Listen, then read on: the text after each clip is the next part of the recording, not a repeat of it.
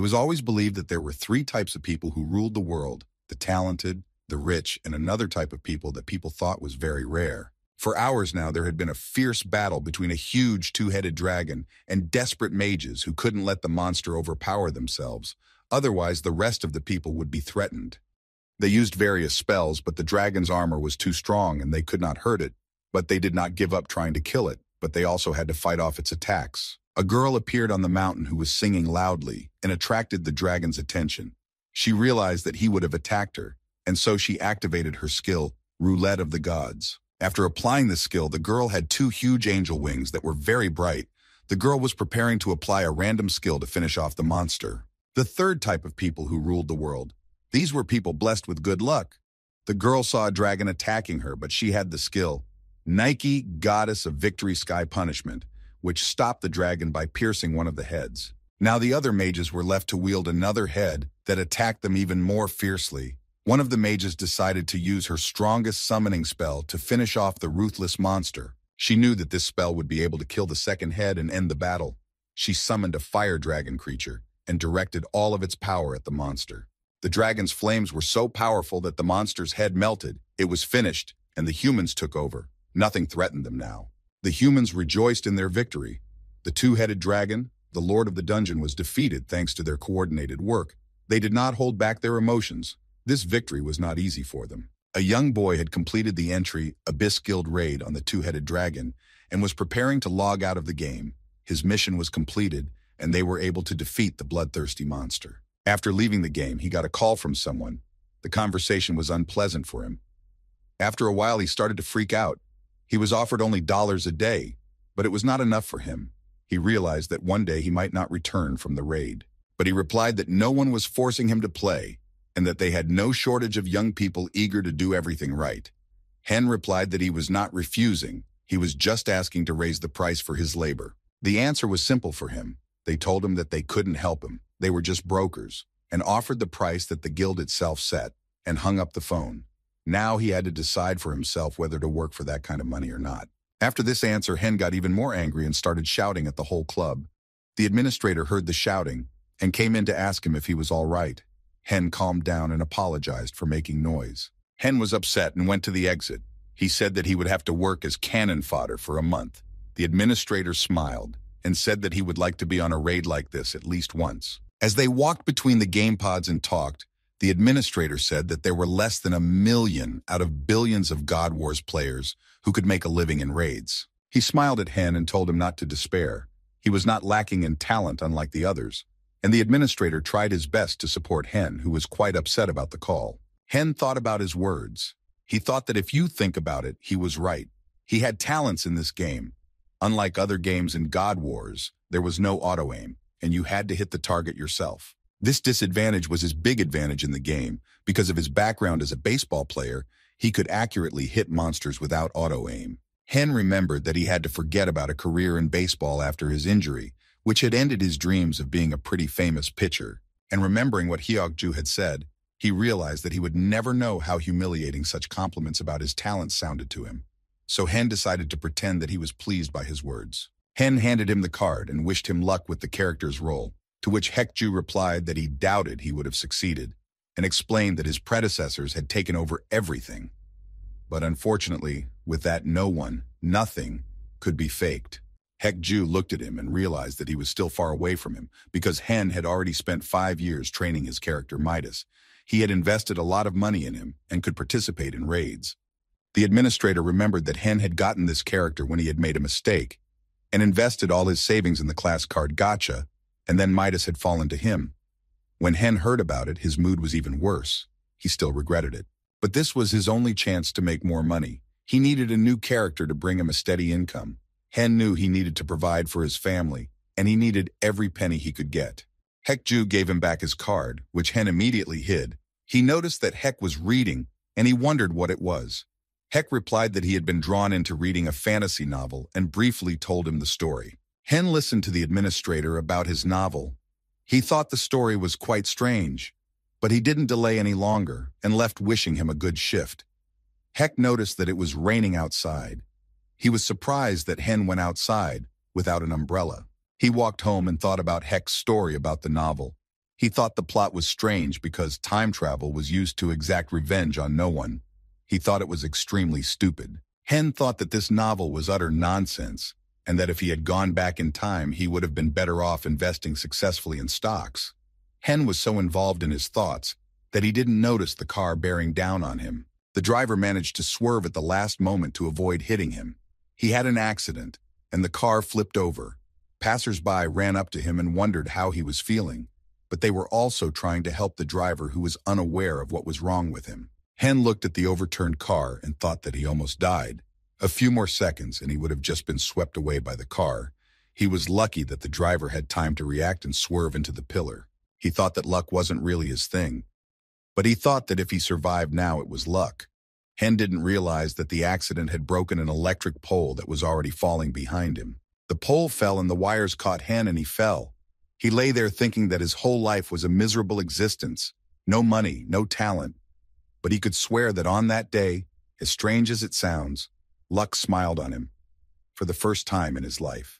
In the year the much-anticipated VR game God Wars was released, which everyone was waiting for and raving about, many people liked it and wanted to start playing it as soon as possible, not sparing their money. Its name translated as War of the Gods, and just a few years after its release, this game had a huge impact on sports, entertainment, and culture. And one day the number of users of this game exceeded billions of people, and now many people existed on the income from the work in the God Wars, which allowed you to earn a decent income, but it was not given to everyone. Hen was lying unconscious, but suddenly he clearly heard his name, and when he slowly began to come to his senses, and the first thing he wanted to know was where he was and who was talking to him. He came to his senses and saw a doctor in front of him who was saying that he had a first-degree burn and that he was discharging him. He said that he could go home when he would pay the bill at the front desk.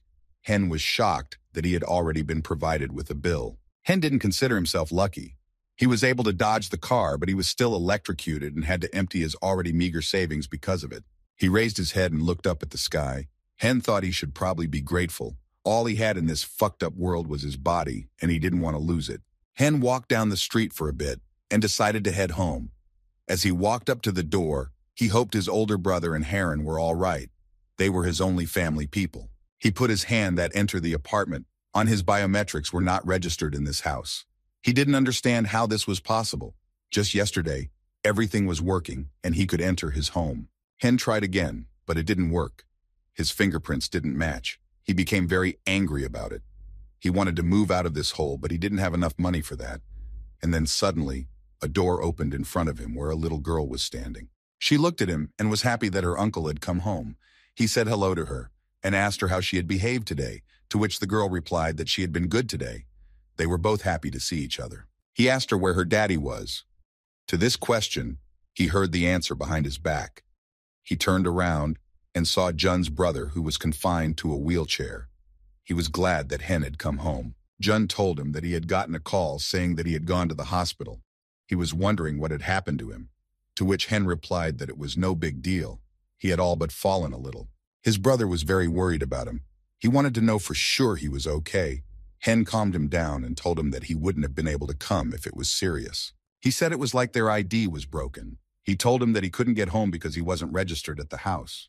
His brother replied that couldn't be the case. Hen was sure that the lock was just broken because the house was old, but his brother said that if it was broken, it wouldn't work at all. But it did, which meant that the system was giving him that answer. Because the system used the same biometric algorithm as God Wars capsules, so the lock was working. Apparently the problem was with his game account. Hearing these words, Hen was shocked. He couldn't believe it. Hen started to sweat a lot from nerves and decided to check with his brother once again that the ID used, the same ID that God Wars used. His brother replied that he got it right, but he was surprised that he didn't know that. He looked at his brother and said that he needed to rush to the Capsule Cafe. He realized that he needed to check his data. He couldn't lose his earnings from this game. Hen ran to the cafe and started to enter his data, but again there was an error. He called support and asked why he was denied access. Because of some biometrics mismatch. He was not a hacker. He was just a normal Hen Wu. The support team recommended that he hire a lawyer, which pissed Hen off. He started demanding access to his account, but he didn't have time to say anything more to them. They hung up on him when he started raising his voice at them. Hen sat down on the couch and thought that biometrics were impossible to fake. That's why in their time it was the only reliable way of identification. He couldn't believe the years spent playing the game had been wasted. He sat holding his head and wondered why his data had stopped being recognized. He had only this question. He didn't know who to ask for help, who could tell him what to do next. Hen remembered that everything had been fine until yesterday. But suddenly he remembered the car coming at him and how he had been electrocuted. Maybe that was the reason. He couldn't believe it was all from the electrocution. He decided to try to log into his account again, but it was in vain. He didn't understand why this was happening now when he had enough problems. Hen thought that now he was going to be finished. After all, he had spent so much money on pumping up his character. He had no money to create a new one. He needed to feed his family. He thought more and more that he was finished. This game was the only source of income without which it would be hard for them to survive. He was afraid that his story could repeat itself. After a while, Hen pulled himself together. He thought he shouldn't have given up. He realized that stopping playing God Wars was not an option. He needed to try and start over. He got up and decided to go to the club. He thought he had to forget about his dream of getting any rank at all. He decided to be a simple miner in the mines. It was his only way out. Hen knew that if he worked hard, he would have enough to live on. He kept thinking about his family that he was playing for and for whom he would not give up. He needed money and asked Hek-Ju to set up a capsule for him that he could try playing again and earn money. Now, he didn't have any money to pump up his character. Hen got into the capsule and waited for it to start. He thought he was lucky he had a card to create a new character. The admin told him he was connecting him to the game and to get ready. He thought that now he would have to do it all over again. He entered his player name that he had before and thought that if you didn't have money, you wouldn't see this game. The game required an investment. The game asked him if he was ready to spend a card to create a character and that it was used only once.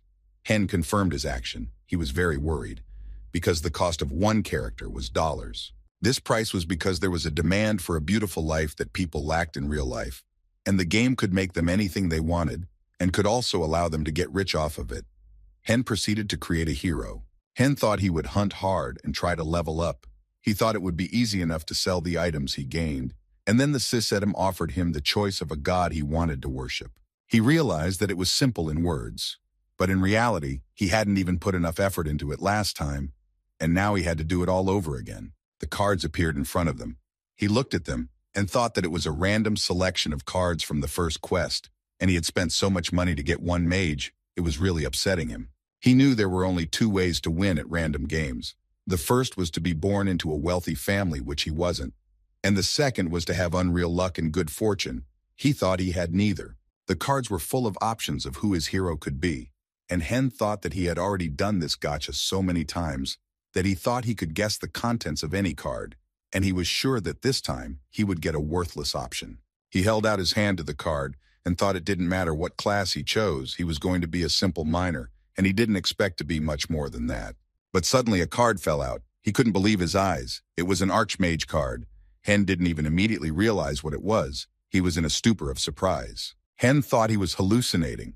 The system notification told him that he had been accepted into his army by the Dragon of War, and he was a warrior there. Also, the system confirmed that his class was Archmage. He looked around where two guys were also picking cards. One of them was nervous because he had gotten the warrior class for the third time in a row. He was literally crying that he had never gotten the Archmage he wanted. His friend tried to calm him down and said that it was a dream come true because legendary classes like Archmage were only given to wealthy players like Asmo, who spent hundreds of thousands of dollars on the game. Hen thought that if all of this was true, then he had no use for mining now. He decided to change his strategy. He wanted to level up as fast as possible and go raiding. But it was not as he thought. The system suggested him to start a training quest. He agreed because he thought that his class was a temporary bug in the system. Hen confirmed the quest and immediately got a new quest. But he thought that surely when he logged out and logged back in, he would have some other class, like Mage or Warrior, which were less important than Archmage. He thought that not only had he pulled out an incredibly priced card, but he had some changes that he hadn't before. He could now see hidden text above the quest description. Hen noticed that you could get the rank of Master Trainer for completing the quest. He couldn't believe that this was hidden in a quest that no one cared about. This was a rank you could get if you could survive for a minute. He grabbed his head when he saw that it gave plus points to all stats. While normally it was only given for leveling up, his two friends couldn't understand what was happening to him. They thought he was blocked too. Hen thought that he had been playing for 5 years and had never heard of this. No forum had ever written about this quest, but it was not surprising. You had to hold on for a minute, but even a curious player would not want to sit in a capsule for minutes. He realized that if he saw hidden text in the quests, it meant that he didn't get the Archmage class by accident either. The system warned him that the fourth wall was starting to break, and Hen decided to turn on the game recording so he could have video replays. Hen knew that in God Wars you could only achieve a good class with either a huge pile of money or sheer luck, and in order to bypass the system and get a higher class, people could pay very generously. He strongly hoped that this wasn't all a dream. He was insanely happy that he had gotten such a class. This was his chance to make enough money and provide for his family for a long time. The mission started, and he was faced with strong opponents. He couldn't understand how they could beat them, but the other players tried to calm him down by saying that they didn't need to beat them. Hen questioned if they definitely didn't need to kill these monsters. He thought it was impossible for level 1, and he realized that surviving in this place for a minute wouldn't be as easy as he thought. He looked at the monsters and noticed the aggression indicator above their heads. He was shocked. This was something he had never been able to do before. Now it was much easier for him to complete this task. Hen remembered that in their time, your social status in God Wars depended on your status. Each player started the game with their own dreams and their own goals. But soon all players came to the same conclusion that God Wars was insanely hard and difficult.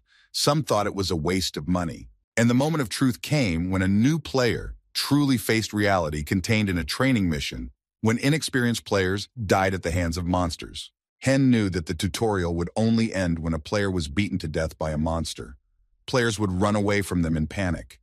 They didn't know what to do or how to escape the monsters. He didn't understand why the newcomers were panicking so much. He decided to tell them that they just had to die quickly to start the main quest. He told them as an experienced player. Hen ran away from them and noticed unusual information for himself.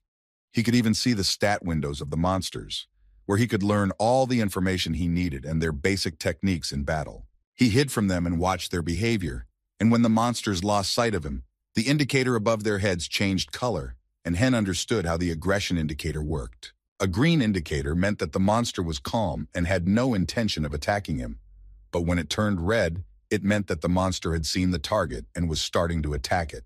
He managed to dodge their attacks. He thought that years of studying orc behavior could be so useful to him right now, being attacked by them. Hen tried to avoid duels with them and just hide from them for a minute. He ran and thought that seeing the enemy's stats and aggro indicator, and having 5 years of studying orcs behind him, this should have been an easy task for him. He realized that it wasn't as if anyone else knew what he knew, which was to his advantage, because he had seen on tape how the orcs had destroyed his rivals, and he could hide from them safely. Hen firmly decided that he would cope with this task. 1 hour was left and the title of Master of Training would be his. An hour passed and he was sitting in the capsule holding his head and did not understand what to do. But then abruptly, he began to smile. He knew perfectly well that this was not a dream, and everything that was happening to him was real, and now he was an archmage he had never even dreamed of. He turned on the tape to watch his triumph. He managed to last a minute and get the rank of Master of Training. After that, he shamefully died because he was killed by orcs. But he paid no attention to that. He got what he wanted. The rank was his, and the Archmage card wasn't a system error like he thought. It was real and belonged to him. Hen remembered that he had almost been kicked out of the game for having an elevated heart rate. The moderators of the game were concerned for the safety of the players, so they had put in a system to disable him if he had an elevated heart rate, so he needed to calm down quickly. He began to breathe deeply, that everything came back to normal. The administrator noticed it and asked him why he was breathing so deeply. He thought that something happened in the game, but Hen did not even notice how he approached him. Hen decided not to reveal the whole truth and told him that he wasn't feeling well because he had to start the game over, which wasn't exactly a lie. The administrator smilingly asked him why he had to start over if he already had a mage character. He knew he wasn't blocked. He wondered why Hen had decided to start over. Hen made a sad face as if he was really blocked and now he was starting from scratch. The administrator realized that this was a sore subject and he apologized to him. Hen accepted it, even though he knew that it was all made up. He put on his virtual reality goggles and told him he was heading back into the game. He asked that he not tell anyone about his problem and the blocked player. Hen couldn't let anyone know about his secret. If the developers found out about his ability, they wouldn't leave him alone, and he would be followed everywhere. He didn't want that. He thought that this ability he had gained after yesterday's incident, and it was a gift from heaven. It was his only chance for a better life. He didn't know how much he was allotted to use this ability, but he would make the most of it. Hen got to the first city. He looked at his hand and began to squeeze it. He couldn't believe he was an archmage of legendary rank. There would barely be 100 of them in the entire world. He decided that he needed to pump himself up and go on a raid. He knew that even if he didn't want to, he needed to go to the Travelers Guild. Hen noticed that there was a question mark under a tree that was glowing brightly. He didn't know what it meant. He assumed it could be the start of some quest. He walked closer and saw instead of the sign a small dog lying down and sleeping. But he still couldn't understand why it was glowing. It was still a mystery to him. But then Hen realized what that bright light meant. Such a light could only come from a legendary quest that he only knew about from rumors. He was shocked that something like that was right in front of his eyes. He thought that with the help of going through this one quest, he would be able to cover all of his expenses for a month ahead. It could provide him with a good income. Hen couldn't believe that the whole game was based on luck alone. But he liked it. He began to adore this game, because with luck he could reach incredible heights. He decided to accept the quest first. After reading the quest, he realized that he had never encountered a quest that was related to the reviving medicine before. He assumed that this hidden quest was activated when certain conditions were met. Hen bent down to pet the dog and realized that if he didn't have the ability to view hidden information, he would have simply walked past the quest like other players did. He was happy that he had managed to find this golden quest, and now it was only his, and he wasn't going to give it to anyone, nor would he share it with anyone. Hen decided that first, he needed to visit the Explorers Guild, as they were in charge of most of the quests in this county. Leaving, he asked the dog not to go anywhere and wait for him. He didn't want to go to the Explorers Guild. He didn't want to have anything to do with them, but he had no other choice. So he had to go to them. Hen realized that although God Wars had a wide variety of quests, the higher the rank, the less often you would come across them. And moreover, they could only be completed a limited number of times. Characters were also limited to a certain number of quests they could give them in a day. Because of this, people who received quests in advance began to exchange them for in-game currency. There were those who began to make money from it. The Guild of Travelers, because of the lack of ability to control all the in-game characters, and because other players would not sit quietly after a little thought, decided to head to the first city. Since the first city was a place where new players could learn the basics, those who had once left it could never return to it, and that meant only one thing: gradually increasing their strength. After establishing themselves in the first city, they began to expand their services in various areas of the game. The guild captured the trust of newcomers by giving them free items at the very beginning of the game. The guild was constantly improving its image, helping with hunting, resource extraction, and other new players. And soon there were even people who were flattering the Explorers Guild. This was against the background of the fact that the developers announced their unwillingness to interfere in the in-game social processes. So the Guild of Travelers simply turned into a real business. Hen came to them, and near their building he thought that it was because of these guys that he didn't want to create a new account. He didn't want to cooperate with them, but he had no choice. Inside, they explained to him that there were 3 courses available: a basic course where he could get the quest without waiting, an advanced course where he could get item loan service in addition to the quest, and an elite course where he would get help until the end of the quest. The guild representative, after telling him about the courses, informed him that he could make payment, either with real currency or in-game gold or items. Now the choice was up to him. The representative smiled and asked which course he was most interested in, to which Hen replied that he would prefer to settle on the basic course. He knew that the people who tried to cheat the guild were forcibly exiled to gather resources to create items. So the guild started to provide services in the real world, and to get free they had to surrender their character. Hen thought that these parasites were deeply entrenched in the game. The representative smilingly handed him a quest list and a document. He asked him to take them and go to the specified place. He took the document and went to the specified place where he was met by another guild representative. He took the document from him and read it carefully. He looked at Hen and was surprised that he was the one who got the quest Haydn's Errand. Hen asked to be given a moment so he could confirm the quest. He paid for this quest with a goblin skin. He was then given all the information about the Haydn character quests, but he had already decided which one he would take. After flipping through quite a bit of information, Hen realized that the hidden quest was related to the legendary one. He put no small amount of effort into searching for it, and after what little time, he was still able to find it. Hen realized that he needed a little trickery to be able to get all the remaining quests, and the guild representative who had taken the document from him could help him with that. He decided that he needed to finish the easy hunting quest sooner rather than later to begin with.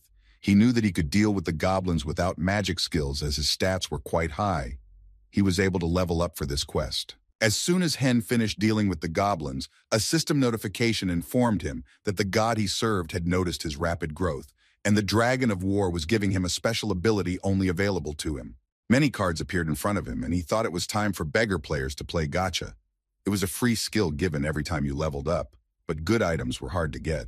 Hen spread out his cards and was sure that he was no longer at the mercy of chance, and that he was lucky enough to get a rare skill. But it was the opposite. The cards were ordinary, and he thought sadly that it was hard to get rid of his innate luck. He realized that he wouldn't have gotten any unique ranks. Hen pulled himself together and didn't get too upset. He remembered that his past character had at least been lucky enough to get an attack spell that he could use in battles. Opening the card, Hen saw that he had gained the new skill, Fireball. It was a rare skill, and he thought that all the preparations were complete, and now he was ready for just about anything. Hen returned to the guild. He saw the same man on the doorstep that had taken the document from him.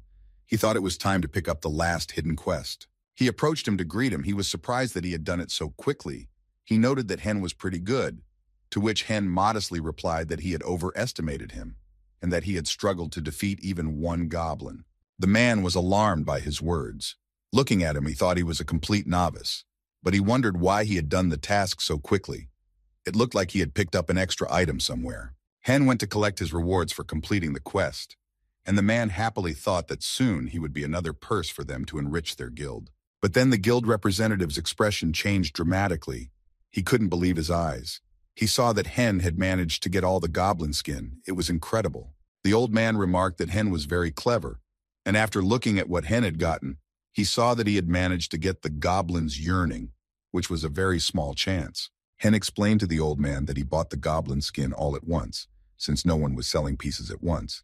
He figured he only needed a piece for the quest, and asked the old man to give him more information on the price. He turned to the old man and said that the man had taken all the goblin skin units from him for some reason. He didn't understand why he had done that, and how he could get the rest. The man stood there and didn't understand what new quest Hen was talking about, but he continued to say that he wasn't happy about it, and that they should have warned him about it beforehand, because he had honestly bought the quest from them with money. The frightened man came up to him and said that they were sorry, but that they could not help him in any way, and that no compensation was provided for such a case. He added that everything was described in the contract, and in case the client had not read the information well enough, in such a case the whole responsibility lay with the client himself. Hen was furious. He couldn't believe that there would be no compensation. He asked him that this meant that he had to deal with the quest himself, to which the representative replied positively. He turned around and started to walk away, saying to himself that he was unlucky and that he had just lost units of goblin skin. As soon as he left, the representative exhaled and thought that he had almost gotten himself into more trouble. Walking away from the guild a bit, Hen smiled and thought that nothing was blocking his path now. He had played it off in front of the guild that he was very angry with them. It was part of his plan. Hen remembered how he had come to the guild pretending that it was incredibly hard for him to get a goblin's yearning. In exchange for the item, he received a revitalizing medicine made thanks to him. When the medicine was in his hands, he didn't hold back his emotions. He started crying from happiness that this medicine was finally in his hands. He left the guild and thought that now he would be able to fulfill his first ever legendary quest. He went back to the doggy and gave him the cure. He hoped he would be able to get a decent reward. Hen thought that this quest could make him a real rich man, but the system notified him that the wolf, who had lost his name, was henceforth loyal to him as his master, and that he had been given the title of Master Divine Creature. He was very upset. He wanted to trade it for treasures and riches. After calming down a little, Hen looked at it and thought he didn't realize it was a wolf. From the looks of it, it looked like an ordinary puppy. Hen took it in his arms and thought that appearance was completely unimportant to him. He hoped that at least his stats were good and it would help him with the next quests. The wolf cub looked at him with delighted eyes. He was happy that he had found a master. Hen received a notification from the system that he had to name his pet, and he began to think about what name to pick. Hen decided to name him Lucky, and then a notification appeared instantly that the nameless wolf had a new name, and with it, a new life. Hen became very excited and forced himself out of the game. He left the capsule and headed for the exit, where the receptionist said hello to him. But Hen lowered his head and walked silently towards the exit. One of the visitors made a remark to him that he did not say hello in return. It was not nice of him. But Hyeok-ju stood up for him, saying that Hen was depressed because he had been blocked from his magician account, which he had spent 5 years and all his money on. They wondered what he was going to do next, because he had already invested all his money in the magician's account, and he had no other money. They realized that he was in a difficult situation, and he didn't have time to talk. Hen was in a mood again. He pretended to be depressed so he wouldn't have to ask questions. He remembered his pet, and now he was sure that he was not mistaken, and the dog was Fenrir. He knew that Fenrir was the strongest divine creature in God Wars, and that he was unrivaled in melee combat, so he was glad he had a pet like that. Hen thought that his luck had not run out, and now he had such a powerful companion in the game, he realized that this was a once-in-a-lifetime opportunity. He began to think that if everything continued like this, but then his thoughts were interrupted by a phone call. He picked up the phone and answered his niece. He said that today he would bring her some chicken for dinner. But what he heard from his niece, Haren, that her daddy was in trouble, shocked him, and he rushed from the computer club to the hospital where Haren was waiting for him. Hen took her in his arms and tried to find out what had happened to her dad. A nurse came over and explained that he had had a heart attack and was hypotensive, but that the bad stuff was over. There was nothing to worry about now. The nurse added that their relative now had a pacemaker. This device needed to be replaced periodically, and the patient needed rehabilitation. She asked if Hen himself had a heart problem, and how long he had been checked by a cardiologist, to which Hen replied that he had not been checked by a cardiologist, because his heart did not bother him. It was already night outside, but Hen and Haren did not leave the hospital in the hope that his brother would come to his senses. They could not leave him in such a difficult moment. Haren could not stand it and fell asleep right outside her father's room. Hen sat looking out the window thinking about what he should do, how to cure his brother. They could barely make ends meet. They were going through a difficult time in their lives. Everything was about money, which they didn't have. Now he realized that he couldn't delay. He had gotten Fenrir, and now it was time to make some human money so they wouldn't have any more trouble paying their bills. He decided to sell people the game bugs to make it easier for them to play, mine artifacts to sell them later, and to do that he needed to pump his archmage as soon as possible. Hen returned to the game. Everyone around him was looking at his puppy. They couldn't take their eyes off of him. He was very cute. Hen looked at him and thought he didn't pay much attention, but he did look like a normal puppy. He thought he had accomplished 2 things at once by completing the legendary quest. First, he now had a creature that could distract enemies, and secondly, it freed him from the need to call his partners into battle. He needed to pump up the hero a little more, and then he would be able to get out of the first city and move on. He realized that the next level would be much more difficult, but the rewards would be much more valuable. And he also remembered that he had received a random skill card from the Dragon of War, which could give him new legendary abilities, thus pumping up the hero. Hen decided to take his time and open the card. He thought it was time to play roulette again, and confirmed his action in the system notification. He spread the cards, and now all his doubts evaporated. He received a skill of legendary rank. He was able to use telekinesis. It was a very rare skill, but it could only be used by telekinetic mages. Telekinesis allowed him to move objects with an invisible force, and in combat he could use it to trip or remotely block the movement of an enemy. Hen knew that his Archmage class allowed him to learn any school of magic, so he clicked the card and got telekinesis into his skills. He was glad he didn't have to choose anything. He looked at his pet and thought everything was going just perfect. It was working out just the way he wanted it to. Hen ironically thought that luck was brought to him by his wolf Lucky. After getting his new skill, Hen wanted to try it out in battle as soon as possible. So he and Lucky decided to go hunting in the Goblin Forest, where they could try out his abilities. When they arrived in the forest, they looked around and found 3 goblins that were sharing their prey. They were perfect targets for the tray, so they attacked them. Lucky got caught in the throat of one of the goblins. The other 2 Hen destroyed with his fireball attack. Lucky was happily running around Hen. He looked at him and said that the goblins were too easy. But back when the game first came out, to him they seemed like very serious opponents. Hen thought that the hunt wasn't hard at all, but he knew it wouldn't always be that way. He decided to walk further into the thicket of the forest and survey what was there. He walked through the forest and nothing of value came to him, but suddenly a raven appeared in front of him, and he knew what that meant. He was on a boss raid. It was less than an hour before the Goblin Champion appeared. Boss Raid was a real treasure trove of the game in which you could get an incredible reward for defeating a strong monster. Hen was looking forward to the appearance of the boss, and he decided to prepare. Hen realized that not all players could go on such a raid because the difficulty of the raid was too high.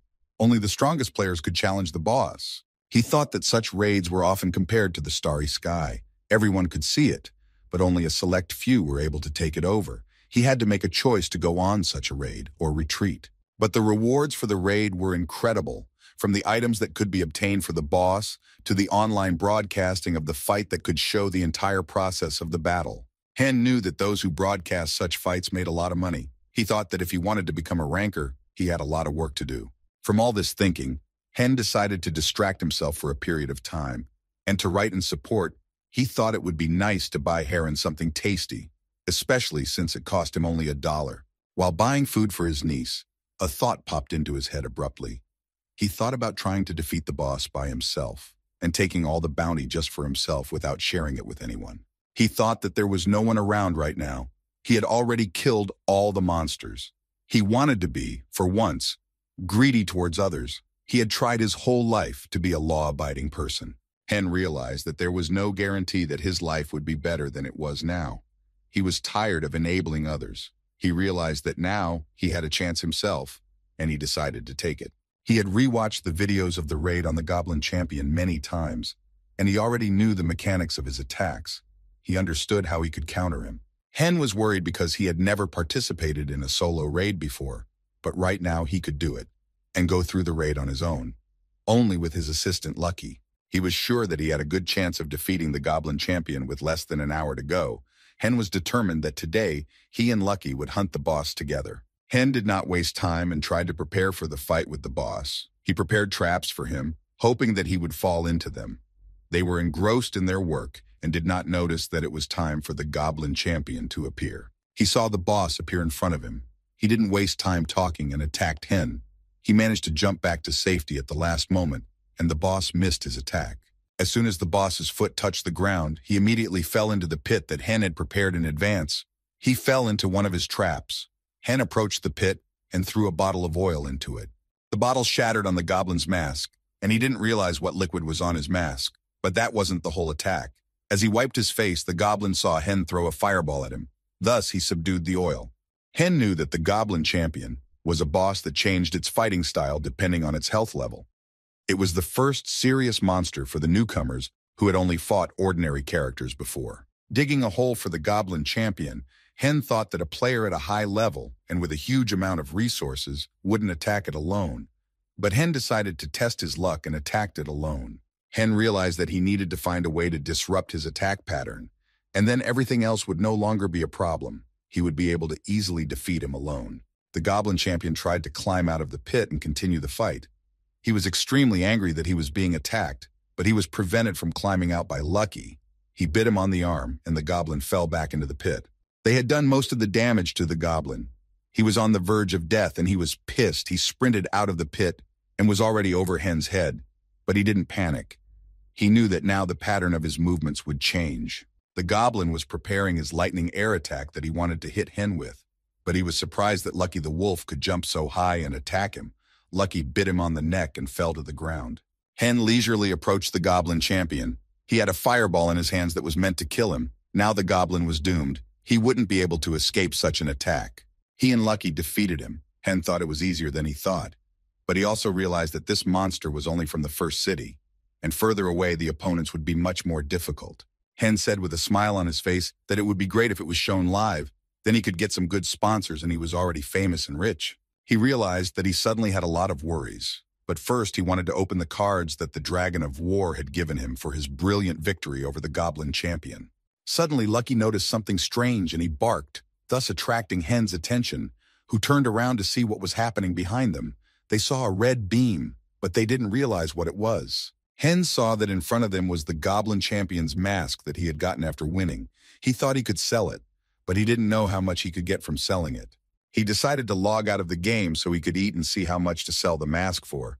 When he saw the price, he was shocked. He thought that raid items were unbelievably expensive. Hen thought it would be nice to wear it himself, But right now he had to think about his brother's rent and medical bills, so he needed the money, and selling the mask would allow him to stop thinking about it for a while. He thought that if it wasn't for this situation, he would have kept the mask. He heard someone calling him. He picked up the phone and realized it was the insurance company calling him about the electrocution compensation. Hen started to tell that since that day, he started to feel terrible. He had lost his mind and was traumatized. Then he asked to call them back a little later because he was not feeling well right now. After talking to the insurance company, he headed to the club administrator Heck Ju to have him load him up with dollars worth of money in the game. He could now afford it. Heck Ju was surprised that he wanted to spend that kind of money on the game. He figured he had sold some artifacts. He wondered where he got that kind of money from. Not long ago, his account had been locked and he was out of his mind. Hen remembered his conversation with the insurance company where he said that he was going crazy after the accident and that he had lost sleep, and now he had a fear of poles and cars. He was trying every way he could to get compensation. The insurance company told him that they would verify the information about his hospitalization, and if it was true, he would be paid, and he was overjoyed to hear that. He told Hyuk Ju that he had cried, he had taken pity, and he had gotten a solid insurance for what had happened to him a few days ago. Hyuk Ju thought it was a mean act on his part and should not have been done that way. Hyeon was well aware that he shouldn't have done that, but he really needed the money for a month so he could focus on pumping up his character, and the insurance would help him with that. He realized that there was no time to waste. He immersed himself in the game and went to the Goblin Forest again to pump his hero there, fighting the monsters. He attacked them with fireballs, but the monsters put up a shield, hoping that he would save them.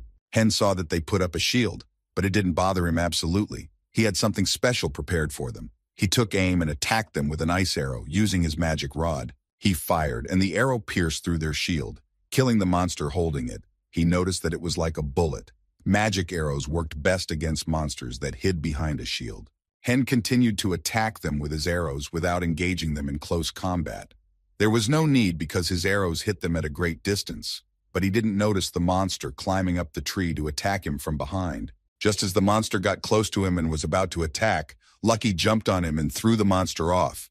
Hen thought that he felt safer when Lucky was around, who would always have his back. Hen and Lucky were already done with these monsters. They had quickly defeated all the orcs and wanted to head to the next level hunting grounds. He realized he needed bigger opponents.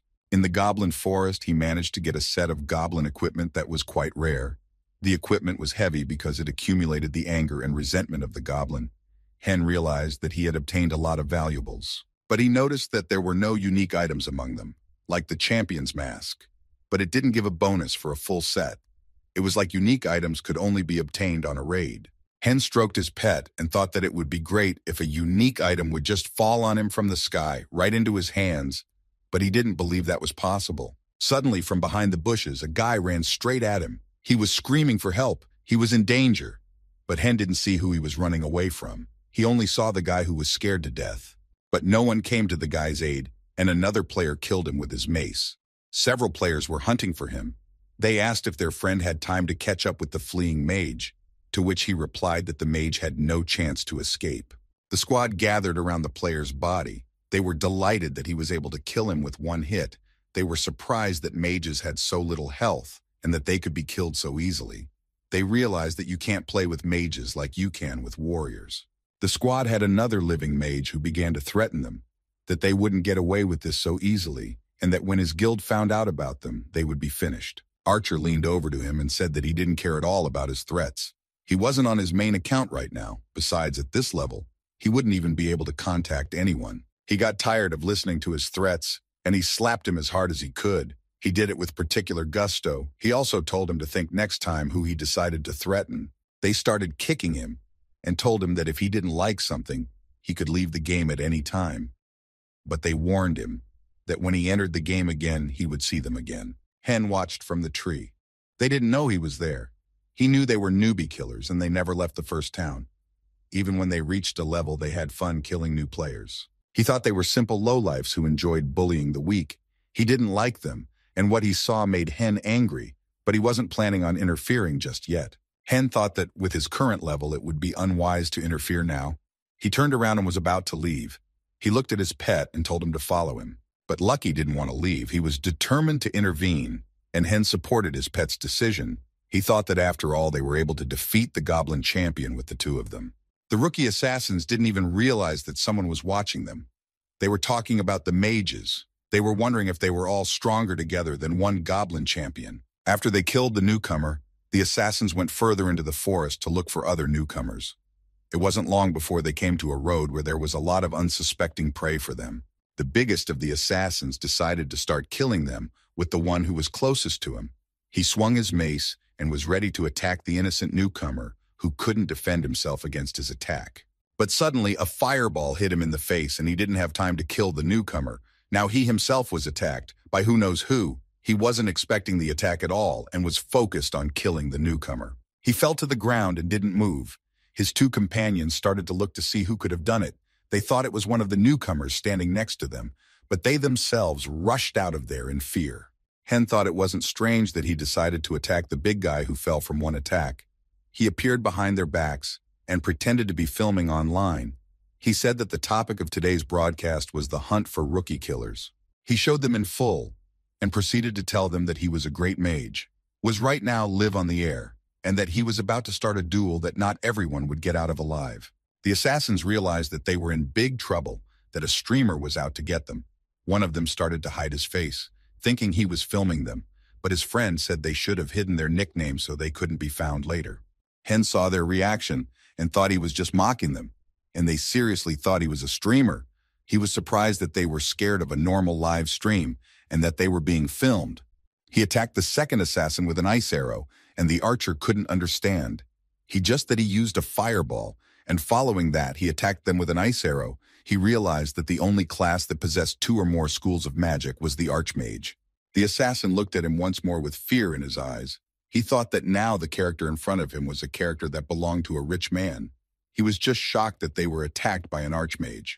He got scared and started running away towards the forest. Hen saw this and laughed hard, but still he decided to teach him a lesson just in case, and that in the future they should not attack defenseless newcomers.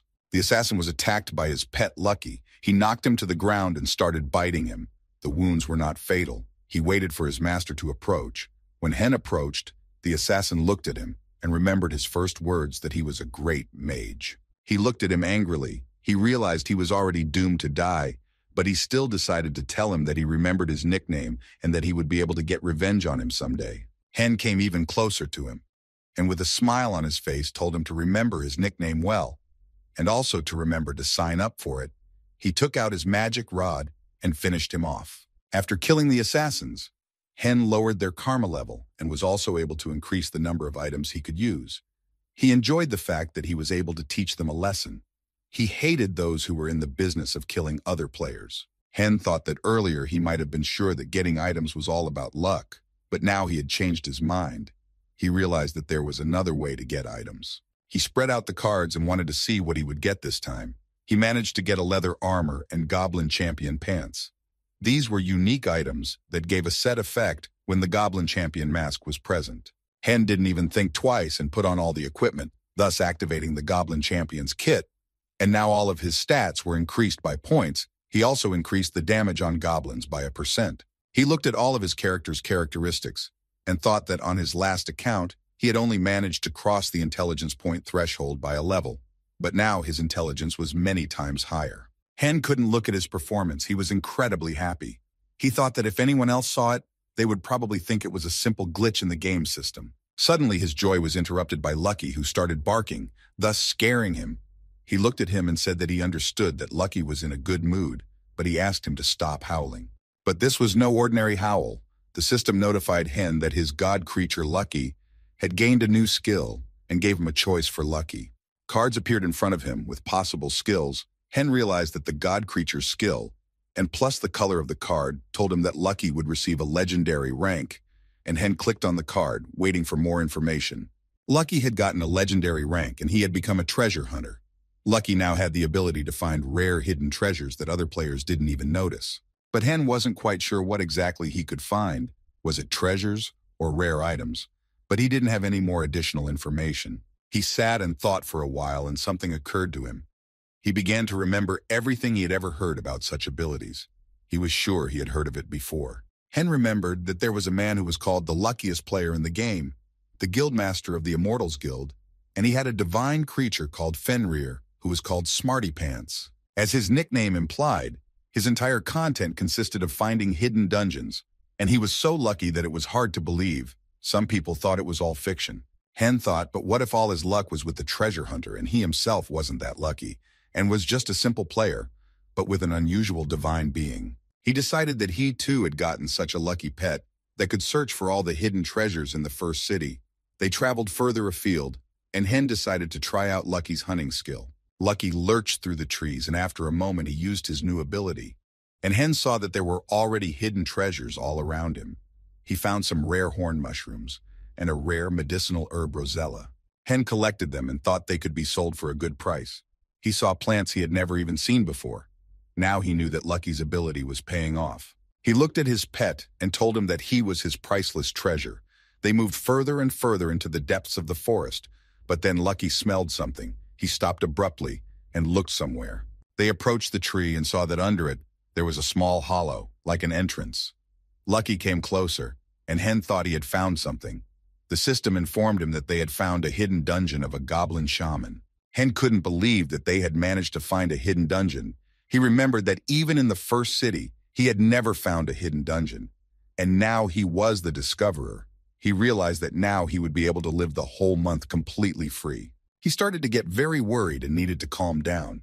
He took a little breath and started to think about the fact that he should have sold this information and he would no longer be able to call himself an honest gamer. So he decided to clear this dungeon by himself without telling anyone about it. It was his chance to find rare items and get rich, but he didn't know what was waiting for him inside the dungeon. Inside the dungeon, the orcs were practicing and the chief goblin shaman was watching them from his throne. He sat silently and watched the other goblins. He didn't even realize that his hidden hideout could be discovered. But suddenly, right in front of him, someone started killing his servants. And soon he saw Hen, who came with one purpose, to clean the dungeon from the goblin shaman. He was happy to find a secret dungeon that appeared near the first city. Hen saw the goblin shaman and realized that it didn't have much life force reserve, but it was the boss and his underlings were here to distract it from the attacks that the boss would make.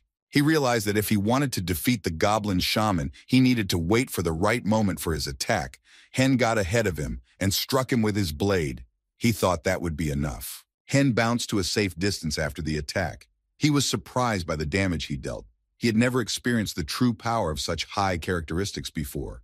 With such power, he could fight almost anyone. He didn't stop attacking the goblin shaman. He dealt more and more damage to it. There was only a little bit left for him to overpower it.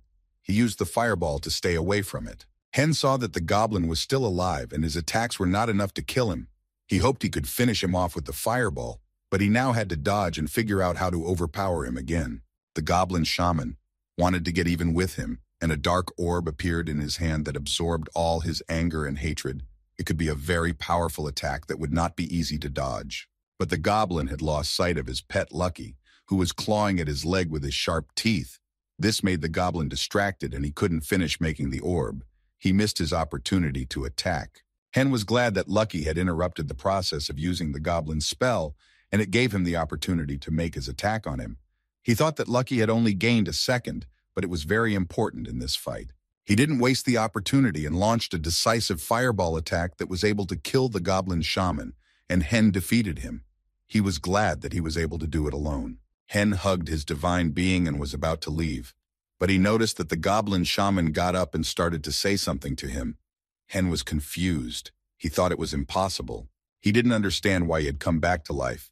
The system had notified him that he had defeated him, but then the goblin started shouting to him that he had come for him and that the war of the gods was about to begin, where he would find him and take revenge. After the goblin finished speaking, he fell back on his throne and began to turn to ash. Hen watched and couldn't understand what was happening. He thought it was some kind of glitch in the game. Hen thought it was a very strange dungeon, but he wasn't worried about the talking goblin right now. He wanted to see his reward for defeating the boss as soon as possible. He decided that he would watch a replay of that fight later and sell it afterwards. He opened his item vault to see what he had gotten. While he was looking at the items, Lucky was happily running around him. Hen was rewarded with a goblin shaman staff. He was impressed with it.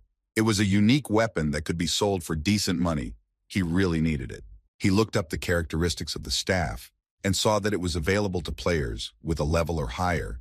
and the attack should be at least a level higher. He also noticed that there was an option to sell it and thought that was cool. After all, he didn't need this staff. As soon as Hen confirmed the sale of the staff, the system notified him that it was not possible to sell the item. He got angry and didn't understand why he needed the staff. He lost his temper and wanted to break the staff, but he failed. He was so nervous and yelling so much that he didn't hear the system notification telling him that a main quest had been created. He didn't pay attention to it and kept yelling. But suddenly he remembered something about the main quest that made him calm down. Hyon remembered that the scientist who developed the game, the creator of the most immersive virtual reality world, Kim Min-soo, had been asked in interviews why he used new technology to create various games. Kim Min-soo replied that he just wanted to write a story, that it all started as a hobby, and he never expected to make money from it. He did not aim to make as much money as possible. Soon after that, Kim Min-soo died suddenly and users started to explore the game, looking for the story he wrote. However, no one has been able to find it in the past 5 years. The story was called The Main Quest. Hen was shocked. Hen couldn't believe his luck. He thought it was all an illusion. He couldn't believe it was happening to him. He had managed to find the long-lost quest. He thought that the players had been searching for this main quest in all corners of the virtual world, and he had ended up in a place where no one expected to find it. It didn't occur to him that something important could be in the first city. Hen knew that complaints had been made to the developers over and over again about the game not having a main quest. Hen also knew that some people had tried to fox him in the first city, thanks to the Travelers Guild. He thought that if the guild turned the quest in this place into a baloney, someone would still manage to find the main quest. But to his luck, no one had managed to do so. He had managed to find the quest, and Hen wasn't going to tell anyone about it. He wanted to keep it a secret so that no one would ask to be his partner. He had decided to go through the main quest alone. Hen leaned over to pet Lucky. He believed he had managed to find the quest because of him. It was an incredible treasure that others could only dream of. The system alerted him that he hadn't opened the random skill card and suggested he open it now. Hen thought he would deal with the card first. He wanted to get to the main quest as soon as possible. He confirmed the opening of the card, after which he was blinded by the bright light coming from it. He got the skill Polymorph, which allowed him to turn into the monsters he killed. It was a legendary skill. Hen was stunned and did not believe it. After obtaining the legendary skill, Hen headed to the first city, where he was waiting for the main quest. He did not give the appearance that he had managed to find such a treasure. He quietly walked without attracting attention. Hen had to go to the first town and talk to Yoon about the nameless god. He knew that after meeting him, players left the town. Yoon's house is a secret entrance to the dungeon, which is created by the system specifically for the player, bypassing the guild. He entered Yuna's house, completely silent, but it appeared that his presence did not go unnoticed. And suddenly, he heard a voice. From surprise, he stopped, realizing that he was not alone in the house. In front of him stood a huge bald man. It was Yoon, he asked him. He had come to leave this city and go to the big and uncharted world. He could help him with that, but he waited patiently for an answer from him. Hen answered that he had come to them for that too, but he had one question for him. Did he know anything about the nameless god? Hen looked at him and waited for Yoon to tell him. He noticed that a bright light had appeared on him. He thought he had managed to get a quest. Yoon told him that a nameless god was someone who lost in the War of the Gods and had to leave the throne after the defeat. Then they ceased to be gods and their names were forgotten. It was said that before their defeat they left their inheritance somewhere in this world for the next generation. Yoon looked at him carefully and asked if he wanted to find these treasures. All that was left of the nameless god, these treasures could be his if he could find them. Hen could already smell the legendary treasures. He was sure that he could find the legacy of the nameless god. He wanted to go searching for it as soon as possible. He confirmed that he wanted to go and asked where he could find it. Yoon took off the ring and told him that he himself had tried to follow the treasure trail a long time ago, but he had failed, and now the treasure was out of his reach. He took off the ring and held it out in his hand to Hyun. He hoped that maybe he would be able to find the lost treasure. He asked him to take the ring. He would have to have it in another city. Yoon told him to find Sakhaline in the city of Viga and added that he would show her the ring and she would tell him what he needed to do next to find the legacy. Hen took the ring, and he didn't hide his joy that he was able to find this quest. He dreamed of the treasure that the nameless god had hidden. He was overwhelmed with emotions. Now he could start the main quest. Yoon said that was all he could tell him. And now he asked the main question, Was he ready to leave this city and step into the big world, and held out his hand, if he warned that if he left the city, he would not be able to go back? Hen thought that he would finally be able to leave the city. He happily confirmed that he was ready to leave the city, and then Yoon put a seal on him and was ready to send him to another world. Yoon wished him luck in his quest and sent him off. He used a portal to get him safely to the other world. A huge beam flew out of his house and disappeared into the sky after a moment. There was one statement that absolutely all players agreed on, that the real game only started after leaving the first city. In the other world, you had to show all your skills to survive in it. The other players were insanely happy that they were able to leave the first city. Some of them had spent a fortune to do so. They were excitedly looking at everything around them. Hen walked as if he was no longer new to this city. The other players noticed him and were surprised that he didn't hesitate to walk forward, as if he knew where to go. They thought he was a pro on a new account. He was already in Wig City, and he knew where he had to go, the ring Yoon had given him. He noticed that its additional effects were just as good as the legendary ones, and it even had the effect of dialing with Sakhalin's ring. Hen hoped that he would continue to get similar rewards if he progressed on the main quest. He hoped he could get enough items to be able to sell them. Suddenly he laughed. He thought it was too good to be true. He couldn't stop smiling. He realized that in the future, his character could be even more pumped up, which meant the items would be even better. Hen hid Lucky so he wouldn't attract too much attention, but he couldn't sit still and kept popping out. But Hen hit him back. He wasn't like Fenrir yet, but he still had to be careful. He decided to go straight to visit Sakhalina that Yoon had told him about. He found her house and decided to go in right away. He didn't wait to be invited in or open the door. As soon as he entered, he heard a voice asking him who he was and how he could enter this house that was hidden by magic. He turned around and saw a little girl. This was the character Sakhalin. She pointed knives at him with magic. Hen asked her to confirm that she was Sakhalin and told her that Yoon had given him a ring and told him to find her. Hen took out the ring and showed it to Sakhalin, who couldn't believe he had it. After Hen showed her the ring, he saw a system notification that he had completed the quest. He thought that was perfect, and now he could move on to the next quest. Sakhalina, looking at Hen, couldn't believe that Yoon had sent such a brat to her to do a quest, she thought. She figured the old man was already senile and didn't realize who was coming to see him. She told him that she didn't waste her time on a kid like him who was only good for catching goblins, and that if he wanted to talk to her, he had to prove to her that he was worthy of it. Sakhalina had given him the task of killing thousands of orcs.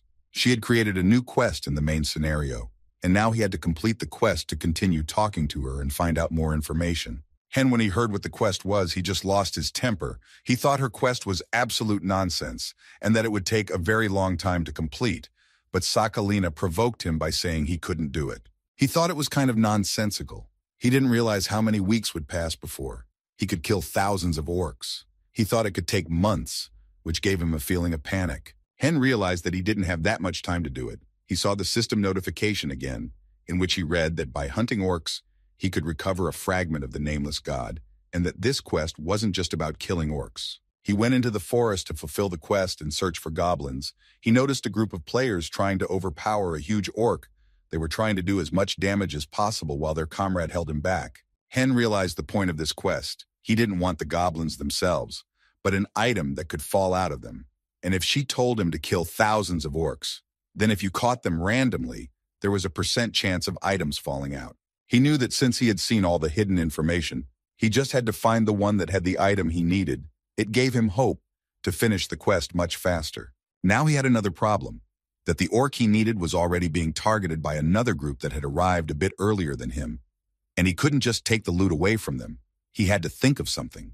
Hen thought that if this was a game, it would be a bad idea to just walk up and take the goblin from them by force, since they had targeted him first. He noticed how suddenly one of them just froze in place. It was like he was now offline and unable to play. Now he was at risk. He could be killed by the goblin at any moment. The rest of his co-commanders realized what the problem was. They remembered that he hadn't logged out of the game in a while, and the system had forcefully thrown him out of the game. Hen saw the goblin about to destroy the player, and he thought that he was an absolute dumbass for forgetting to log out. He thought that if he was lucky, his problem might have solved itself. Following one player, the system kicked out another of their teammates, and now they were down to just the two of them, and they didn't know what to do without their main players while they were being attacked by the goblin. The goblin was about to launch an attack on the remaining players, but a fireball suddenly flew into his face, which saved them. Hen appeared on top of the mountain and made it look like he was once again broadcasting live from the game. He went on to say that they had stumbled upon a group in trouble and that they were ready to help them and rescue them from the rampaging goblin. Hen looked at the confused player and wondered what he should do in such a situation. The player was shaking with fear, shouting at him to help him and save him from the goblin. He smiled and said that he hoped everyone heard the plea for help, and then he decided to go down and deal with the goblin. He was ready for a fight with him. Lucky was the first to attack the goblin. He got his teeth into its neck. Lucky's attack was reinforced by Hen with a fireball. They tried to maximize the damage and not drag out the fight. Hen wasn't really surprised at how much damage he could do to the orcs. And he had just come out of his first city. He thought that people were so much into gaming and spent a lot of money just because of that good feeling of triumph. He had managed to survive the game for 5 years without a drop of luck. By sheer persistence, the goblin kept trying to attack, and he used ice arrows to keep him away. The goblin had no chance of surviving the fight with him. Hen used his fireball ability to end the fight. He thought that now even the orcs were nothing to him. The system notified him that he had defeated the orc, and at that moment the other players returned to the game. They apologized for missing at the worst possible moment. They saw the dead goblin and couldn't understand what had happened. They were at an absolute loss as to how they had managed to defeat such a strong opponent. The rescued players approached Hen and thanked him for his help. Without him, they would have been dead. He replied to them that there was no need for thanks and that they should have all stuck together. Hen smiled and thought that now he would have to get rid of the newbies, because it was a rule in God Wars that whoever attacked the monster first got most of the items. And by that rule, he might not get anything now. So he had to think of something to trick them and take the reward for himself. He asked them to wait a bit. He needed to go away for a while. He told them that he had an online broadcast and needed to address his viewers. He turned his back to them and pretended to thank his subscribers for their donations. Hen did a little trick and said that his viewers wanted to see the items they got for defeating the goblin, but he said that they knew the rules and he couldn't get the items because he wasn't the first to attack him.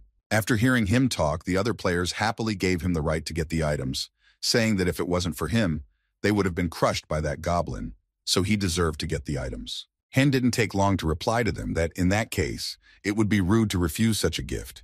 He was glad that his plan had worked, and he was able to get the items. He turned around and pretended to address his subscribers, showing them the other players. He wanted everyone to see that they weren't greedy, and gave him the right to receive the reward.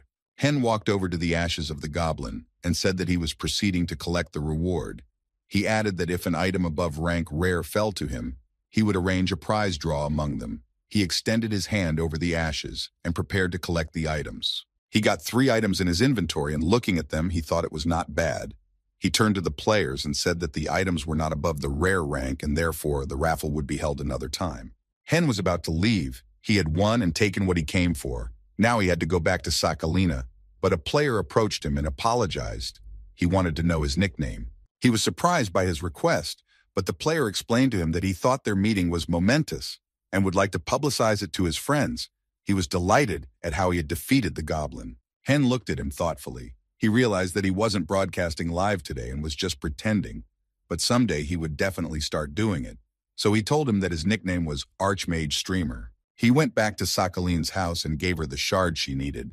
She was shocked that he was able to get it and thought he was too lucky, to which Hen replied that he really was. She had no choice but to accept the shard and consider the quest completed. Although she was not happy, she didn't like Hen. Now she had to tell him all the information about the lost treasure. After completing the quest, Hen could once again get a random skill. He scattered the cards and got the skill Long Range Cast, which allowed him to attack enemies at a distance. Hen thought it was perfect for fighting large monsters. Sakhalina held the shard in her hands and looked at Hen with a sneer, who couldn't understand why she needed the shard. He didn't know its purpose. She told him that finding the nameless god was difficult because magical restrictions were put in place to ensure that only former characters of that god could follow its trail. Sakhalin clutched the shard in her hand and began to reshape it into something. She asked him what he thought it would take to get around the magical restrictions. Hen couldn't give an answer yet because he was quite shocked at what she was doing. When she finished transforming the shard, Hen told her that he had to pretend to be a former god character to pass the magic restrictions. He confirmed this and gave him a ring made from the shard of a nameless god. The ring allowed him to pass all the magical restrictions set by the nameless god that were on his altar. He became very curious about what this place was. He wanted to go there as soon as possible. Sakhalina looked at him and asked him what he was going to do next, and warned him that it was a very dangerous path in which he could die. Hen, with full confidence in his powers, replied that no danger would stop him. He was bound to fetch his treasure. He had no other way. After their conversation, Hen had a new chapter in the main quest. Now he had to find the secret altar, and if the quest was completed, he could get a random skill card of legendary rank. He was madly surprised to see the reward. He realized that it meant that the quest would be insanely difficult. This was the first time he had seen a legendary skill as a reward for a quest. It surprised him a bit. Hen thought that with Lucky finding the location of the altar wouldn't be difficult, and hunting orcs giving a unique card as a reward took a lot of time for other players, and for him it was now a non-issue. He was walking through the market with Lucky, and he was plagued by one thought. The quest was to solve the mystery of the altar. He didn't understand what that could mean. Suddenly Lucky barked at him and stopped. He sat up and looked at Hen. He asked him if he could find the altar for him, to which Lucky barked happily, and Hen told him he was the best wolf in the world. They entered the suspicious forest that Lucky had led them to. They walked deep into the forest and saw something that looked like the entrance to an altar. But Hen couldn't believe that the entrance to the altar was an ordinary burrow. Hen thought that was to be expected from a bad RNG game. The entrance was impossible to find, and if it wasn't for Lucky and his attentiveness, they might have walked right past it. He decided to log in and look at the information about the dungeon. He learned that the altar was dedicated to a god whose name was hidden from him. There was also a warning that there was an incredible stench coming from the altar. Hen thought that the zombie orc was a boss and was much stronger and more dangerous than a normal orc, and that only players of a lower level could enter the dungeon. He sat and thought about the information he had gotten. Then he got up and looked at Lucky and said it was time to hunt something else. Lucky looked at him and didn't understand why he didn't want to kill the boss. Hen said that they should have just forgotten about this dungeon, and that defeating the boss alone with his level was a very difficult task and he could die in the battle.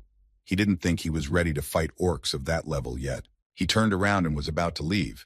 He said that if the dungeon was recommended for the level, then they would be able to return to this place when he would reach it. He felt that there was no need to complicate their situation now. Hen looked at Lucky, and with a smile on his face, told him that it was time for them to move on, to level up. He was going to show him a real hunt and what it meant to get carried away in a battle. They went deep into the forest to look for goblins, and they found the players desperately trying to kill the huge orc that was attacking them. He realized that the players didn't have enough combat power to overpower him. He heard a player asking to be healed faster, or he would be kicked out of a quest that was taking place in real time. He added that his damage was negligible, and if he didn't have enough skill, he should have lured the orc away instead of attacking. But he didn't want to be cannon fodder and survive only with his potions, which cost a huge amount of money.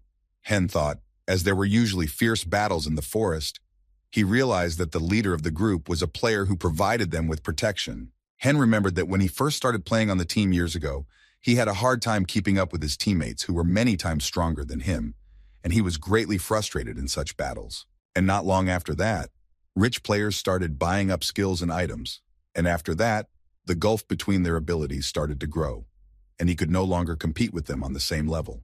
He thought that he hated those wealthy scum back then, but he assumed that the other players now looked at him and thought exactly the same as he did back then. Hen noticed an unsuspecting orc walking past him who didn't see his presence. He had an aggro indicator above him, and it showed that he was calm. And then Hen decided that he was an easy target for him. He pulled out his magic wand and took aim at him. He decided to attack him from a distance so as not to engage him in close combat. He used his ice arrow ability to stay as far away from the orc as possible. Hen released an arrow that hit the target exactly. He didn't delay with his next attack and used a fireball to finish him off. He hit the orc and was able to level up. 2 players were walking through the square in the town and said that there was a mage who was single-handedly killing orcs in a suspicious forest. They didn't know who he was or why he was acting alone. One of them wanted to clarify if he was talking about a combo killer, to which the other replied that he had a rather stupid name. He explained to him that he was called that because he killed monsters with a single combo attack. All the players sitting at the bar were talking about him. They knew he had an Archmage class, and that when he fought he entered a direct broadcast. They thought he was just lucky to be born into a rich family. One player was curious about what item could be obtained if you killed a rich archmage. He thought that after killing him, you could pump up your character a lot. Hen was fighting in the forest with the orcs and noticed that his ears had started to itch lately. He thought that someone was talking about him or remembering him. It was very strange to him. He thought that right now he should have been concentrating on the orc that was running straight at him to attack.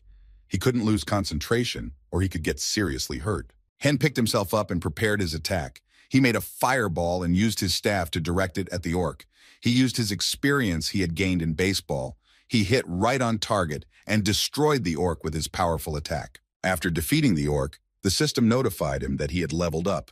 He couldn't believe that he had leveled up. He was crazy happy that they had managed to do it. He took Lucky in his arms and hugged him tightly, rejoicing with him. He thought that if only the game had been this easy for him years ago, all the great guilds would have been at his feet by now. When he stopped rejoicing, he decided to check the skill card he had gotten in the battles with the orcs. He opened his inventory and started looking for it among his items. Lucky started barking in his arms, and Hen asked him what was wrong. He assumed that maybe he felt that a legendary skill would fall out to them, but he noticed that starting from a level up, nothing useful fell out to him. In the computer club among the player pods, there was a loud scream. Someone shouted that he had gotten a unique item, and he couldn't contain his emotions and wanted to share his joy with everyone. The other players couldn't understand what was going on. They didn't see the person who was shouting that he got a unique item. They didn't share his joy. He shouted to the whole club that he had gotten a unique ring, calling everyone present bastards, but he added that with this item, he would buy them anything they wanted. Hyok-ju stood beside him and said that it had been a long time since anyone had found a unique item. He asked him if he wanted to order something tasty, to which Hen, with a sad face, replied that he didn't need anything. Hen asked him to customize his capsule. He wanted to get back into the game as soon as possible. He wasn't in the mood and he didn't want to spoil another player's party, so he decided to go to the virtual world. He didn't reveal that he had obtained a legendary skill.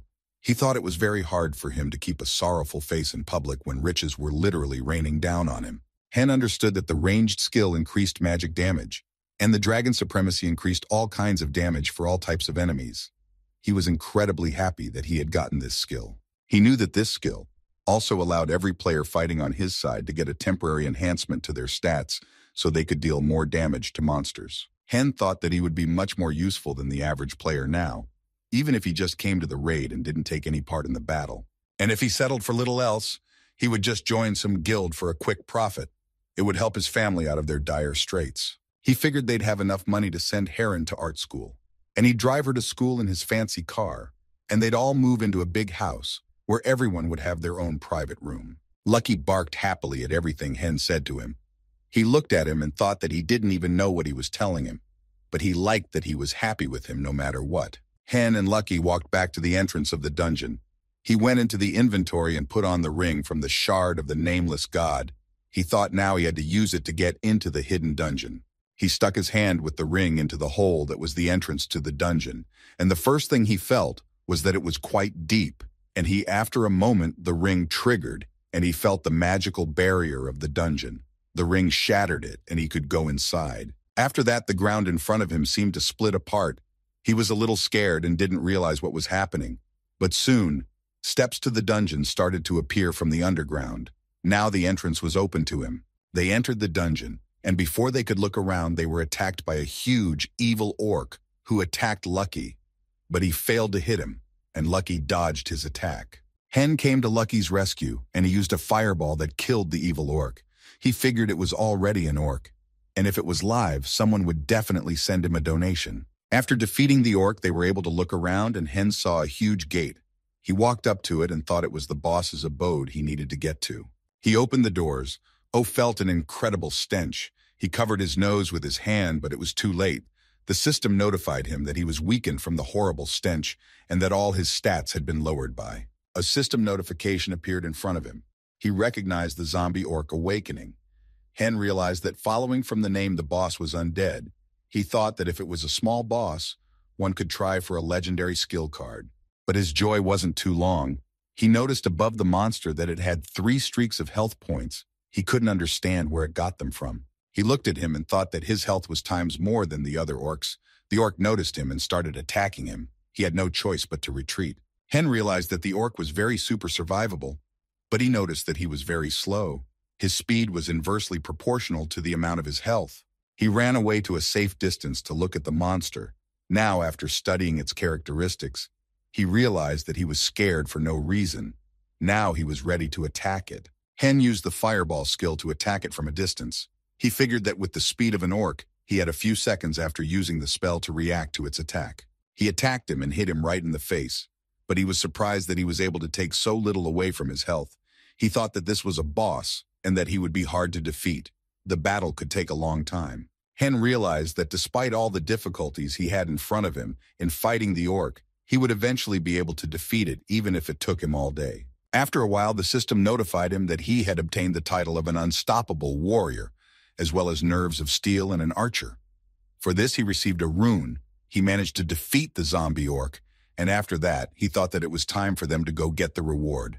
He returned to Sakhalin's house, where she said it was incredible to her that he was able to find traces of the nameless god. He tried to tell her something, but she wouldn't listen to him. She couldn't believe he had done it in such a short time. Hen kept trying to tell her what happened in the dungeon, but she wouldn't listen to him. She threw him a skill book and added that it was a gift for completing the quest. He took the book, but he told her it wasn't about the reward. He added that he liked the quick process, but he asked her to hear him out. He wanted to tell her something important. She realized that he was interested in the last words of the rotting orc. He was shocked that she knew what he wanted to talk to her about. He started to tell her what happened after the fight. He said the following happened. He defeated the orc and turned away from it to see what he got for killing it. He got a nice title for it, and he really liked its effects. But suddenly the orc came to life again. He called him a parasite and approached him. Hen was surprised that this was possible, and he was a little scared. The orc continued talking. To him, he realized why he had come to the dungeon. Hen remembered that it was the same with the shaman. Now the orc. He didn't understand why they came back to life after he killed them. He was confused about what was happening. But then the orc asked him if he really wanted to find a weapon that could destroy even a myth. Hen was in a stupor. He was shocked by what he heard, and to make sense of it, he rushed to Sakhalina. She asked him to calm down and relax. She continued. She wondered if he would really be interested in this weapon, and fell silent waiting for his answer. Hen didn't know what to say to her since he didn't know what weapon she was talking about. Sakhalina said that in that case, she would tell him everything she knew, but if he would do her a favor. Hen thought that the mythical item actually existed. He remembered how at a press conference, the game developer was asked if it was true that there was an item above legendary rank in the game. The reporters asked him to make an official statement as the game developer, to which Kim Min-soo ambiguously replied that he didn't know, but suggested that there might have been such an item. He raised more questions about it. But this was not an answer that instilled confidence in people. And after this interview, no one was able to find the mythical object. Then the news became a rumor and seemed to be a bluff. Hen walked and thought that this could really turn out to be a disaster. If he just took it to the public, it could affect not only him, but his family too. He realized that he couldn't handle the consequences of going public with this kind of information. It could even have an effect on reality, but if he approached it wisely and was able to prepare himself, he could probably tell the rest of the people. Hen carried Lucky under his hoodie so no one could see him. At some point, he got out and barked at him. Hen told him why. He realized that he was stuffy in there but needed to be patient for a while. He thought he needed to complete the quest. He sat at home thinking how hard the quest could be. He had to fight a killer orc. To defeat him, he would have to work hard, and the reward for it wasn't the best. But even so, the reason why everyone was trying to beat him was because the orc killer in the game was the boundary that separated the newcomers from the higher ranks. Hen realized that it was like the minimum requirement for career advancement. It was like winning a high school baseball contest in elementary school. He looked at his phone and thought that this monster had an unreasonably high raid difficulty. He already knew that he was in for a tough battle, but after familiarizing himself with the information, he concluded that he wouldn't be able to handle it alone. Hen thought that this time he would have to find a partner for such a dangerous raid, which he didn't want to do. He didn't notice when his brother appeared behind him and asked him what he was looking at.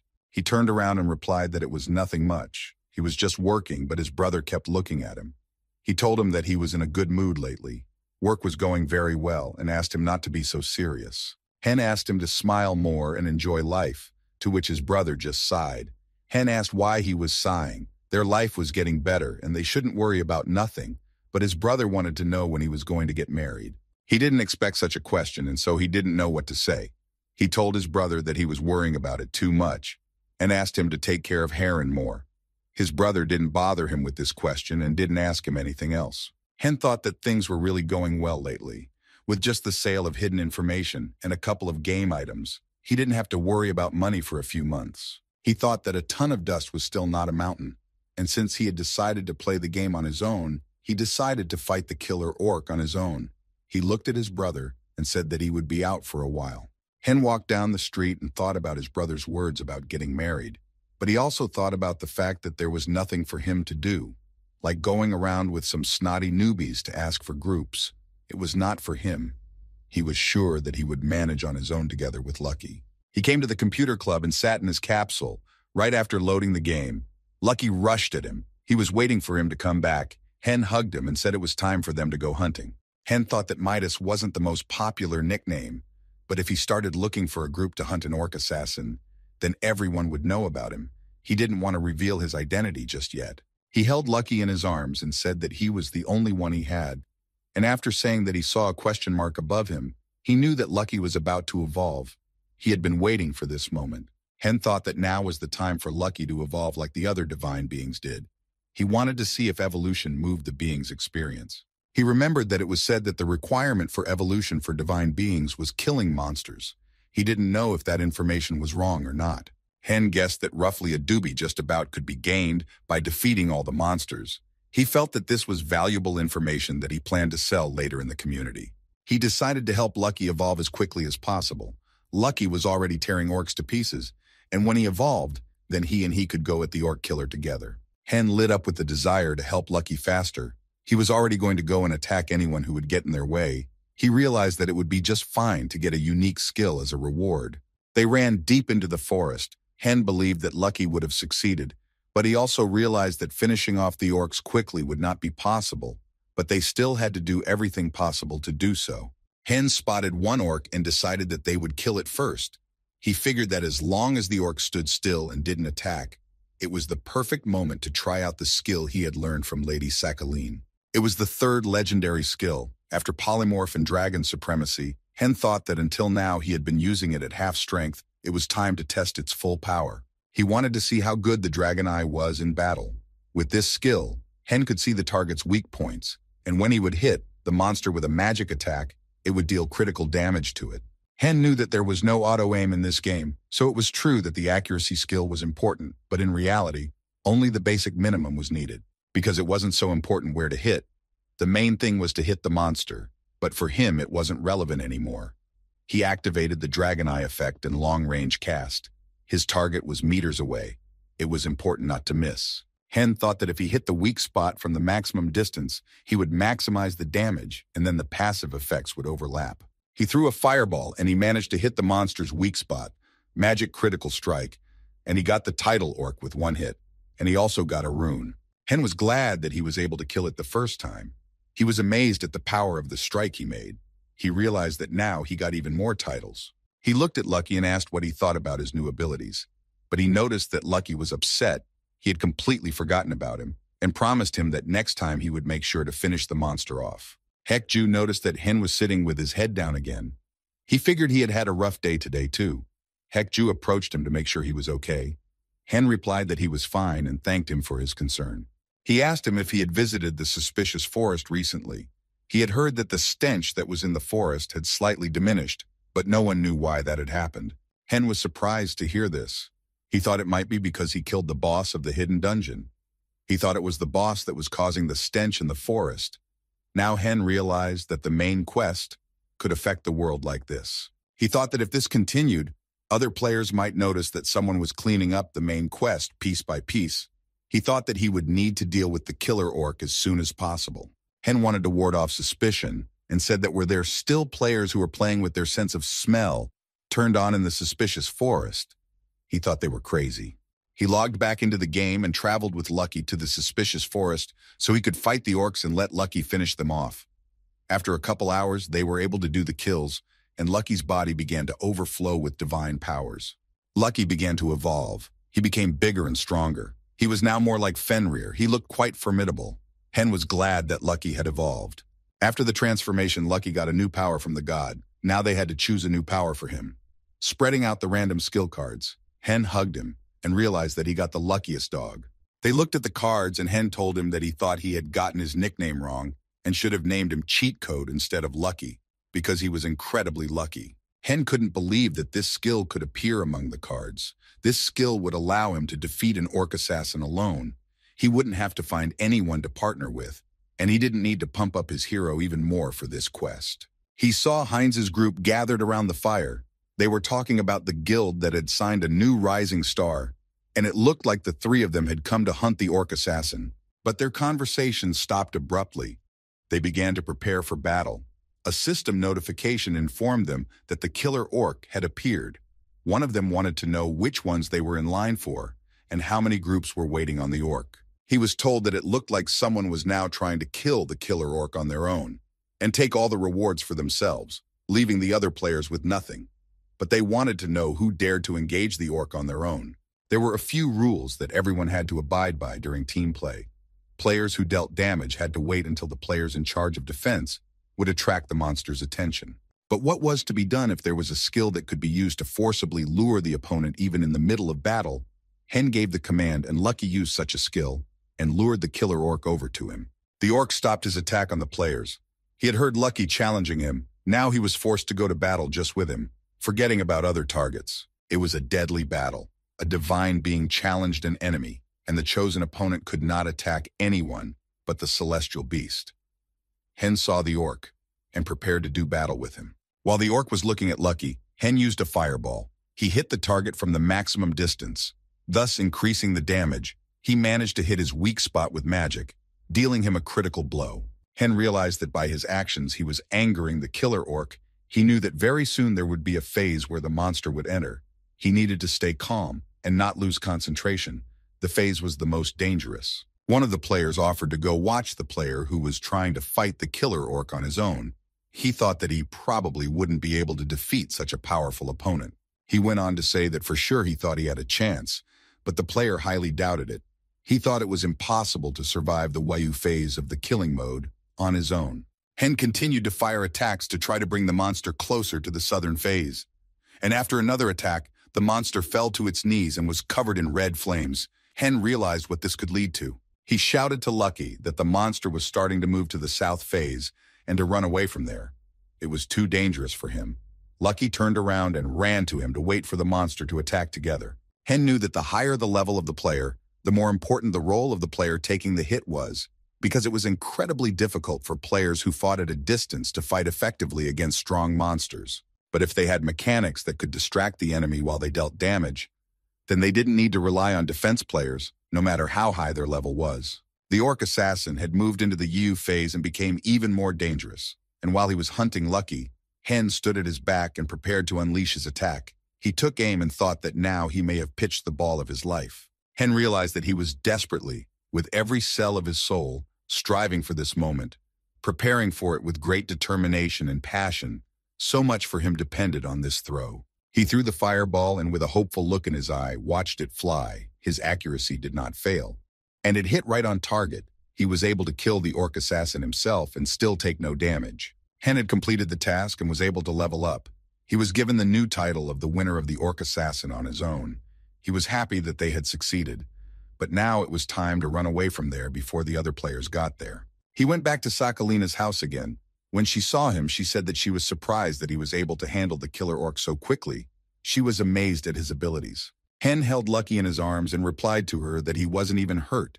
He looked like he was used to fighting and that he wasn't afraid of anyone and could defeat any monster.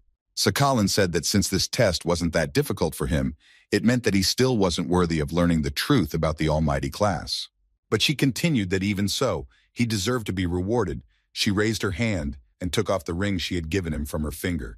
He now had Sakalin's ring, which increased his characteristics. He said it was gorgeous. He sat down to show the ring to Lucky. He was incredibly happy that he had such a reward.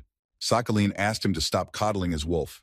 She had important information for him, and she said it was time to cut to the chase. She began to tell him that the times when the gods sent their creations to fight each other were incredibly difficult, and to make him realize how brutal the wars were, she used magic to show him that.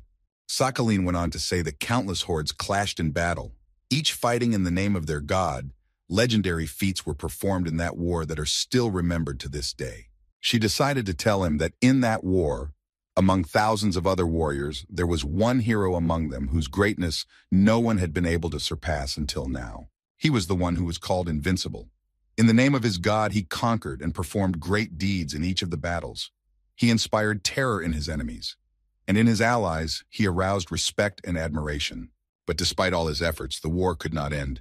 Sakhalin suddenly became silent and thought about something. She was sad that this warrior could not achieve peace. She went on to say that when the warrior realized that no amount of victories would end the war of the gods, she closed her hand and her magic ended. Hen listened carefully to Sakhalin and realized that complete victory was impossible to achieve. Even if he had a legendary artifact, it wouldn't help him stop the war.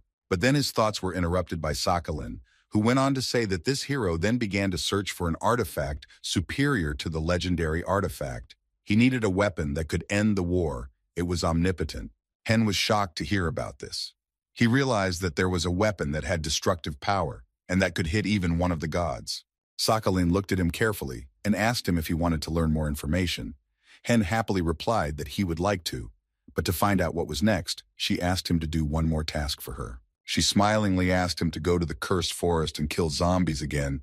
Now he had a new chapter in the main quest to complete. Hen laughed and said that it was the same as always. He had to find a monster that had the item he needed in his inventory. He already knew what quest she had given him. He looked at the quest description and had one question for Sakhalin. He didn't understand why he had to slay monsters. He wanted to know if there was a way to lower that number. She turned to him and asked him what was confusing him. She assumed that he just didn't feel like doing the quest, but he smiled at her and replied that it was fine and he would gladly do the quest. Hen exited the game and thought that he hated her for doing such quests. He sat in the pod and thought about the quest. He couldn't even imagine how long it would have taken him to kill the monsters. Hek-Ju informed him that while he was in the game, someone called him. He picked up the phone and saw that it was his brother. He hoped that nothing had happened to him. He heard Heron's voice, and he asked her what was wrong. She wanted to let him know that she had gotten a diploma. His brother picked up the phone. He asked if he was busy, and told him that Heron had brought home a diploma from daycare. She had been given one for her drawing, and she said she wanted to tell her uncle about it. Hen was very excited when he heard about her certificate. He realized that she had won the kindergarten drawing contest, but his brother said that she had won the city contest, which was even better. He said that she won first place for the city, and her work would be sent to the regional drawing contest as well. Hen couldn't believe that Heron was able to achieve such a result. Hen was even happier and said that he would have a celebration today. He asked her to tell her that he would bring her fried chicken for dinner tonight, and they all celebrated together. His brother laughed and told him that Heron was embarrassed, but Hen didn't understand why, and he asked what was the matter. His brother replied that she didn't know now what kind of sauce to ask him for, regular or sweet and spicy. Hen listened to his brother and thought that this was a whole event for them because it had been so long since he had been able to afford to treat his child with goodies. It made him a little sad. Thinking for a bit, Hen told his brother that she shouldn't have been embarrassed. He would just buy her all the sauces she wanted. Hearing this, Heron literally started snatching the phone from her father. Hyeok-Ju heard Hyun's conversation with his brother and niece. He was amazed by it. He was having trouble from his blocked account, but he was still doing his best to take care of his family. The administrator went to his phone and found a new video, and while he was off work, he decided to watch it. The next day, Hen came back to the club and said hello to Hyeok-Ju. It was obvious that he was slowly coming around after being blocked. Hen asked him what interesting video he was watching, to which Hyeok-Ju replied that on Wars TV, a new video had been released yesterday, and everyone was talking about it. He wanted to know what the video was all about, and he explained to him that some rich guy armed to the teeth had single-handedly killed a big boss. This amazed everyone, and the video quickly went viral. Hen started to get indignant so as not to arouse suspicion. He said that the whole game was ruined because of donations, and that now any rich guy could become a superhero and ruin the game for everyone else. He thought it was unfair and asked who he had killed. He decided to watch the video himself and see how popular it had become. He went to the Wars TV channel where a girl was commenting on a video that had been uploaded today about killing an orc assassin. She started the review and said that no one was surprised, and that killing an orc assassin on your own was a prime example of what kind of garbage this game has become for donating. The girl went on to say that from what she saw, it could be inferred that the player had used his divine being as bait for the killer orc, so users were at a loss as to whether it was considered a victory on its own. Hen paid attention to the views and didn't understand where so many of them came from. After all, he wasn't trying to get into the trends. He was rather even trying to avoid it. Now he didn't know what he should do next. He thought that if he had known that the video would have such a resonance, he would have uploaded it himself. He thought maybe he could try to upload the next video, under the guise of leaking the information. Hen didn't notice a man standing behind him and complaining that those donated sharks were ruining the game, to which Hen replied that he hadn't killed a human after all, but a monster, so he could take it easy and play it safe. He got up and was about to leave. He looked at the guy and told him not to judge a person badly if he didn't know him personally. But he didn't understand what Hen was talking about, to which Hen asked him not to worry and asked him to set up his capsule. Hen logged in and headed into the cursed forest, a scary place where any wrong move and you could find yourself surrounded by monsters. But if you weren't a newbie, you would know how to avoid it and how to deal with them. He thought that for him, with his dragon eye skill, that allowed him to see all the targets in the forest, it wasn't so bad to be in this place. He was able to clear the forest of all the monsters and increase the rank of the ice arrow skill. Hen was frustrated that he was able to defeat only one of the monsters, but he was not discouraged and was going to complete this task as soon as possible. It could not be delayed too long. He wanted to know the details of the weapon. He thought that they should have killed more monsters by now, but Lucky's sense of smell kept distracting him from the task at hand. Lucky smelled the hidden odor again. Hen smiled and said, "Stop finding all these treasures for him." Lucky was able to find a black herb that was worth dollars. Hen started to collect it. He thought that if it went on like this, it would not be Lucky who would serve him, but he would serve Lucky. But then Lucky suddenly became more aggressive. He noticed something behind the grass. Hen looked and couldn't understand what was there. It didn't look like he had found a plant or an object. Lucky smelled a man lying near a tree. Hen ran over to him and asked him what happened to him, to which he replied that he wanted to know who was in front of him, and Hen replied that he was a traveler from Vega. His name was Midas. Hen suggested that he needed help to find a lost MLM stolen item, or he needed an escort to get to the city safely. He knew he had found him for a reason. He added that he would gladly do anything he asked him to do for him, and it was all completely free of charge to him, but Hen knew he could get some sort of reward for his help. The man thanked him for the offer and introduced himself by saying that his name was Yoshi, and he was very uncomfortable asking him, but he couldn't do it himself, so he wouldn't refuse his help. And that's why he needed his help, to find 100 cursed zombie skins.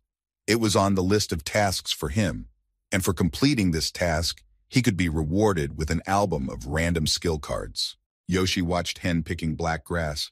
He decided to ask him if he could help him find 100 cursed zombie skins, but Hen cheerfully replied that he wouldn't worry.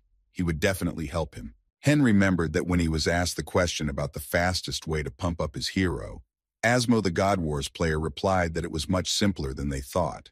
To pump your hero had to equip him in unique or legendary items and weapons, arm yourself with legendary skills, and then would be able to attract monsters on the levels above. After that, you just had to kill them one by one, and then your hero would become pumped up, and you could try to fight the bosses. That's what Hen was doing now. He was trying to pump up his hero as fast as possible. He had already killed some monsters and thought it was incredible. He was pumping just perfect. He approached Lucky and praised him for finding monsters for him so quickly, and now he wanted to take a break and rest. But then suddenly, Lucky again, something smelled. They ran deep into the forest to see what was hidden from them. They saw that there was a character who was waiting for them.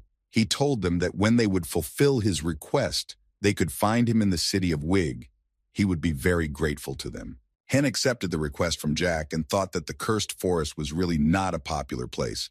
He was finding a lot of rare items, and there were a lot of side quests here. He liked it that way. He was pumping his character faster. He thought it was strange that on the road between these two quests, he didn't meet any new players. Even though it wasn't his first town, he didn't understand why no one was hunting in this forest. He thought that the Travelers Guild had a hand in this, and even on the way to this forest, he hadn't met a single member of the Travelers Guild. This seemed even more strange to him. But suddenly, his thoughts were interrupted by Lucky, who smelled something again. Hen thought he was having a pumping festival. After Hen completed Jack's quest, he went to see him in the town of Vig. Jack was amazed that he was able to kill so many zombies. Hen received his reward from Jack and went further into town. He leaned over to Lucky and thought his paws must be getting stiff. He offered to open their rewards before they would leave town. He opened the random skill cards and got the ability to wield the fire elemental. It was a rare skill that increased the damage he could do with any fire magic. Hen looked at Lucky and offered to open the unique reward that Yoshi had given them. He was insanely curious as to what he could get. At his words, Lucky started barking happily. He opened the reward and started the process of opening the cards. After that, he decided to leave the game for a while. He met Hekju, who noticed that he had been playing for a very long time today too, without any breaks. Hekju noticed that he had been playing for hours and minutes, but he didn't understand why exactly because he thought that was an unlucky number. He decided to find out if everything was okay with him. Hen replied that he was a little dizzy and asked him to step back.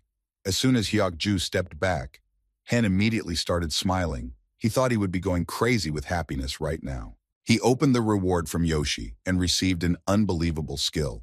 He could not even think that he could get the skill Ballista. When he saw its price, he almost fainted. As the name of the skill implied, Ballista raised the damage of magical attacks if you didn't move. This skill also reduced the recovery time and the process of using the spell. He thought that it was possible to get a huge effect just by standing at the back and keeping his place. Plus, this skill had a great compatibility with Eye of the Dragon and ranged throw. Hen was looking at his page while he was taking a break from the game. He noticed that he had a lot of private messages piling up. He thought it was because of the video he had uploaded of him killing an orc assassin by himself. He saw that different channels were writing to him and offering to buy his video. He figured there weren't many videos of him killing on his own on the internet, but there were a lot of people who wanted to buy it. They were offering him what he wanted. Among other messages, he saw a specific offer, but he was outraged that they offered only dollars for his video. He couldn't sell his video that cheap, but when he opened the message, he saw that he was wrong, and he was offered not 1,000. Hen didn't believe that the message was real. He thought he was being played. But when he logged into the account, he realized that the offer was real and the account was verified. He saw that this offer was sent to him by the Rising Star channel. This channel put quality over quantity. And there were not only great videos, but even the ads were quite interesting. Thanks to this approach to business, it allowed them to quickly gain new subscribers. In addition, the main theme of the channel was about rising stars. Hen thought that if he signed a contract, he wouldn't have to sell the Ballista, but he thought it was kind of uncool to write to them himself, offering to sell his videos. While Hen was thinking about how to respond to their offer on the channel, the secretary approached the president that he didn't think the offer of thousands of dollars was too generous. The president asked Secretary Kim where he had graduated from. Kim thought he had been asking that question forever, but he told him that he was from the Wharton School of Business. He told the secretary that he knew that the abilities of the Archmage had been greatly exaggerated. Personally, he didn't believe that he was so strong that he had killed a killer orc on his own. President Park Yoon-jun explained that the Archmage had reached such heights with the help of forbidden skills and his divine being. He was sure that the Archmage had poured a lot of money into the game. He asked if the secretary thought the same. He went on to say that in that case he had a question. Why did the Archmage burn through so much money? Why did he do it? He wanted to know what purpose he had in mind. Park Yoon-jun said that if he had bought a level-up service from the Travelers Guild, he would have sat back and rested while his levels rose. But there was a question as to why he had gone to the mortal risk against the killer orc on his own. He asked what his secretary thought about it, but he didn't know the exact answer and was unsure of his thoughts. But the president gave him the answer because the Archmage wanted to gain universal fame. The president said that a man who craved for fame so much would not miss any opportunity for it. He noticed that he was buying premium, special offers from a well-known channel of their magnitude. He asked the secretary to tell him how the Archmage might have reacted to their offer, to which the secretary replied that he thought the Archmage would have accepted their offer. Then the president wanted to know what happened after that, but the secretary didn't know the answer. Park Yoon-jun cheerfully replied that then they would meet for lunch, or better yet, they would have something to drink, to their acquaintance, and once they got closer, he would present him with their business proposal. He assumed that judging by how much money the Archmage had invested in his character, the guy had to be at least a multimillionaire, because no one invested that much money in their characters. The president smiled and said that thousands of dollars was a small price to pay for the chance to promote their product to the Archmage. He was hoping to get even richer with it. The secretary informed him that they had received a message from him, To which the president replied that he could guarantee that he would have made up that a representative of some company was writing for him. That way he wanted to give himself importance. Kim replied that he was right, and a letter had come from a representative. The president smiled and replied that he had not graduated from the Wharton School of Business for nothing. He asked to read the response he had given them. The secretary said with a smirk that they had written that they would seriously consider the offer. They realized that he was caught, and cooperation was not something they could avoid. The president looked happily at his aide, rose from his chair, and said that now they could begin, and that it was time to squeeze everything they could out of him. Hen in the cursed forest continued to level up, and he also wanted to try out new skills. He attacked the orcs and activated a ballista effect against them. After that, the damage from his magic skills would be increased as long as he didn't move. The system notification informed him that he had hit the target from the maximum distance, thus increasing the attack damage. Hen was glad that he had a skill like ballista. It was easier for him to kill orcs with it. Hen completed the requirements of the main quest. He cleared the forest. He managed to defeat the orc zombies, and now he could start the next task. He returned to Sokolin's house where she met him and asked him a question. She wondered what his thoughts were when he was fighting 1,000 monsters. Hen told her that the reason for the unbearable stench in the suspicious forest was because of the zombie orc at the altar of the nameless god he had killed, and that gave him an interesting thought. He thought, what if the cursed forest was under the influence of the nameless god? And asked Sokolin about it. She listened to him carefully and bowed her head and said only great and was silent. Hen was pleased with himself, he thought. Only a fool could not have guessed it. He supposed that now she would have given him a quest to kill the boss in the cursed forest. But he was in no hurry to say anything and waited to see what she would tell him. Sokolin said his next quest was to find out why the forest was cursed. Hen had already guessed this quest and she didn't surprise him. He thought that after the quest, she would give him his reward for his hard work in mopping up the monsters. But as soon as the system notified that a new chapter had been created for him, Sokolin turned around and told him to hurry up and complete the quest. Hen rushed to stop her. He didn't understand why she wasn't giving him a reward. He started to explain to her that he wasn't sure, but he had killed 1,000 zombies. He considered it a lot of hard work for which he wanted to be rewarded. Sokolin didn't understand what he wanted from her or what he was implying to her. Hen started to get nervous. He thought there was a system crash and he needed to log out and re-enter the game. She turned around and realized that he wouldn't have been able to do it himself. So she decided to give him a little help and threw him a book. He thanked her and asked Lucky to raise a little to reveal the skill card. He prayed to get something good. He barely opened his eye to see what card he had gotten, and he saw that he had gotten the skill Cheat Key Lucky. This skill allowed him to use 2 spells at the same time. Hen left the game to get some rest, and he was immediately called by Hek-Ju. He told him that people on Gibay were going crazy. Hen asked him why this was happening, and he told him that someone had gotten a double skill card. Hek-Ju told him that as he knew that such a card had not been available for a long time, not a single card, but today was the first time it had appeared, causing a huge reaction from the players. Hen listened to him carefully, and with a smile thought that apparently someone else besides him got one. He looked at the administrator and asked how much it cost, to which he told him that now it cost thousands of dollars. He remembered that after the launch of God Wars, the prices of various in-game items had been set fairly quickly. There were many varieties of items that could be purchased in the game. Skill cards were especially prized, as it was problematic to understand their value without studying each effect. But there were exceptions, such as skills that were obviously good. Hen sat and looked at the prices of the various items in his inventory. He thought that if it was possible to sell the card he had gotten, he would be bogged down in thought for a long time.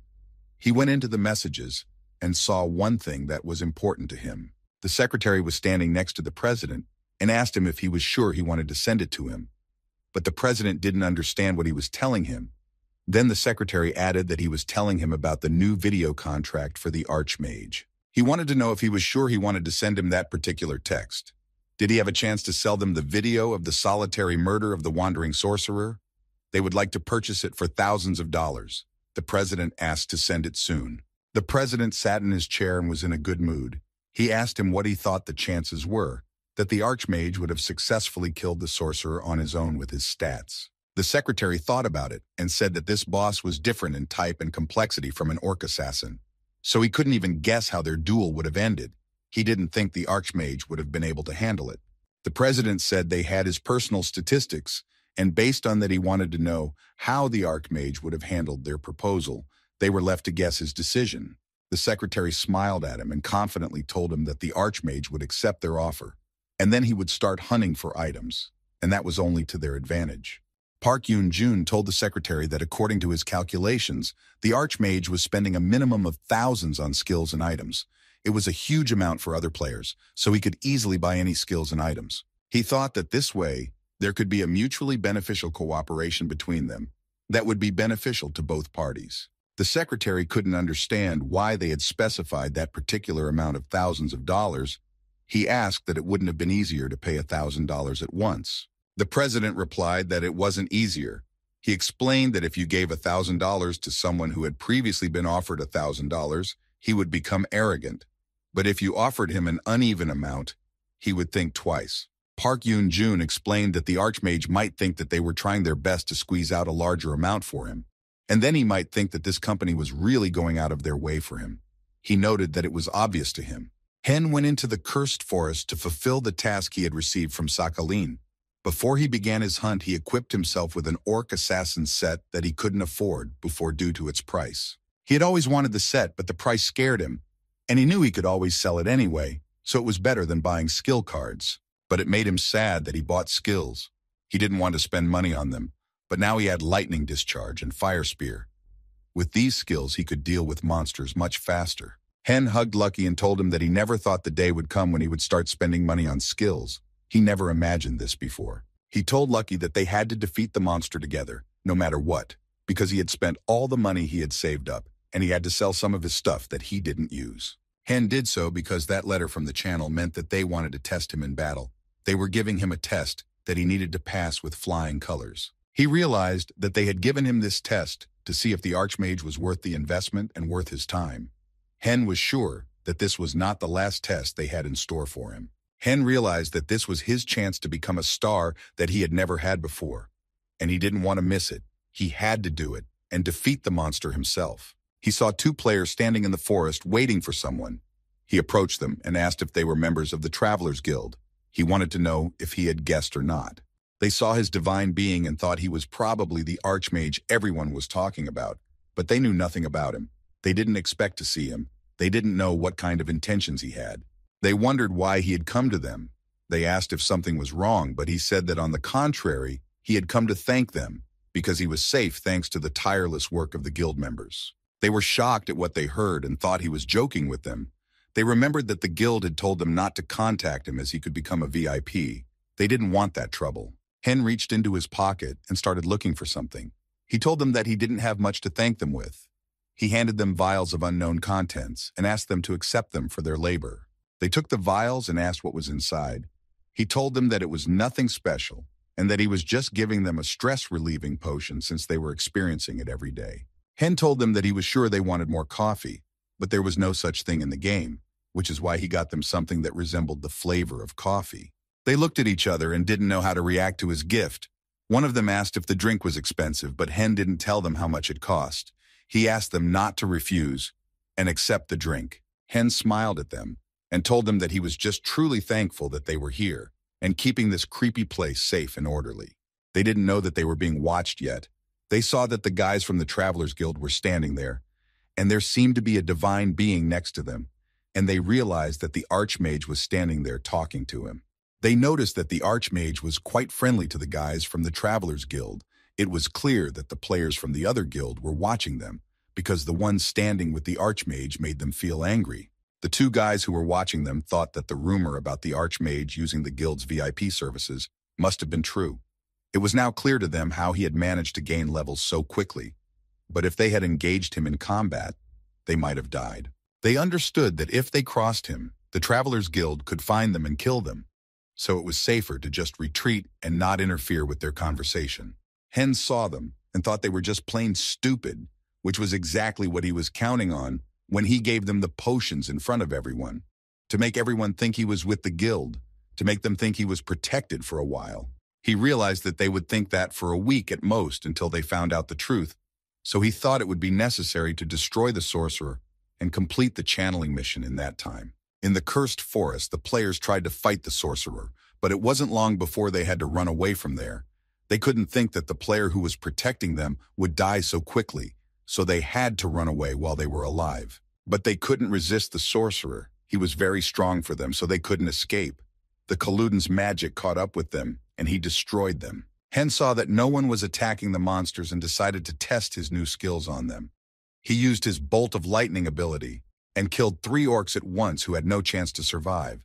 The attack was powerful and effective. He didn't stop and used his fire spear to stab through the monster. He was incredibly fast in defeating all the zombie orcs.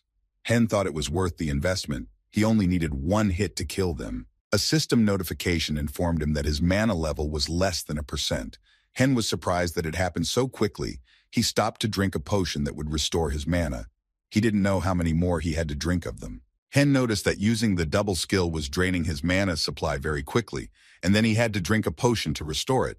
But the orcs didn't stop and kept attacking him, and Lucky came to his rescue and started killing them. When Lucky killed an orc, the system notified him that he had leveled up, and that his health points and mana points were fully restored, and Hen started to regret drinking the potion. Hen, for leveling up, received gifts from the Dragon of War, and then Hen thought it was time to reveal a random skill card to cheer himself up before the battle with the sorcerer.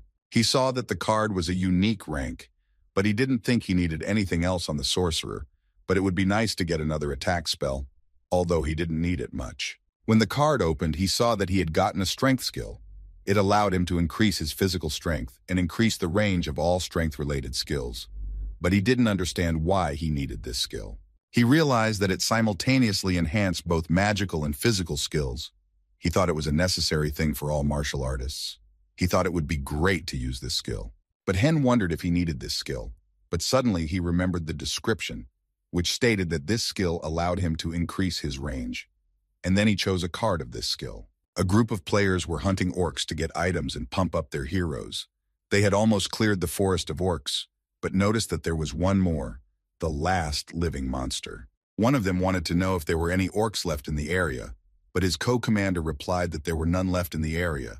He asked him if he was sure about that, because last time they died because there were so many monsters. The archer answered him that he had just checked the area with the Eagle Eye skill and was sure that there was only one zombie left in a radius of meters, and asked him to relax and just kill it.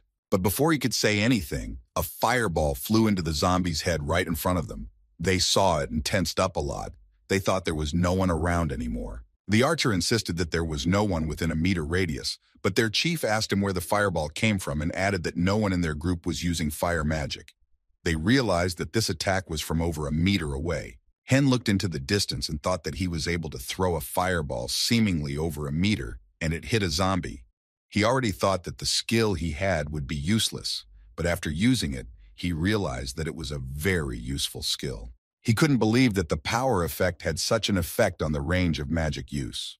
It meant that it was compatible with both the ranged skill, the Dragon Eye, and the Ballista. While Hen was thinking about using the power effect, Lucky killed a zombie orc, and that was when Hen noticed that this effect could increase the combat power of his divine being. He no longer thought this skill was useless. Now he thought that this skill was drastically changing the entire layout of his powers. Now he realized how valuable an ability he had gained. Hen thought that his range was now equal to meters, and considering Lucky's increased abilities, he suddenly realized that at his current level, it would be easy to defeat the wandering sorcerer. A group of players who were hunting monsters were trying to find out who killed their last monster. They were very angry and wanted to deal with him. He caught the player and started to interrogate him roughly. They wanted to know if it was him who killed their monster. But the guy didn't understand what they were telling him. He tried to explain to them that he was only hunting within his zone. The archer asked his comrade Owl to stop intimidating passers-by. The archer knew that Owl was just wasting his time and that there was no one in the area strong enough to kill an orc with a single blow. He wanted him to let the poor guy go. But then he noticed something in the bushes and couldn't understand what was going on. They noticed that the archmage was going to try and kill a rogue sorcerer on his own. They knew it was the same one that had killed an orc assassin by himself, and that he had been popular on Warstuff lately. They rushed out to see it. Hen turned on the video and started acting like he was live streaming. Straight from the scene, he said hello to everyone who was about to watch and informed them that the archmage was with them again. He told them that he had come to the cursed forest today to defeat the wandering sorcerer on his own, but he figured it wouldn't be as much fun if he just killed him, so he decided to kill him without taking any damage. Hen made the first attack with his fire spear and thought the battle was beginning. The sorcerer began to use revitalization magic and raised the dead orcs into battle.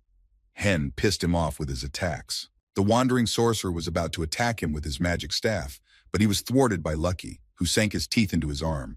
Hen thought that Lucky was helping him well by preventing the sorcerer from using magic. He decided not to prolong the battle and activated the double attack effect. He knew he had to use this chance to corner the sorcerer where he could safely finish him off. Hen started combining attacks. He used Ice Arrow and Electric Shot at the same time.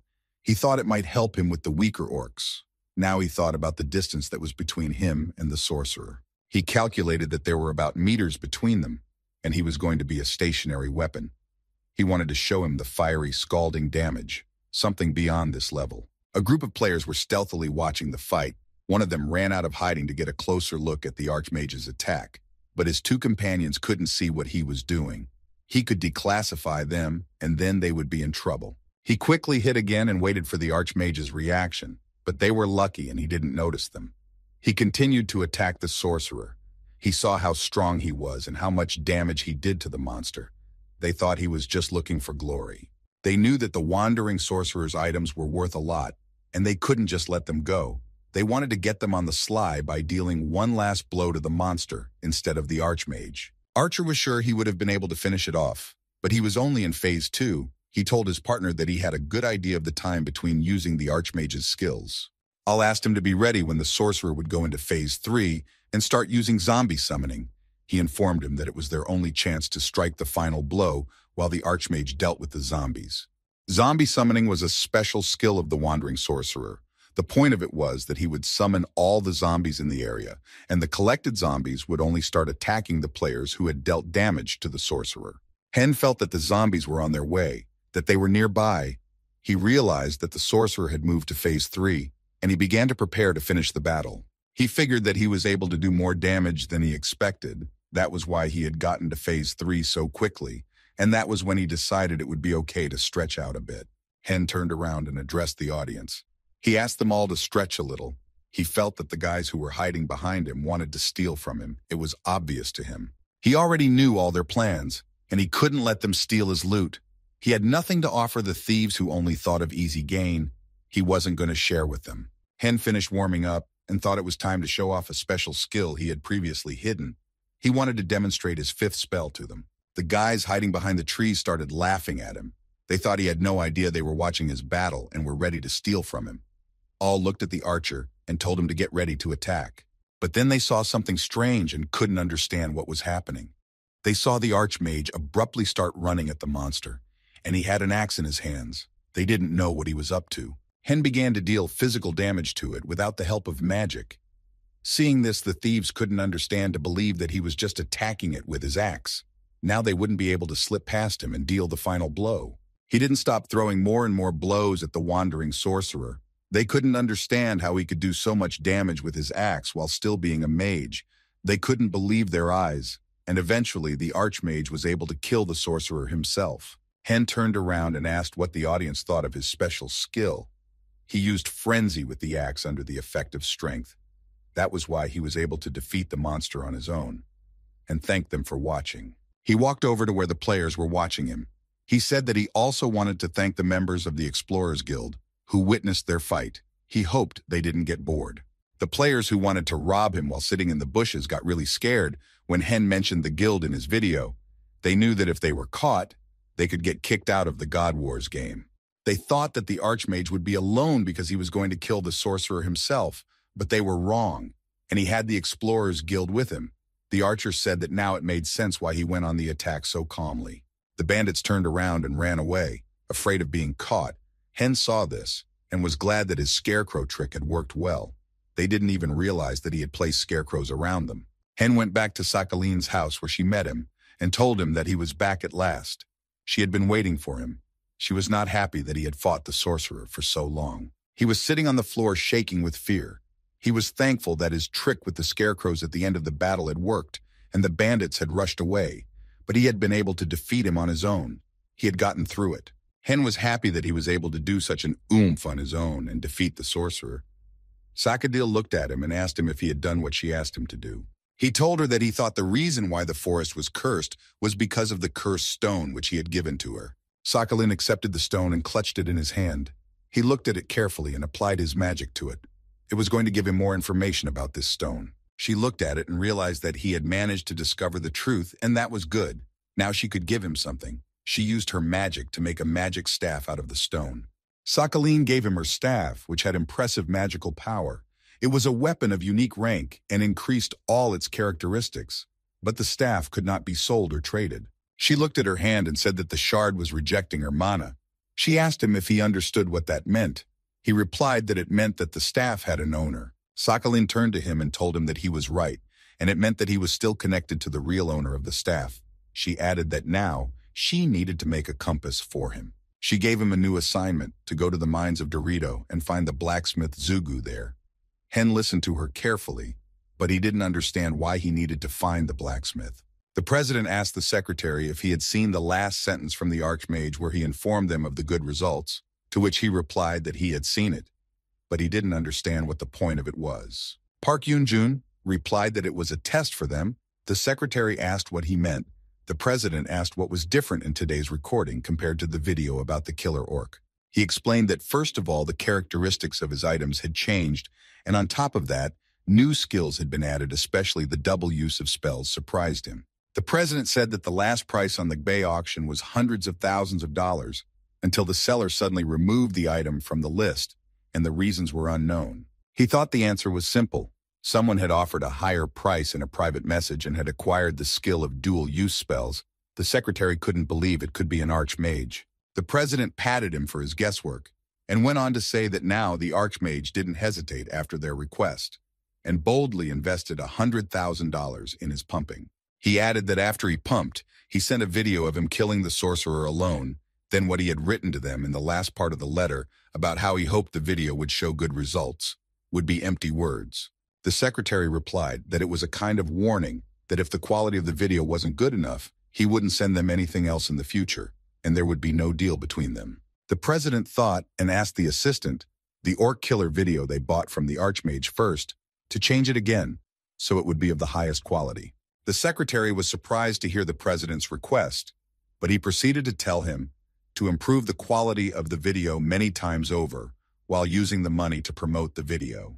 They watched the archmage's video again, and the president said that if he was some kind of savage, they should treat him just as savage. Hen arrived at the Dorito mines. These mines were hunting fields that were meant for average level 1 players. It was a very dangerous place.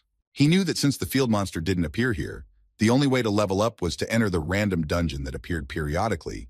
It was a system where inept players weren't allowed to form a squad.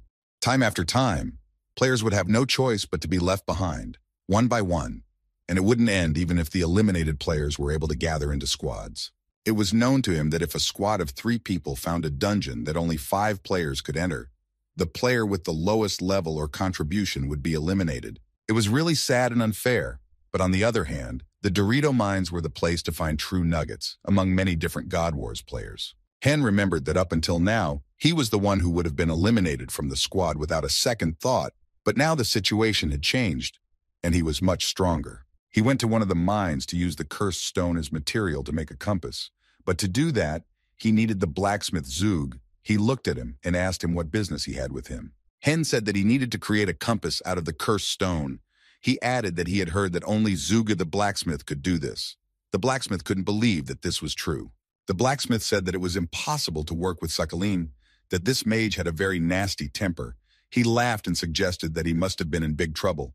Hen laughed back and said that was not true. But the blacksmith didn't know what he was talking about. He knew her character well. Obviously, she would ask for something ridiculous at any opportunity. He wanted to know if he was right. Hen looked at him and realized that they would have worked well together with the blacksmith. Hen said even though it was problematic enough for him, however, Sakhalin had his own reasons for sending him to the smithy to create a compass. The blacksmith looked at him and said that it looked like he was an adventurer with an excellent character. If he said such things, he lifted his amulet and asked him to look at it. He told him that it was created from a soul metal that could only be obtained in these places, He said that this item reacted to the wearer's special magic that was tied to this locket beforehand.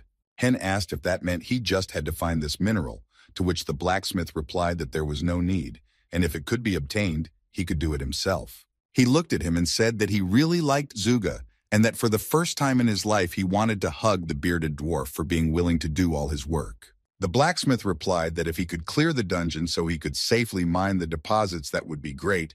He informed him with a smile that there weren't many of them, just the dungeons. Hen, when he heard the task from the blacksmith, got a little angry and thought that he didn't like him right away. From the moment he heard his strange name, he had no idea what Zug's name could mean. He didn't understand why the dungeons couldn't be cleaned up. Why did he need a dungeon? Hen calmed down and pulled himself together. He figured it didn't matter now. He still needed to capture some content. Hen looked at Lucky and saw the exclamation mark above him. He was offering him help. He hugged him and told him he was happy he had his back. He was going to shut up and just accept the help. But before he went to clean up the dungeons, Hen decided to use a boost for Lucky. He gave him different potions to increase his strength, health, and speed. He couldn't let anything happen to him. Hen looked at Lucky. He wasn't sure if these potions would be enough for him. He realized that he didn't need to take the final blow so he could evolve. The system notification informed him that he had a quest to hunt alone. He needed to evolve and kill monsters above himself in level. He thought that was already overkill for him. Hen read the notice carefully and thought it was time to use all his skills. And if Lucky couldn't participate, he couldn't let harm come to him. They were walking through the dungeon and saw monsters. They couldn't understand how humans could be in their dungeon and started attacking them. But Hen didn't have time to react and was the first to attack Lucky, who managed to defeat the monster. Hen realized that Lucky could also attack and kill monsters. He calmed down and thought that it seemed like he was worrying too much. He looked at Lucky and praised him for killing the monster. He told Lucky that now they could go mop up the dungeons, and pretty soon they managed to get the kills done. And then Lucky gained divine power, and his body started to change. He started to evolve. The system prompted him to choose new abilities for Lucky to possess. Hen was surprised that the evolution was complete. He hoped that something useful for Lucky had appeared. Hen opened the cards and was insanely happy. He had gotten exactly what he wanted. Lucky now possessed incredible speed. It was a legendary skill that was among the 2 unique ones. He thought he should have renamed it Lucky TV.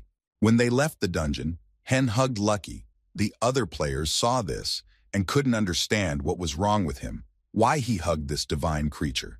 As soon as they emerged from the dungeon, they wanted to know what was happening. Hen couldn't believe that Lucky was able to kill a monster in just seconds. It was unbelievable. Suddenly, Lucky could smell the scent of the hidden dungeon. Hen thought that he couldn't miss such a chance. He wanted to sweep the hidden dungeon as well. He happily picked up Lucky in his arms and said that he would help him enter the dungeon. The players were shocked that Hen carried a divine being into the dungeon. They had seen such a thing for the first time. While Hen was mopping up the hidden dungeon, the secretary approached the president and said that it had been an hour since the updated video was uploaded. He wanted to show him the video so that he could look at its quality. The president looked at his nickname and thought it was terrible. He knew archmages were a rare class, but not so rare that there were only a couple of them. And yet he wondered why he had chosen that particular nickname. But anyway, he wanted to know what the answer was. He thought that what was done and nothing could be fixed. He looked at the stats and saw that the rate of hits was not bad because the Warstove channel was involved. The president told his aide that he thought the archmage had uploaded the video of the killer orc to Warstove first, to which his secretary replied that it was impossible. He asked him if the archmage had spent his money and time to spread the rumor. Leaving, the president answered him that it didn't matter how great the man was. Had he ever seen his face on the cover of a famous magazine early in his career? He added that he could have been on the cover of a gossip paper at any time, and then his reputation would have been enhanced by it. They would just have to wait and see what would happen next. And if that was the case, they could soon expect a similar action. Before he could finish speaking, his employee ran into his office and began frantically calling for him. He had important information for him. The employee was incredibly excited. They couldn't believe that Archmage Asmo had left a comment under the video of the assassin orc. He wrote that he had never seen a staff with that design before, and he couldn't believe it himself. Archmage Asmo was a prince of Saudi Arabia, one of the richest people. His fortune was over $1 trillion. As a man who was a club owner and a professional gamer, he was the one who spent dollars to become an archmage. Thus, Asmo became known as the person who spent the most amount in this game, and it also meant that he collected absolutely everything in God Wars. Also, he tested various items and skills. In other words, he was doing content unboxing of items and skills. The secretary couldn't believe that even Asmo himself was seeing this item for the first time. It was something incredible, as he had everything he could dream of. The president couldn't miss this opportunity, and he wanted to send a new proposal to the Archmage. He proposed him to distribute the profits to the percentages where the percentages were their shares. The secretary was absolutely shocked. He didn't know how to react to his words. He thought this proposal was too fancy for the Archmage, and it could mean that they would have nothing left of the profits. The president looked at him and said that he would promise him that when they offered him these terms, the Archmage would bring them something interesting, a new item to recoup their costs. Hen finished playing and decided to pause and stretch. He got up from the pod and thought that with a rating like his, he could clear the dungeon in just a second. Hyuk-ju ran up to him and told him that he had come at a very good time, to which Hen replied that why did he go to him so late? He told him that he was able to get out of the capsule by himself. Hyuk-ju apologized and said that he was watching a new video. He told him that there was a new trend. Hyon smiled and asked what it was, to which the employee replied that it was the Orc Killer death trend on the Rising Star channel. Hyuk-ju showed him the phone and said that the views had really skyrocketed and could easily reach 1 million. But that wasn't the most incredible part. The thing was that Asmo himself had left a comment under the video that he had never seen such a pediment. Hen thought that was too bad after all. The Wandering Sorcerer's staff was the reward he got in the hidden dungeon. He realized that in God Wars, it was only himself who was trying to complete the main quest. He went to the restroom to think about everything and to make sure no one touched him. He started to bang the stall and yell that he screwed up. He was afraid that everyone might have found out his secret that he was going through the main quest. Hen was upset that he had left clues to the main quest. But even if that was the case, why did Asmo write about it? He figured someone had definitely asked him to find out about the item. He tried to calm down and analyze everything. He needed to understand what was going on. He assumed there was a group of players trying to complete the main quest. But then he realized something drastically. He was now sure by percent that the Rising Star channel would want to make a deal with him. He reached into his pocket to pull out his phone and check for messages from them. He turned on his phone, and as expected, he got a new message from them. He saw that they offered him a % profit. He exhaled deeply and realized that everything was fine. No one knew about the main quest. No one knew about him. Hen calmed down. Once again, he thought hard about their offer. He thought it was time to do this. They had revealed their cards to him. Now it was time for him to show them his. He went into the game and was sure he could record a lot of quality video for them. He got to the boss of the hidden dungeon, Moldog level dungeon. He could hide in rabbit holes, making him harder to kill. Hen was going to attack it with the ice arrow skill. He thought that if he was an ordinary player, defeating this boss would be very difficult for him. He realized that the difficulty in fighting him was that he was constantly moving through rabbit holes, as his name implied, so the pattern of his attacks was impossible to predict. Hen smiled and thought that for him, someone who was able to see where the boss was preparing his attacks from, it was no different from playing Catch the Mole. He saw which hole he was going to attack from and fired an ice arrow at him. He was able to hit it and deal lethal damage. He defeated the Moldog and thus cleared the hidden dungeon. For this, he received the title of Moldog Killer. Hen decided that it was time to pick up the hidden dungeon card. The card appeared in front of him again, and he had a choice to make. He didn't know whether to choose Chain Lightning, Ball Prison, or Light Shield. The choice was difficult. He chose the Light Shield that created a barrier of lightning. Hen thought that since he had already learned the attack magic of each element, he didn't think he would need more, and a Light Shield would be a good option for Lucky. Hen thought that a Light Shield would go well with Lucky's other stats. He wondered if he should have looked for more skills with improved stats. He wanted to see what the animal skills were, and then he remembered that Lucky had the skill acceleration. He looked at Lucky and thought that with this skill he could try a marathon. Acceleration was a skill that summoned the Wind Fairy, increasing the speed of movements. Since the speed characteristics helped in both attack and defense, it was quite useful and very expensive. Hen exited the game and came back in a moment later. He held the acceleration card and couldn't believe he had it. He thought that selling it would give him enough for a month of life. He didn't sell it right away. He kept it as a future investment. He studied the acceleration skill and stroked Lucky. He thought that this was the end of his marathon training, and he and Lucky could continue to clear the dungeons of monsters. The system notified him that the dungeon had been taken over by kobold miners. Such dungeons were of low rank, and there was nothing of value there. Such dungeons could be found everywhere in Doritos mines. And if you compared them to athletics, it was like running a short distance, which was why many players used them as a location for a marathon. The fastest solo result was minutes and seconds. The record was set by Sasaki Kojiro. He was a sword emperor. That, as well as Archmage, was a legendary rank, and he was among the top players. Hen entered his inventory to prepare properly for the marathon. He thought that Sasaki had set this record a long time ago, but no one had beaten him yet. He realized that even for him to break this record was nearly impossible, but he didn't give up hope and thought it would be nice if he could at least manage to get close to it. Hen took the staff and used the strength skill on Lucky. He also used acceleration on him, after which Lucky took the black grass concentrate, after which his strength increased by %. He turned on the tape and greeted all his viewers. He told them that today he was going to try a marathon in the Dorito mines. However, it would be Lucky doing it alone. He looked at Lucky and told him to start doing it. Lucky was killing the kobold miners with incredible speed. He activated his light shield and no one could stop him or damage him. He was killing all the monsters very quickly. Hen, watching him, told him that he had good speed and good pace. But then he noticed an angry kobold miner attacking him. Hen calmly dodged without attacking back. He didn't attack it because he had promised not to help Lucky, so he missed that attack. And after a little while, he informed the audience, as you would expect, Lucky had easily cleared the dungeon of monsters. Hen smiled and said that Lucky had cleared the dungeon much faster than he expected. He paid attention to the timer and couldn't believe that Lucky had managed to set a new record for clearing the dungeon. He realized that the marathon timer hadn't stopped yet. This shocked him.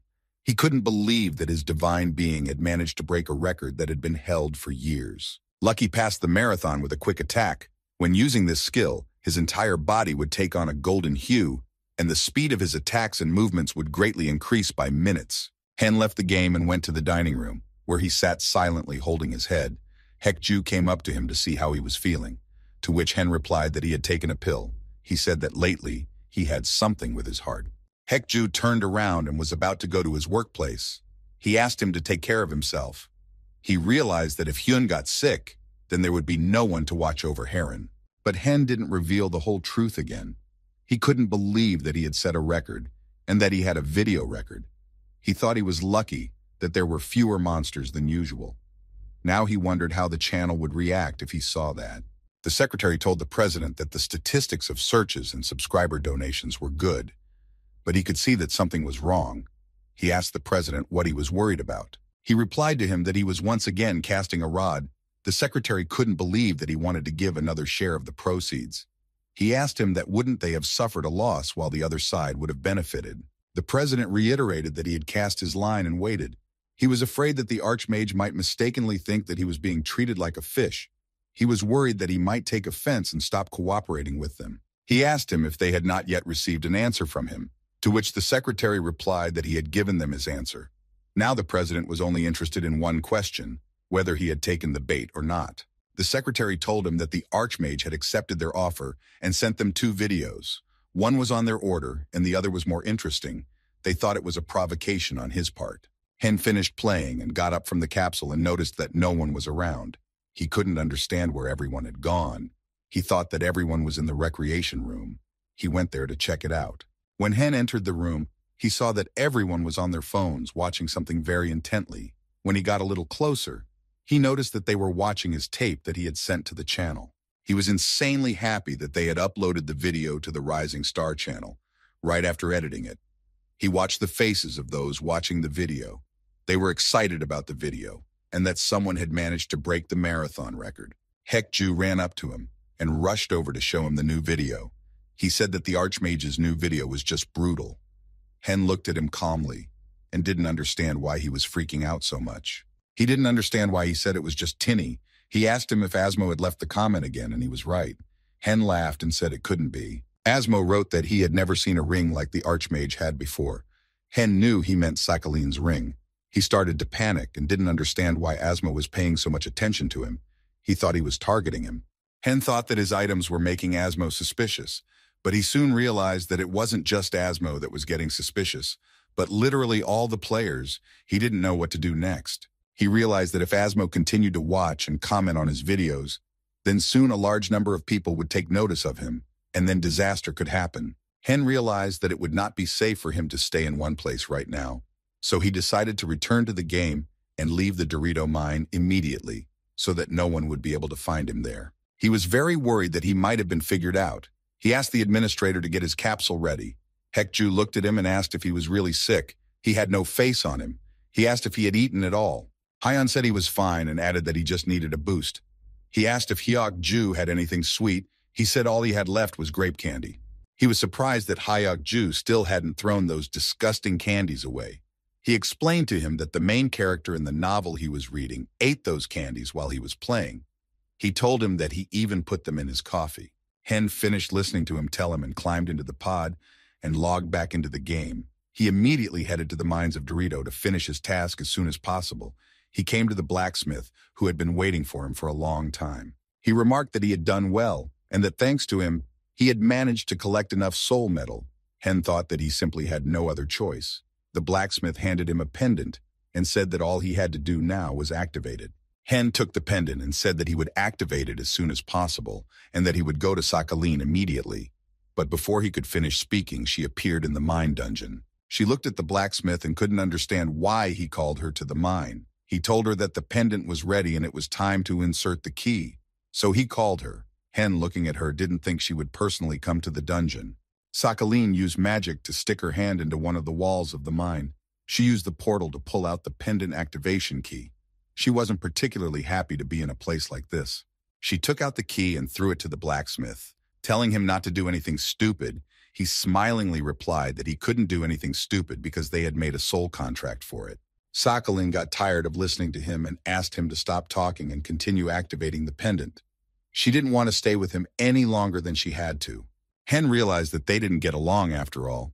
He knew there were circumstances where non-player characters had to cooperate with each other. The blacksmith opened the pendant and placed the stone that Sakhalin had given him into it. Hen thought that the main quest of God Wars was to obtain a rank omnipotent, a powerful item that could destroy even a god. And if the game talked about the purpose of non-player characters, it was something like they needed to find a weapon against a god and kill it. They couldn't give any more information. The blacksmith finished activating a pendant that immediately pointed them north. The blacksmith reached out and gave him the pendant. As soon as he received the pendant, the system notified him that he had passed the cursed pendant quest. Hen passed the quest, and for doing so, he saw that he was promoted 2 levels at once. He also received a rune as a reward, and the Dragon of War gave him a chance to get a random skill.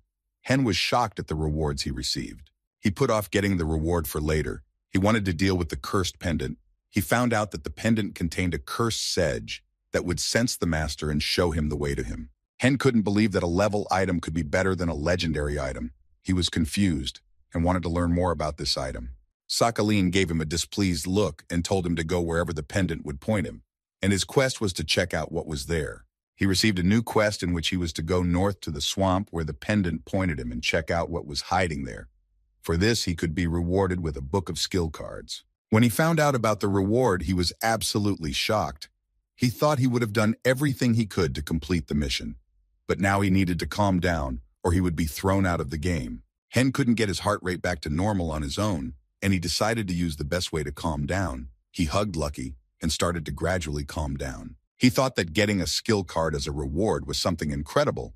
He looked up and saw a notification where the system prompted him to open a card given by the Dragon of War. Opening it gave him the skill of Guardian, which he was overjoyed about. It was deep into the night, but the editing staff was still working on the Rising Star channel. He could barely leave the office to report to the president that he had finished editing the video. They watched the new video, and the secretary said that the swordsman probably never imagined that his record, which no one could beat for a long time, would be surpassed by a divine being. The president listened to his aide, and with a smile on his face, asked him how many views the new video had already had, to which the aide replied that it had already had about 1 million. He thought that the divine being who broke the record of that very swordsman alone was the best topic of discussion among all the players. The president, watching the video, remarked that it was very well done despite the rush, to which the editing director replied that it was a true miracle to make such a video in just 1 day. He noticed that the Archmage in his video addressed the viewers and said that many were curious about what kind of items he had used earlier. He was preparing a surprise for them that they would like. The president, after watching the video, said that the video would definitely get millions of views. He was absolutely sure of it. His staff looking at him thought he was joking. Hen was studying his new skill, Guardian. He realized that this skill could make defeated monsters follow him after killing them. He could revive almost any monster he would defeat. It was a special skill that could only be learned by an archmage, for example with Asmo's inevitable kill technique. Hen couldn't believe that he had gotten this skill. He was thrilled with it. Hen thought that if he mastered it, it could help him in completing the quest. But he thought that the skill itself wasn't that convenient to use. Because it was hard to fulfill the conditions of its use, he knew that monsters with a level much higher than the players couldn't be assigned as a keeper. It was also necessary to catch monsters of the chosen type in a limited time. In other words, making a strong monster or boss that rarely appeared as his keeper was almost impossible. So he felt that this skill was not convenient to use. The reason why Asmo's keeper becomes so famous was the ability to use players' items. He could even use legendary items. Hen knew that Asmo Keeper had a lot of legendary items, none of which ordinary users could afford because of their price. He thought that if he had a keeper, he could use it as bait for monsters, and then Lucky would be able to focus his attacks better. Hen remembered that he had thought of buying himself a golem summoning skill earlier to use as monster bait, but the golem summoning skill was terribly expensive for him. He decided that it was time to leave the dungeon, but before leaving the mines, he decided to use the speed and strength skill to be ready for anything. He looked at Lucky, and they headed towards the exit.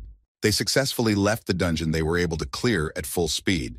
They didn't know yet that they were being followed. They couldn't figure out what kind of guy it was that they were spending so much money on following. The players watching them wondered if 3 people were too many to catch one mage. They thought they were too many for him. One of them replied that they had no way of knowing what the customer was thinking, and if they were given money, they should just be grateful for it and do their job.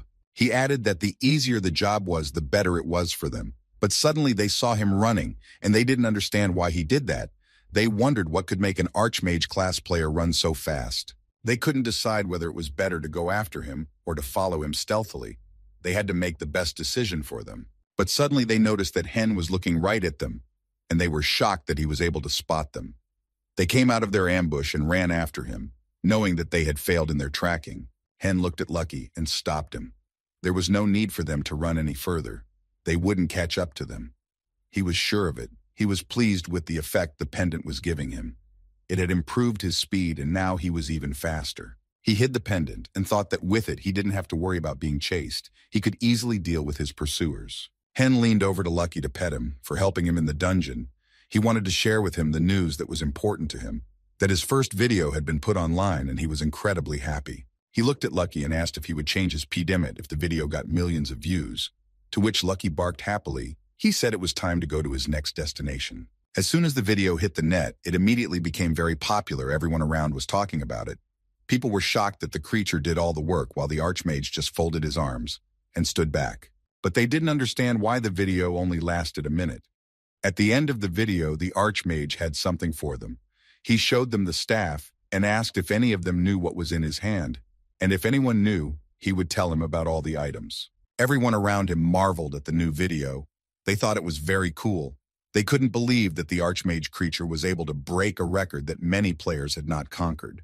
He didn't think the Archmage would have responded to the comment Asmo had left under the last video. Plus, there was again an item that Asmo didn't know about. The views were unreal. Everyone started discussing that Asmo and the Archmage were conspiring to get views. They thought it was too fake. They didn't believe them. Heng was angry because they were telling outright lies. Hekju looked at him and wondered what Heng thought about it, if they were in on it. But he noticed that Heng was shaking. He thought he was sick. Hekju thought he was so jealous of the Archmage he was twisting all over. He told him that he knew he was very busy right now, but he asked him not to overexert himself. The players gathered around him and said that it was impossible to earn much as a normal miner.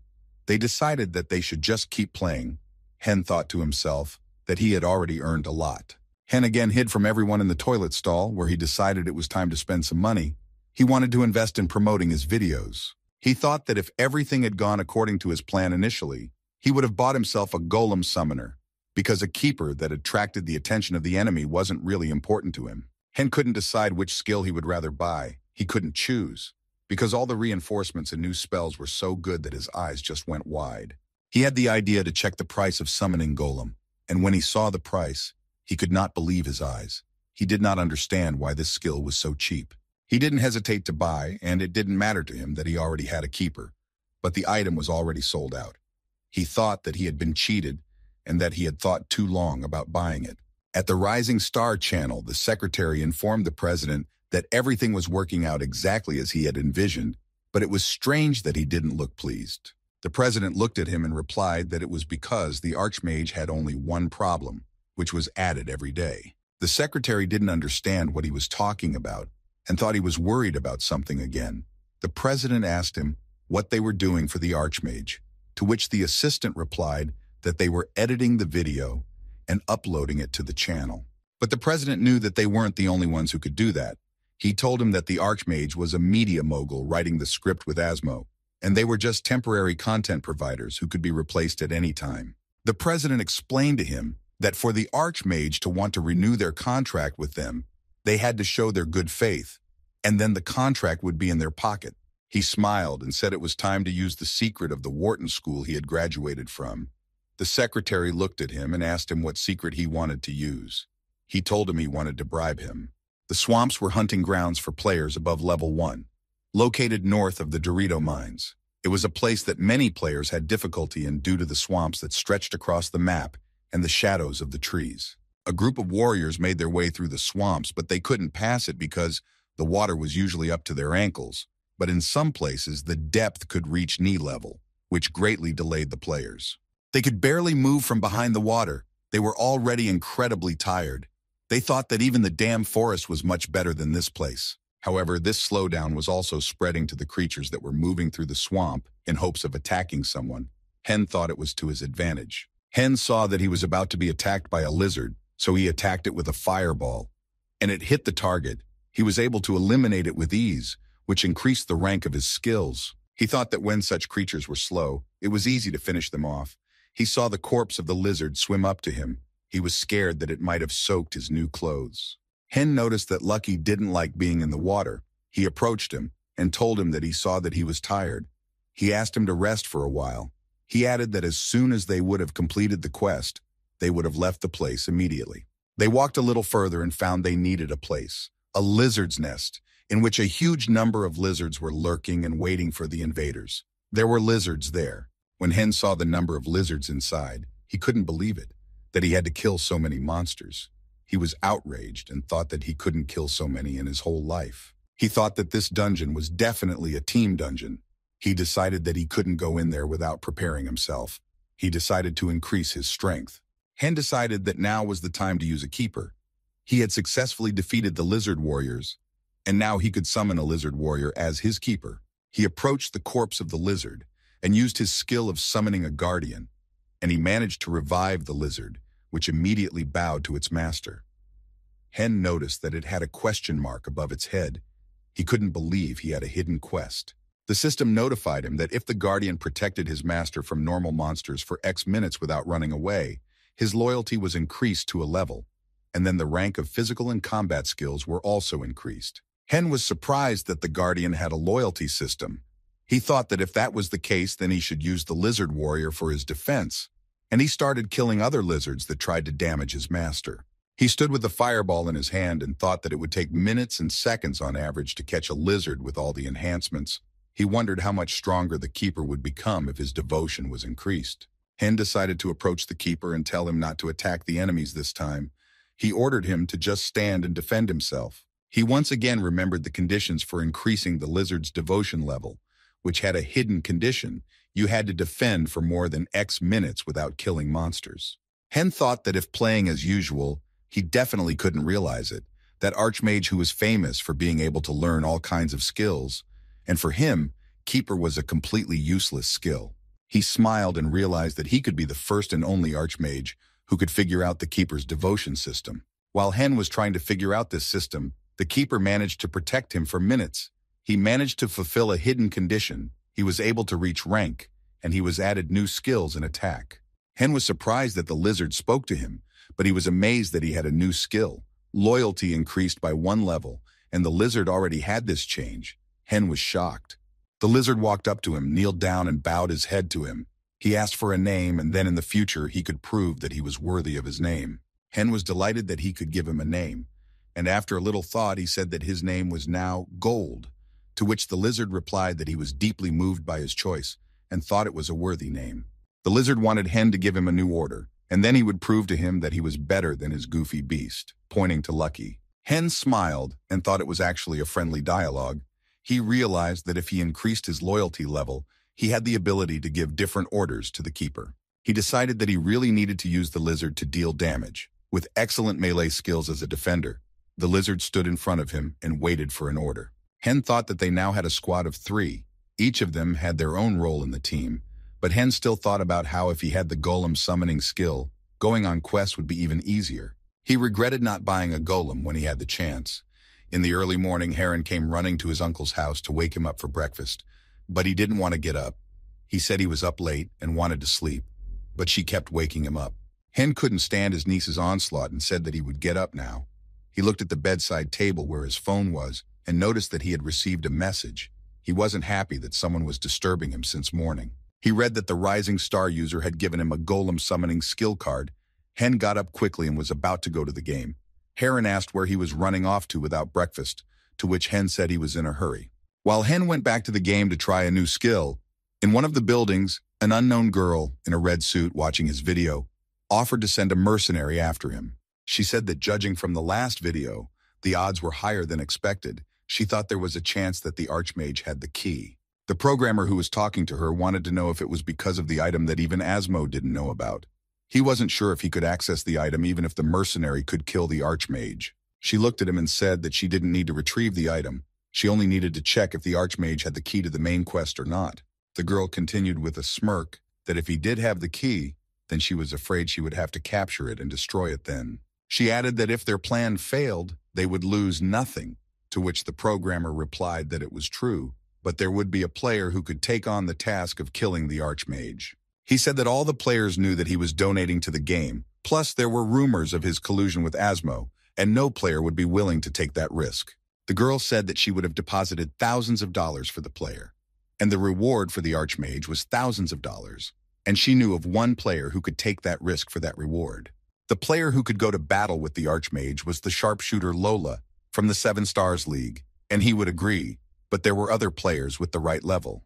The programmer looked at her a little nervously and said that he would definitely contact the other players and would let her know as soon as they sent in their answers. The girl asked him to write the following, that it was a request from Emma, the manager of the Abyss Guild. She was sure that after such a message there would be a lot of willing players coming to them. Hen couldn't believe that he had gotten the golem summoning skill. He thought that finally the day had come when he had gotten a unique skill. He fell to his knees and began to thank the director of Rising Star Channel. For such a gift, he promised to bow towards the company building every day. Hen thought that if he wanted Rising Star to continue sponsoring him, he had to show something special, something they didn't expect from him. He supposed that a single kill of the swamp boss, a diamond alligator, might please them, but he figured that wouldn't be enough. He had to at least break the time record. It wasn't enough for him to do better than the others. But before that, he decided to clean up the lizard's nest to level up and pump up his character. He summoned a golem, and they set about cleaning up the nest. Hen noticed that thanks to the secret quest, his stats were increasing incredibly fast. He was surprised that his power stats were quite high for a mage. He smiled and thought that, moreover, the creature's aggression rate was not directed at him, but at the summoning golem. This pleased him. Thanks to this, he could concentrate on his aim and attack enemies that were even meters away from him with the fireball skill. Hen thought that in that case, he would have no problem destroying the diamond alligator alone. He realized that the other monsters could cover him. He was glad that they had been able to clear out the lizard nest in just hours. He was happy that he had the golem summoning skill. They had all worked together very quickly and efficiently. The Guardian came up to him and said that his stupid dog kept stealing all his loot. He wanted to deal with Fenrir. Hen looked at them and thought they were fighting again. While the Keeper and Lucky were trying to deal with each other, Hen noticed that his cursed pendant was leading him somewhere. It was pointing him to the place he should have gone. Hen turned around and saw that not far away from them was something that looked like an egg. That's where his cursed pendant was pulling him. When they got closer, Hen was shocked to see that it was a dragon egg. The system notified him that the power of an unnamed god was needed to hatch. Then Hen thought that the egg might have contained a new divine beast. Hen took the egg and thought that he needed to finish the quest first. He wanted the reward of the skill book. He turned to Lucky and the Guardian and said that they were now going to the city of Vega. They came out of the forest and headed towards a small bridge. Hen didn't realize that they were waiting for him and wanted to deal with him. The assassin knew that no matter how much hiding in the hunting grounds, you still end up going to the city, and to get back to the first city, they had to go this way. He noticed that he had a divine being and a guardian with him. He thought it was expected, from someone whose head was willing to be paid thousands of dollars for. The assassin used the legendary Vig bow to kill him. The feature of the bow was that after a successful hit, the next arrow could follow the target. He fired and thought he could finish them off quickly, but the Guardian had time to save his master and put up his shield.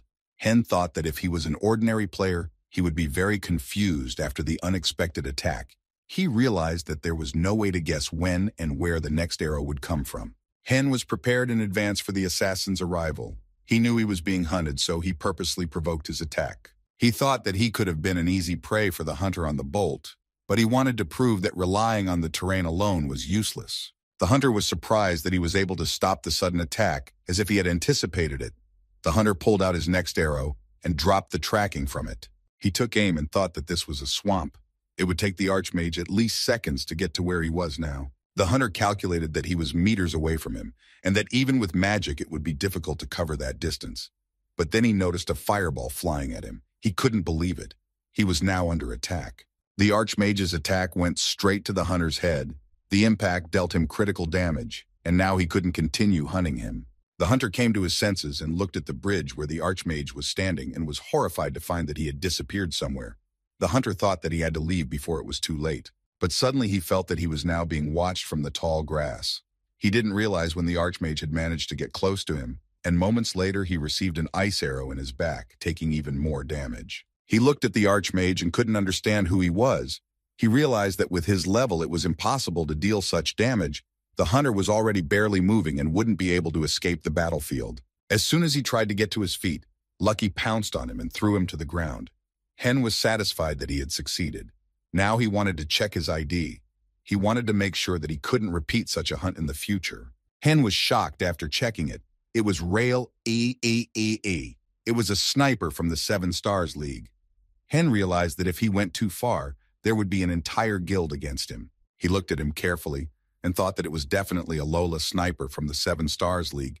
They used to hunt together when he played on his old account. Hen knew that everyone only found out about him because of the popular guild. He didn't understand why he needed to use a second account, but then he realized that it was to find him. He realized that he couldn't take responsibility for killing his character. Then at worst, Hen would make a whole guild of enemies. Hen ordered Lucky to let him go. Then the Guardian said that since the hunter dared to put his master in danger, he was going to kill him with his sword. But Hen stopped him too. He thought it was impossible to let him go without some sort of plan. He looked at him and asked if he was from the Seven Stars League because he knew who he was. Hunter replied that he didn't know what he was talking about. Then Hen told him to stop pretending. He knew it was his second account. He was sure that that character's name was Rail. Hunter was shocked when he realized that he knew everything about him. Hen said it was a great shame, and that he didn't think it would have caused so much trouble if he hadn't informed the drunk that he was hiding his identity. Sniper Lola was amazed to hear that he knew the master of his guild, but he wasn't sure about it. He thought it could hardly be true. He knew that Dione, the guild master of the Seven Stars League, was so dangerous that most players dared not even approach him. Yet his friends might call him a drunkard. Hen said that it didn't matter. He said that he hadn't told him his plans yet, but the fact that the sniper was trying to grab him from his backup account could only make the master angry. He'd know who gave him the order to capture him. If it was Hen, then he would have relieved him of his work for hours. The sniper thought that now he was in trouble, and that he and the master had a close relationship. Hen continued. He said that if that wasn't the case, then maybe he was secretly taking orders from the guild to kill another player to make money. He knew that according to guild rules, taking orders to kill another player was strictly forbidden. He glared menacingly at the sniper and demanded an answer from him. The sniper knew that if he reported this to the guild, he would be finished. He stood up, bowed his head, and apologized to him for this attack. He figured that if the guild found out that he had been caught killing another player for money, they would announce that he had broken guild rules and he would just be eliminated. Hen wanted to know what he wanted to accomplish with his apology. He was thinking of finishing him off now, so he wouldn't have any more problems with him in the future. But he changed his mind and said he would have covered for him and not told the guild. He said he didn't want the League to know what he was doing either. Hen asked him why he thought he was hiding his main account, using a backup one, and even with the stupid nickname BJ Archmage, the sniper couldn't believe he wouldn't give it out to the guild. He explained to him that he had a big plan. Hen hoped that the sniper didn't think that he hadn't thought of anything better than plowing through this place for the sake of leveling up. Hen suggested that he make the following arrangement. The sniper failed the mission, and he could escape, and then he wouldn't say anything to anyone about the fact that he had met the sniper from the guild. The sniper was unrealistically happy when Hen offered him this option. He realized that he would continue to live and the guild wouldn't know anything about it. Hen looked at him with a threatening look so that the sniper would realize that if he wanted to contact him in battle one more time, he would finish him off without a second thought next time. Hen wanted to know what he would offer him in exchange for his life. He wanted to know what he could give him in exchange for silence. Otherwise, he could just kill him and get all his items. The sniper, bowing his head, wanted to make sure that Hen really wouldn't tell anyone anything.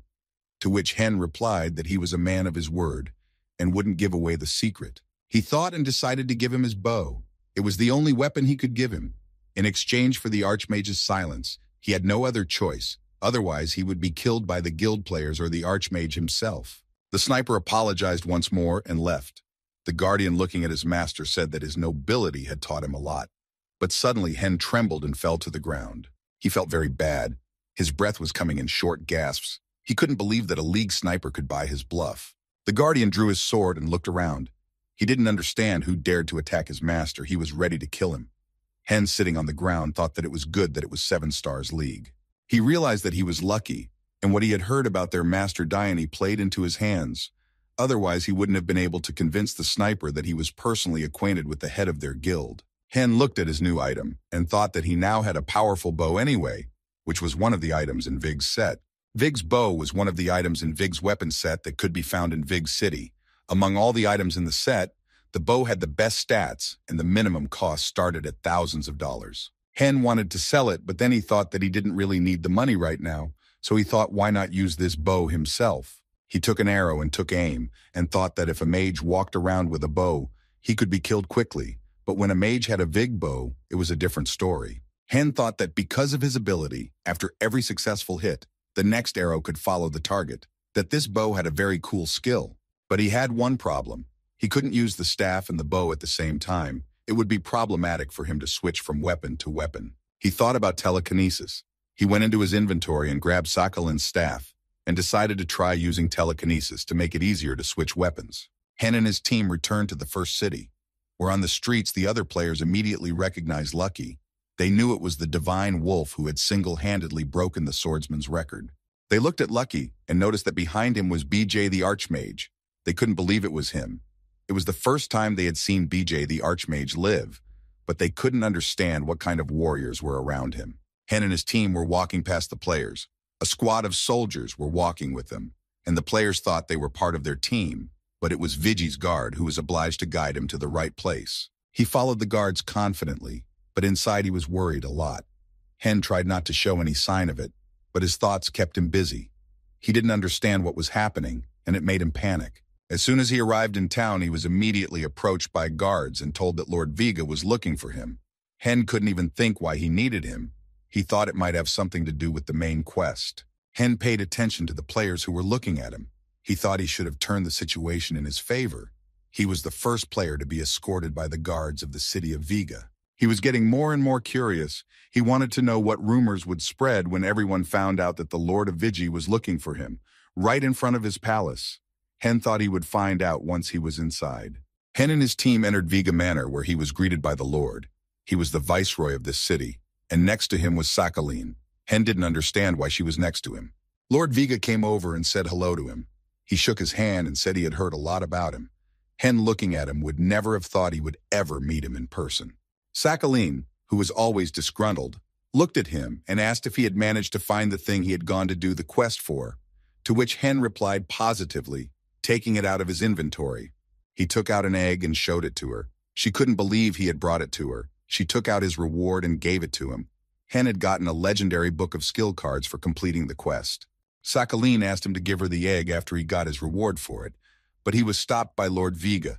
Sakalin turned to him and wanted to know what the problem was. The Lord replied that there was no problem. And then Sakhalin asked why he was interfering in their affairs, to which the Lord replied that it was because there was no problem. Hen stood completely confused and didn't know what was going on between them. Lord Vega began to explain to Sakhalin that a guy named Midas had easily found an item that she couldn't find herself personally. He looked at her and asked if he was right about that, and she confirmed it. Then he continued by saying that there was no need to get someone else to do such a job back then, when they already had someone in charge.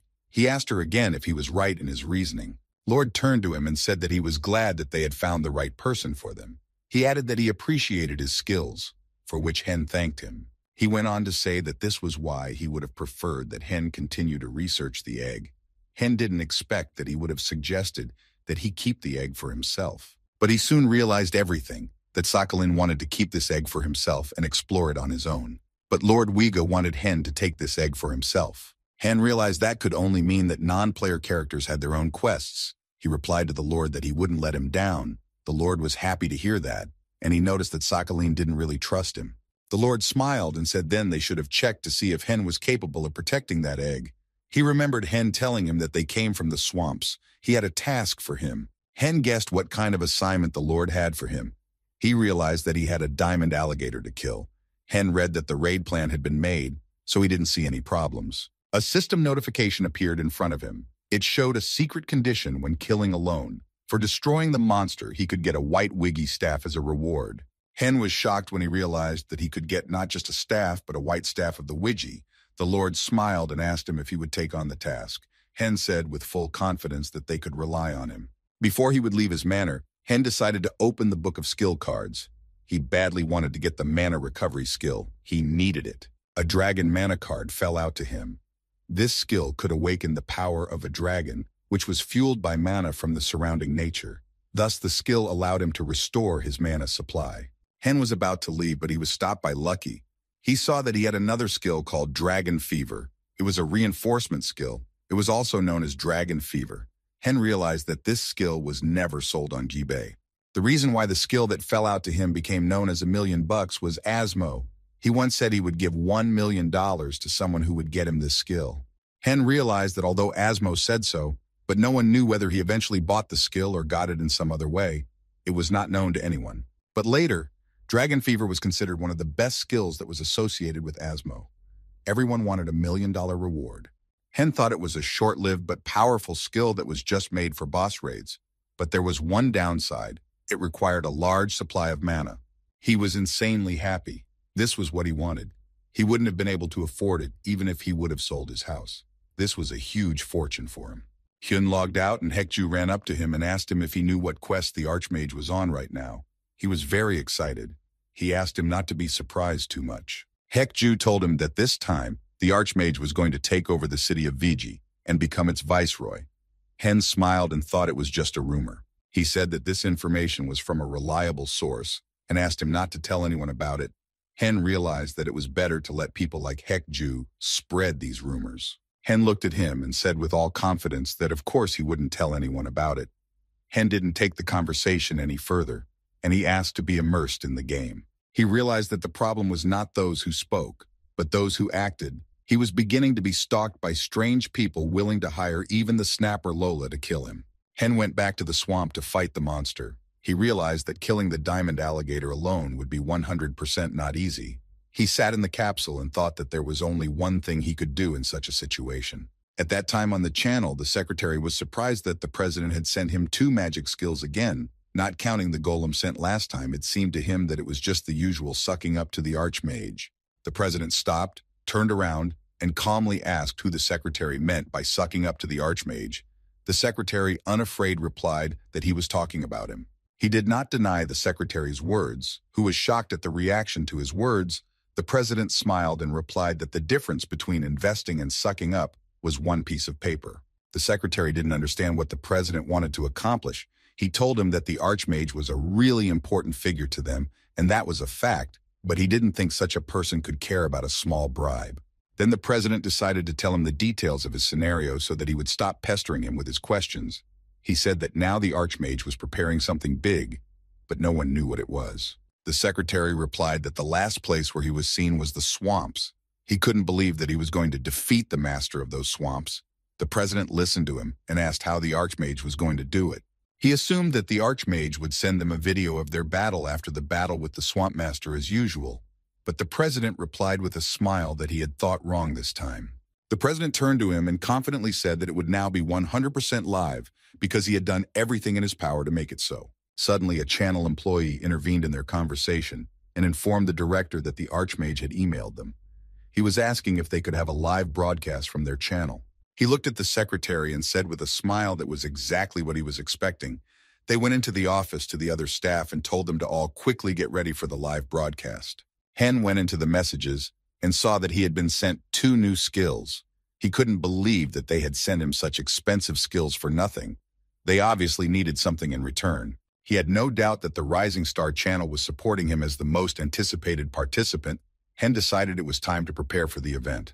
Hen knew that live streaming or broadcasting had been, from the first release in God Wars until today, the most popular content that brought in a lot of money and fame. As soon as the stream began, players ran to the scene of the action, like a pack of wild dogs, and tried to interfere with the stream. So the bosses, as a rule, went outside the live broadcast. This was the way they treated everyone but the guild, and they organized public executions in front of thousands of spectators for the stupid insolents who killed players while they were streaming. Hen noticed that he was being chased by 3 players as soon as he came to the swamps. He knew why they came to these places.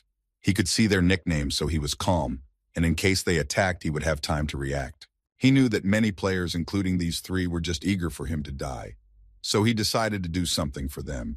He thought that they were very clumsily waiting for him, which was funny to him. He was going to show them that they had chosen to follow him for nothing. He still had minutes before the Diamond Alligator appeared. He decided to prepare for the broadcast. He knew that all God Wars video content could only be posted through the Wars Tube. Most of the players didn't mind, but not because they loved the game. The main reason was that it was easy and comfortable to broadcast on Wars Tube. Hen knew that God Wars and Wars Tube worked closely together, so streaming was just a couple clicks away. He entered the live streaming activation code and got access to the Rising Star channel. He started preparing for the broadcast and noticed that a chat room was already loaded with just him, the chat manager, and one unknown person asking him to concentrate on the game. He would take care of the rest. Hen couldn't figure out who that person was. He was glad that their first dialogue had happened between them, but he soon texted him that the channel director had spoken to him. He was shocked that the director himself was talking to him. He texted him that he could start the broadcast as soon as he was ready for it. Hen thanked him and then started the broadcast. Hen started the stream and the countdown began. As he waited, he got curious about how many people would come to his stream. He realized that he already had a few videos that had gained millions of views, and he was sure that he had already gained some popularity, so he thought that he would get at least as many people on the stream. But as soon as he started the stream, the people who wanted to watch reached a man. Everyone had been waiting for a stream from him for a long time. Hen couldn't believe he had gained viewers so quickly. He needed to calm down. He thought he shouldn't have gotten cocky before the fight. Hen welcomed all the viewers to his stream. He introduced himself to them and was happy to have this stream especially for them. He was also ready to start the fight with the Diamond Alligator that was coming soon. He thought that this battle would not be as fun as this stream. He turned to the audience and said that the last record of the X team was minutes and seconds, and he would try to break that record especially for them. Hen saw a Diamond Alligator appear. It was over 1 meter long, and according to its name, it had gems on its back. They were called traffic lights. These gems were named so because the boss's movement pattern changed with their color. He knew that if he managed to damage him by taking away a % of his health, the boss would go into phase 2, and after that, the color of his gems would start to change every minute. When the stones would turn black, the most unpleasant phase with the Swamp Dive skill would activate, and then it would be impossible to attack him and very difficult to defend against his attacks. If the alligator dived into the swamp, it would have no chance to do any damage to it, and underwater, the boss could recover its health. Hen watched him carefully. He realized that when the color of the rocks would start to change, he would have to deal a huge amount of damage to him. His main strategy was to skip the phase with diving underwater. The players in the chat room noticed that the boss's rock color had turned red. This only meant one thing. It was time to start the game, and that the boss was ready to attack him. Hen stood and waited until the Diamond Alligator would start to approach him and try to damage him. He was ready for it and used his Dragon Fever skill. Emma from the guild was sitting on the beach when she was informed that Lola's sniper had failed the mission. She wasn't too surprised. She replied that she was still going to miss the ground before seriously attacking him. Her assistant didn't understand what she meant. She explained that the guild had begun to suspect that the Archmage was backed by Asmo, and that if he was in serious danger, there was a chance that Asmo himself would intervene in the fight. Emma calmly took a sip of her cocktail and said that she hadn't expected that they could so easily lose the Lola sniper card from the deck that the Archmage had neutralized. The staff member replied that it had cost him a lot of effort to fulfill her pikey assignment. He wondered what she was going to do next. She replied that now they would have to bring in all sorts of rabble. She told him that she had put a small bounty on the Archmage's head, and whoever managed to capture him would be able to get thousands of dollars from the guild. The staff member was pleased to hear her answer, and asked her if she was going to continue the game regardless of whether he would be caught or not. He said that it might end up limiting her actions. She sipped her drink and nodded positively to him. They had finished their conversation when she received a notification of important news. She was informed that the Archmage had started her first stream. She got angry and put her cocktail down. Hen took his time trying to deal with the alligator using the fire arrow skill. The players in the chat were amazed at his skills and his items that they had only seen from Asmo before. They couldn't even imagine how much all those items could cost. He used a ranged strategy, trying to do as much damage as possible with his arrows. He didn't stop attacking his rocks on his back, trying to keep him from going underwater. Hen realized that he couldn't attack it from a distance for long and that he was running out of mana, so he sent the golem to restrain the monster. He knew exactly what he needed next. He thought that this was not the usual way and that he should have been better off saving mana and only spending it when changing phases, but he knew that not only was the alligator his enemy now, but those who were following him too. The players from the other guilds who were sent to follow him and steal his loot at the appropriate moment couldn't believe that this was even real. They couldn't believe that he was able to deal such damage alone. One of the players didn't understand why the Archmage decided to deal so much damage to the monster from the start. He knew that they had almost no time left on their computer. Another player, upon learning of the limited time, suggested attacking the Archmage immediately after the Dragon Fever. On the head of their squad ordered them to stand their ground and do nothing. She assumed that he was wasting his energy so carelessly because he could have already embedded his bodyguards with them. She knew that the Archmage, with his money, had ample opportunity to do so. But suddenly, they noticed that the Alsmaz alligator had changed the color of the gems on its back, which only meant that it was entering the second phase, and now it was even more dangerous. The players from the guild saw that the gems on its back had turned black, and they realized that they only had a minute left to fight, and that it was the second phase. Some of them wanted to know what their strategy was. They decided that it would be better to wait until the second half of the phase. If they were too hasty, there was a chance of running into the Archmage's bodyguards. Guardian Gold didn't wait for a command and decided to engage the monster. He was willing to spill blood for his master. He couldn't put him in danger. Lucky joined Gold's attack. They tried to stop the onslaught of the alligator. The broadcast viewers were excited to see what was happening. Hen decided to attack and activated the Dragon's Eye. Hen thought that the monster only had 1% of health left, and when he took off another % of health, the alligator would move on to phase 3. He didn't let go of the guild players watching him. He could see that they were scared and decided to just watch their fight. He realized that after what he saw, they wouldn't want to engage him. Hen was well aware that their plan was to stand there and just wait for the right moment when all his skills would be unavailable, and then they would be able to attack him. He knew that his mana was already almost maxed out, and the players watching him knew it too. He noticed that the monster's health was already almost at %, and he knew that it wouldn't be long before phase 3 would be upon them. Hen began to suspect that if he finished the battle in minutes, he was afraid of appearing too heartless. The people in the chat room didn't understand his actions. They wanted him to finish the battle faster and show them lucky. He turned to the broadcast viewers and informed them that he had now decided to slow down a bit and not kill the monster right away. He was using the long-range throw skill. Hen was ready to spend more minutes fighting the alligator. The monster, after taking damage, began to attack the golem, who was holding back the monster as best he could. The people in the chat room didn't understand where the assassins that were following him had gone. The guild players couldn't understand why he decided to stretch the battle for more minutes. They wanted to know what he would do next if he had used up all his mana. Hen thought that if he set such an unattainable record for the other players, they would not be interested in playing anymore because they didn't have enough money or skills. He prepared a special attack and said that there was only one person in the game who spent more money than him, and at that moment Asmo donated dollars to confirm his words. Hen hit the diamond alligator with a powerful attack, and Asmo saw it. He was obviously happy with what he saw because he kept donating money to him. He was a bit surprised when he realized that Asmo had come to his stream and was also donating money to him. The people in the chat didn't move to comment on his appearance. Hen pretended that Asmo's appearance didn't surprise him in any way. He turned to the audience and said that a new viewer had joined them. He thought it was worth changing the angle slightly for him. He decided to get closer to the alligator, and now people didn't realize whether he was a defender or a mage. They knew that if he approached it, his long throw wouldn't work against the monster anymore. At this point, the stones of the alligator Alamaz changed color, and he began his third phase. He understood that the golem's strength was already running low, and it was dying. The diamond alligator became even bigger and more dangerous. It grabbed the golem by the head and gave it several devastating attacks, after which it was finally defeated. Now everything was in the hands of the Archmage. Hen thought that the golem was out of the fight. It had a low rank, so it could not be helped. He did his best, but was still close to failure. Its mana was below %. However, everything was going according to his plan. From the beginning, he was going to keep the assassins at bay. He just needed to maintain a situation where they couldn't attack him. They saw that the golem was dead and wanted to know if they could attack the Archmage. But they couldn't do that now because the alligator was too close.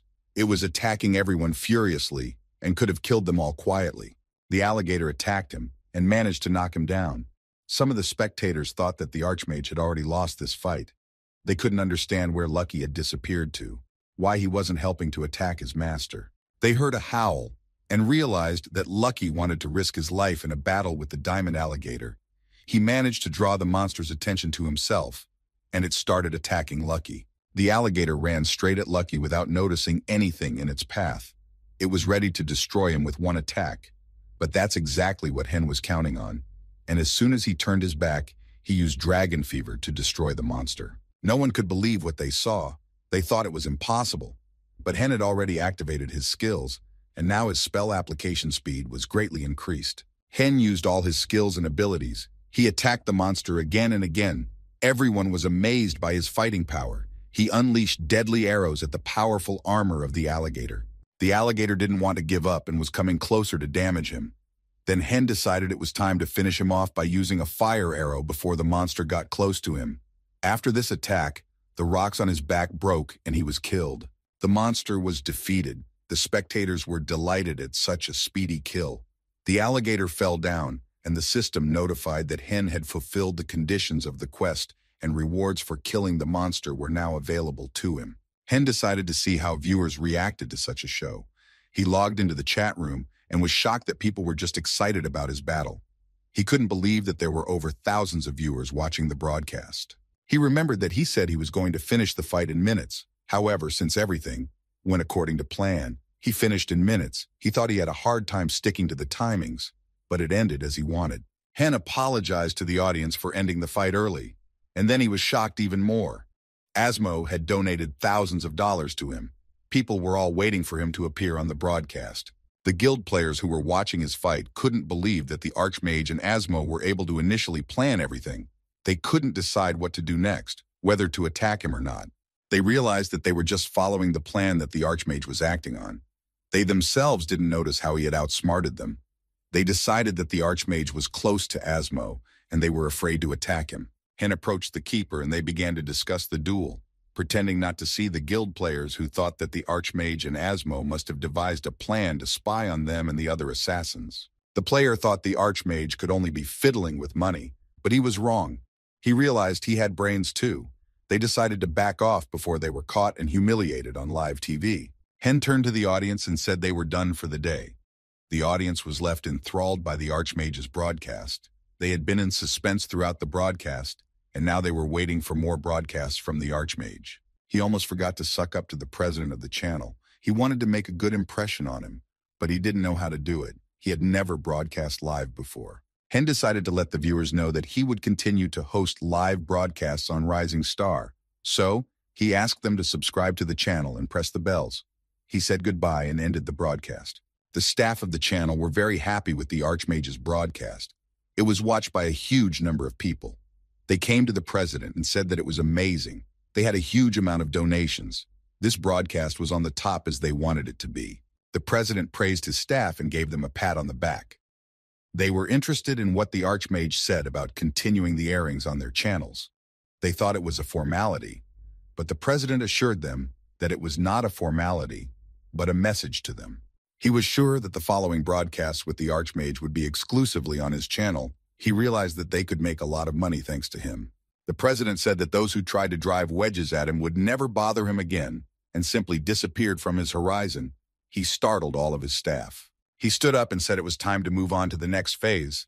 They had established a symbiotic relationship with the Archmage, and it was a mutually beneficial deal that was good for both parties. The president explained to them that in this position, if they started to think only of their own benefit, there was a question as to whether the Archmage would maintain this relationship in the long term. The staff looked at him and could not understand what the president was leading them to. They did not know the answer to his question. Then he added that they needed something that would please the Archmage. All the players were discussing the Archmage's broadcast. They were amazed that Asmo himself came to his broadcast and made a huge donation. They were impressed that the Archmage set a new record for time, minutes in a second. But there were those who thought that he could not have done it without his money. But the players defended him, saying that even with the money, the record was cool. They thought the Archmage was not like everyone else. One of the players said that anyone who had the means to donate would have been able to make a similar record, but the Archmage showed them what it meant to be a showman. They didn't notice the Archmage himself appearing among them. They were amazed by his appearance and not much afraid that he might have heard their conversation, and then they could be in serious trouble. The players started passing the information to each other that the Archmage had appeared in the city of Viga. They were excited. It was the first time they had seen him in reality.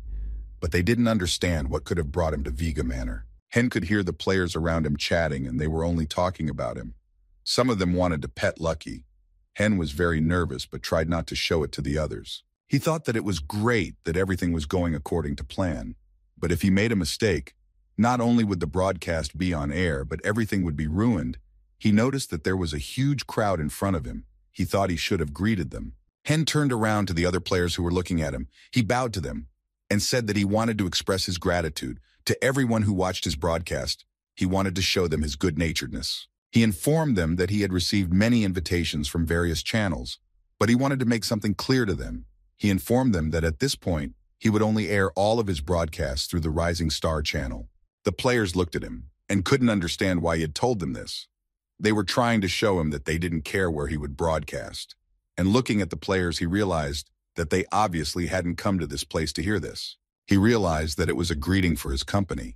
He was sure that the president of the Rising Star channel would like him, even if it wasn't anything special. He thought that there was nothing wrong with it. It was his way of showing respect to the company. Hen decided that now he would tell them something really interesting. He informed them that the reward he would soon receive was the White Staff of Viga. Some players in the crowd couldn't believe that he would receive such a rare item. Some were outraged that he couldn't even name the staff correctly. The players split into two camps. Vigi's staff was part of the Vigi's weapon set. It was an expensive item worth about thousands of dollars. The staff was legendary, so there weren't many of them on sale. Mid-level mages could only dream of it, and Hen would get the White Vigi's staff. Hen smiled and thought that none of the God Wars players had seen it yet. He thought he could make a real debut of it in the game. He immediately started being asked to do a review of the item or run a live stream with it. Hen turned to them and said he would demo the weapon's features through the Rising Star channel. Emma asked her assistant Jackie what school the president of the channel had graduated from. She asked if he had met him before. She needed to know everything she could about him. Jackie's aide was surprised at such a question and replied that he had met him before. They were classmates at Wharton, and then she asked him to tell her about him.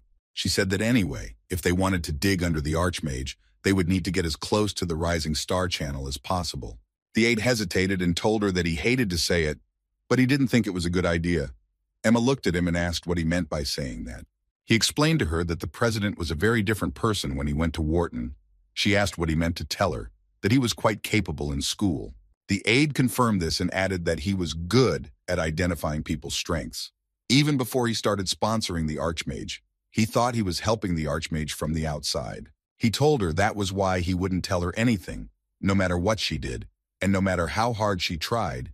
He was already unstoppable. He wouldn't stop helping the Archmage. Emma thought the Archmage had some sort of key to the game scenario.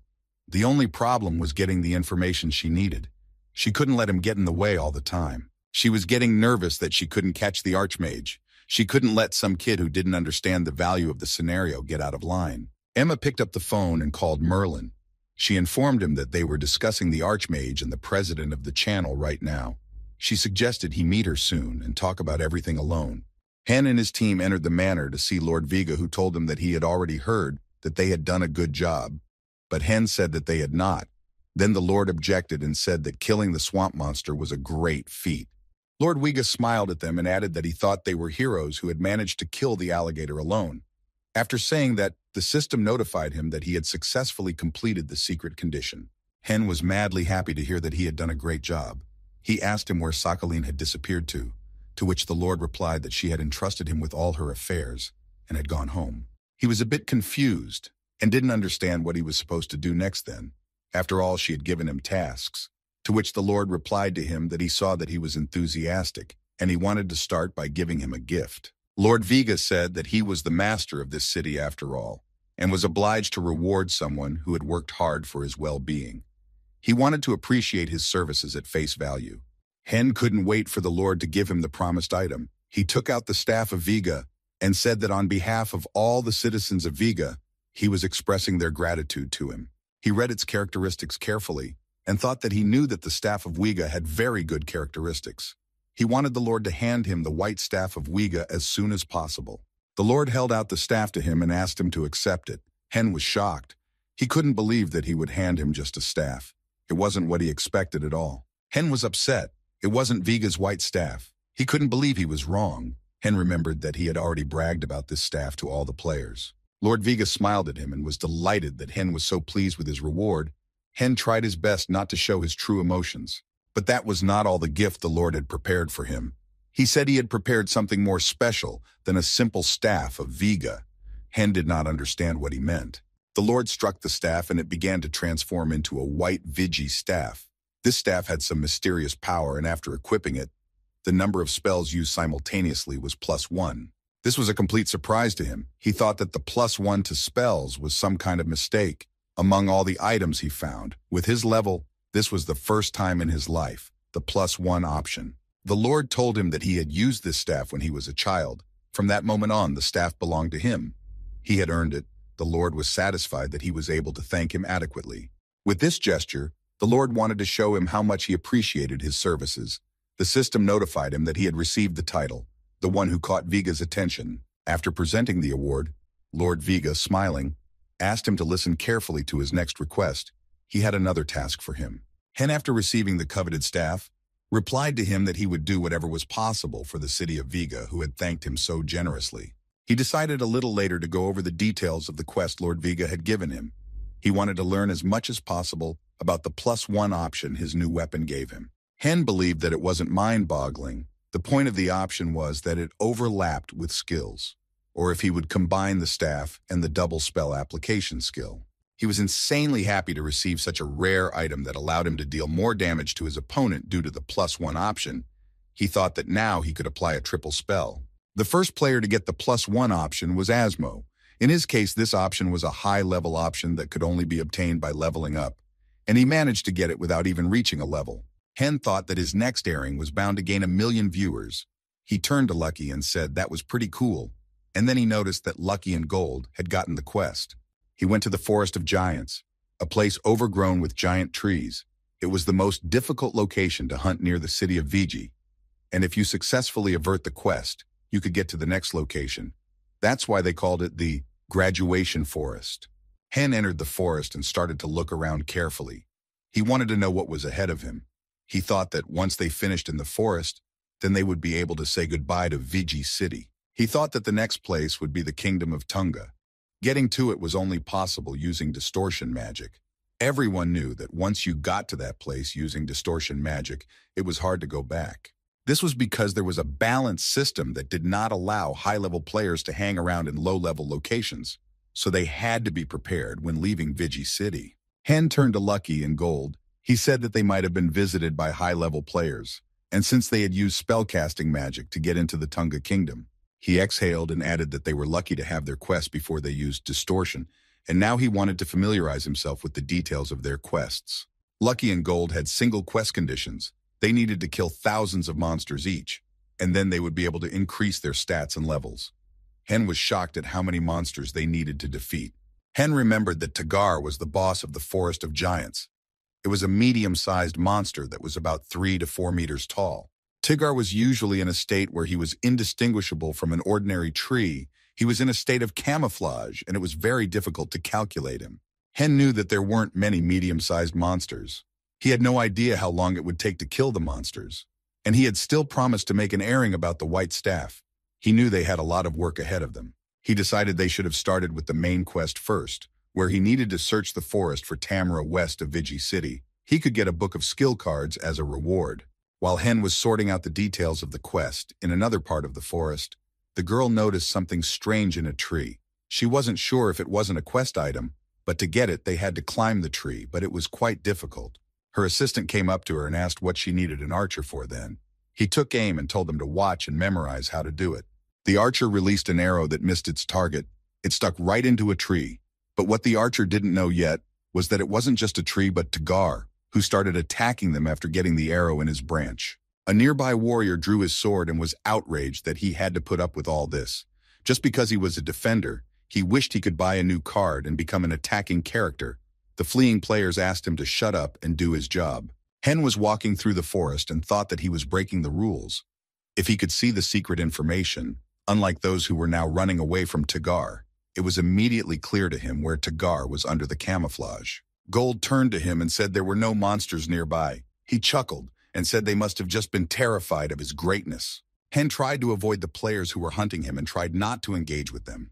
He spotted one of them hiding well between the trees. Hen had a good view of the location of the main quest. But suddenly the hidden player asked him to stop and stand still. He knew that Archmage Midas was in front of him, but he wanted to make sure before showing himself to him. When Hen confirmed his game name, an elf with a bow came out from behind a tree. He didn't attack him. He introduced himself to Tamaru. He was exactly what Hen was looking for. Tamaru walked over to them and said that he had heard of him. Mr. Vega told him that he was a very talented player and told him that he was able to defeat the master of the swamps. Hen was confused by Tamaru's words. He replied to him that he was not as talented as Lord Vega had told him, to which the elf replied that he was capable enough to find him. The elf said that as soon as he entered this wilderness, he was immediately attacked by many cloaked Thgar, yet he stood before him unharmed. Tamaru pulled out of his bag the gift that Vega-san had given him. He handed him a rare book of skill cards. Hen was beyond excited.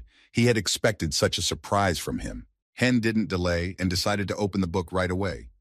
He wanted to choose a card with a good attack, an unconditional attack. He thought that if there was fire magic, he would take it right away. But he didn't have time to open the book. The elf turned around and told him to follow him. The system notified him that he was heading down the path of the elves and that he was now isolated from the surrounding area. Hen stepped onto the path of the elves and receiving the title, the one who stepped onto the path of the elves. He thought that even in this place he was able to get the title, although it could have originally been obtained much earlier in high-level locations. He realized that collecting titles for the sake of rewards wasn't bad either. The elf asked him if he knew anything about the Tigars. Hen replied that they were monsters that disguised themselves as trees. The elf said that was what humans knew about them, but the Tigars were not monsters that disguised themselves as trees. Tamaru told him that because of a strange unknown power, trees were turning into monsters. He didn't know what that power was or where its source was, so the trees were becoming monsters out of choice. The elf added that recently, variants began to appear among the Tigars. Hen didn't understand what he meant. The elf continued and said that the Tigars were appearing in the guise of shattered monsters. Tamaru said he had never seen anything like this before, and luckily this phenomenon was only found in a few areas of the forest, but there was a threat that they could appear anywhere in the forest. Hen listened carefully to the elf, thinking that this was what the Wild Forest quest was about. The strange unknown power had to be related to the power of the nameless god. He figured it was part of the main quest. He called out to Tamara, and apologizing asked him if the mutated Thgar were splitting up. How many were becoming? He needed to find out more information about them before he fought them. The elf answered him that there were times when a Thgar split into more than parts, and the more it split, the smaller its parts became. Hen thought that was problematic enough, and then the elf asked him to deal with these monsters before the number of mutated Thgars multiplied. Tamaru told him that they had isolated some parts of the forest where mutants had started to appear. He said there were more than he needed to get rid of each of them. Hen, getting the assignment from the elf, thought that was a real problem. The mutants, each of which divided into no one, told him that they would end up being mutants. He calmed down and confidently told them to leave it to him. While Hen was dealing with the mutants, the secretary came to the president and reported to him that he had acquired the 3 skills he had mentioned earlier. He continued to report to him and said that also recently, various unpleasant rumors had been spreading in the Secretaries' Association. The president was interested in what rumors were spreading among the secretaries. Then his assistant replied that the Abyss Guild was digging up information on the Archmage. Then the president replied that in any case, the Archmage was a bird of even higher flight than he had expected, and the fact that the Abyss Guild was trying to find out information about him was proof of that. Suddenly his phone rang. He picked it up and realized that his school friend and Emma's assistant from the Abyss Guild was calling him. He told him that he hadn't seen him in a while, and he was surprised to hear from him. He wanted to know what the Archmage was doing now, but the president was in no hurry to answer him. The secretary, who didn't want to overhear the conversation, apologized and headed for the exit when the president asked him to stay in the office. The president thought that his school acquaintance had joined the Abyss Guild, and that was probably why such a huge guild had its eye on the Archmage. He knew perfectly well that he wanted to ask him for information about him. He knew that the Archmage was, compared to the other players, on a completely different level. He was a real rising star, who gathered a lot of people for his live broadcasts. The Archmage wasn't a member of one of the top guilds, but he was already carrying the burden of being a city celebrity. The president apologized and said that he couldn't tell him anything about him. It was confidential information, and after saying goodbye, he hung up the phone. He thought that for a guild as large as this one, not to contact the Archmage personally, but to try to reach him in this way, the president realized that they were the only way to reach the Archmage. The president was sure that the Archmage absolutely did not plan to cooperate with the guilds from the top. He had already stated that he would only work with his channel. He thought that was why he couldn't sit still, letting such a big fish slip off the hook. He couldn't let anyone poach the Archmage. The secretary, seeing his sinister smile, asked him what he was going to do next, to which the president replied to write a letter to the Archmage. He was preparing an interesting proposal for him. He figured that since the Archmage had signed a 1-year contract with them for videos and live broadcasts, he wanted to spread the profits to keep the Archmage on his channel. Hen left the game and headed to the Capsule Cafe near the computer club. He met Hek-Ju there and offered him some food.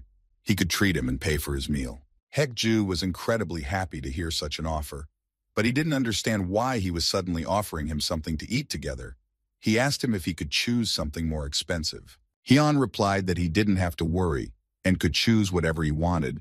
He handed him his phone with the menu, and Hyuk-Ju asked him if it was too expensive to order food at a Chinese restaurant. But Hyun didn't have time to answer because he got an important message. After reading the message, Hen started shaking and sweating profusely. Hek-Ju was scared and wanted to know what was wrong with him that he reacted so strongly to the message. Hen apologized and told him that his employer called him and he needed to log in urgently. They wouldn't be able to have a meal right now, and asked him to plug in the pod. Hyuk-Ju was very upset. He had hoped he had gotten a chance to have a nice meal. He thought he had a disgusting employer. Hyun went back to the game and came to the wild forest. He opened the gifts he received from the president and thought he got the same skills he already had, but he was more interested in the letter than the skills. He figured they must have sent it and the gifts to encourage him to show off the new white staff of Vigi in public. They were expecting a live demonstration from him. Hen decided that if that was the case, he had no choice but to start the live broadcast immediately. He realized that this item had never appeared in a God Wars game before. As he waited for the broadcast to start, he thought that he would now use the white staff of Vigi to hunt monsters that had also never appeared in the game. He was going to shock all his viewers. He was glad that he would be able to demonstrate all of this live, and as soon as the broadcast started, he greeted the audience and prepared to begin his performance. The audience was really looking forward to a new broadcast from the Archmage. They were excited to see what he would show them this time. Hen pulled out the white staff of Vega and said that he had come to keep his promise and show them this item, and to show them all the abilities of his new weapon. He was going to attack a special monster, and Tagar appeared in front of them, but the audience knew about this monster and didn't think it was special. But then before their eyes, the normal Tagar started to split into new parts.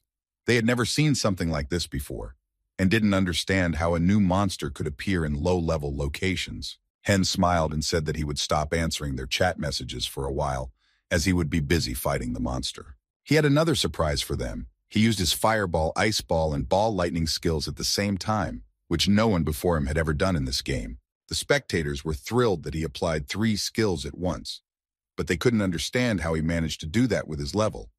But eventually they realized that the staff had a +1 option. Hen informed the audience that the attribute check was complete, and he asked them if he needed to explain anything else to them.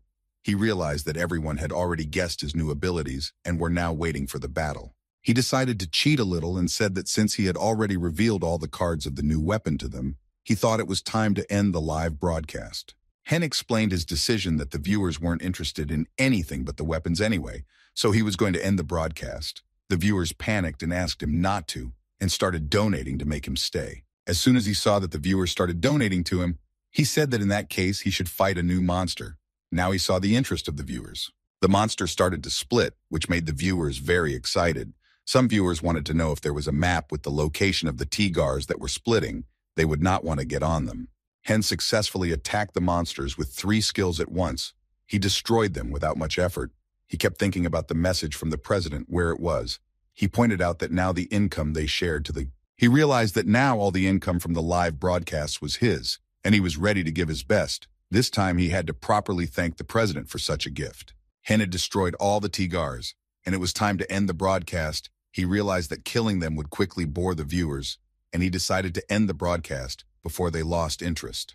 He informed them that he would continue to shoot hunting content. For the Rising Star channel, he almost forgot to thank the president at the end of his broadcast. The president watched his broadcast, and when it ended, asked his assistant to text him that the Archmage had done an excellent job, and he was very pleased with the result. The secretary was delighted with the new weapon and the new monster. He smilingly asked the president that if he could have predicted that the Archmage would shoot something like that. The president confidently replied that of course he knew some information that was only available to him, and that was why he had offered the Archmage such conditions to the Archmage. He sat back in his chair and smiled. He thought that from the moment they found out that the Abyss Guild was interested in him, he had begun to have a premonition of something like this. The president added that they now had true talent coupled with the potential to become a first-class star. The secretary listening to him finished could not understand only one thing, why the Archmage had ended the broadcast so early. He explained to his aide that it wasn't hard to guess that there was no point in him continuing. If Asmo didn't show up for the broadcast, there was no one who could add oil to the fire. The president said that now they had to get a grip and edit the video as best they could, because from now on, he and the Archmage would share all the joys and sorrows for a year. In the wild forest, the Keeper was fighting the T-Gars. He was killing them for his master, Hen thought. There were over 1,000 viewers at today's broadcast. They were all sorry he had ended the broadcast so quickly. But then Lucky came to the Guardian's aid. He wasn't expecting or calling for help at all.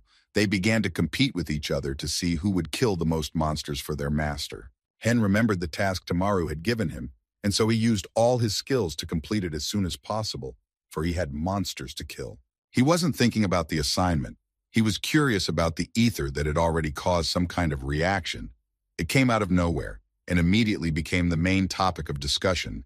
Even the top guilds had to stress over it, because he was taking away their work. Hen didn't regret that he had intentionally become the object of other people's conversations. He hadn't originally planned to just enjoy the game. He knew that all the guilds would unite against him. But then suddenly his thoughts were interrupted by the system. It notified him that the Guardian had destroyed enough enemies along with his master, and he had managed to increase his loyalty to a rank, and he had to choose a new ability for him.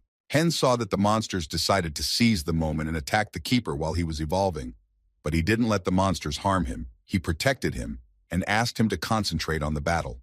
Lucky also came to his master's aid, while Hen drank the restorative potion. Lucky rushed into the attack, and after destroying T-Gar, a mythical power began to boil in Lucky's body, and Lucky's body began to change. When they were able to clear the wild forest of the T-Gars and finish the battle, the system notified him that he was able to level up to, and now the Dragon of War granted him a new skill opportunity. Hen was pleased that this was the first time he had ever had 3 skill cards to open at once. He looked at both of them and decided to start with Gold, who was insanely happy that his master had chosen him first. Gold added that it was fitting for his master to put him first instead of that stupid dog. Hen laughed a little. He was amused by their relationship, but he needed to focus on picking the keeper's new abilities. He opened the cards and couldn't believe what was in front of him. He noted that he had some good luck, because he got a legendary card with the ability of gigantization. Now the Guardian could increase his body, and with it, his attack and defense. Hen said that this skill was only used by top defenders, and it was possible that Gold was the only keeper with this skill, to which Gold replied that Master had made a great choice. He smiled because he understood that they had not only gotten the gigantization skill, but also the loyalty skill, so he was insanely happy that he now had such a strong and loyal keeper. Hen knew that keepers had a certain loyalty system and skill system, and he was the only one who knew about it. Hen thought that the number of hits would jump if he shared such information with them on the air. He was distracted by Lucky, who was barking at him and waiting for Hen to open the card for him. Hen smiled and said it was his turn to get a new ability. He didn't want to procrastinate any longer and opened the skill card for Lucky. When he opened the card, he couldn't believe his new ability was War Howl. Hen looked at it and was in a stupor. This skill allowed him to increase all the stats of his allies right in the middle of a battle. The skill that was also known as War Howl had first appeared in God Wars during a brutal guild battle, and had shown itself as an ability enhancement, boosting the stats of all allies on the team. Hen recalled that Rappo, the master of the legendary beast Smarty, who was a member of the Immortal Guild, was the first to show the War Howl skill to everyone who fought for him on the battlefield. He did so in the middle of a large-scale battle with another guild, and the moment he used the skill, the Immortal Guild ended the battle with an absolute victory. Hen thought that everything was going great. He was already excited to open another legendary card. But for himself, he wanted to get 3 legendary cards. He opened the card and said that he was the only loser among them. He looked carefully at the skill card and realized that there were not even unique cards among them. Hen had gotten a new skill Fire Shot, which allowed him to light up the path he walked on. He considered this skill to be a very even skill. He had the ability to light up anything he would step on. This meant that if he was ambushed by monsters or a guild player, the attacker would be hurt. He would remain unharmed. He could run away safely, as his enemies would be burned if they ran right behind him. Hen thought that the effect of the skill itself was very good, but there was a drawback. It was expending too much mana, and then it turned out that the first thing the skill would do was burn all his mana faster than the ground. He realized that in his current position, he couldn't use this skill because he was still recovering his mana with potions. He needed to get the mana recovery skill at all costs. Hen thought he would get it even if he had to spend a lot of money at the auction. He noticed Tamaru walking through the trees towards him. Hen thought he was here because the quest was completed. He was already imagining his first words when he would walk up to him.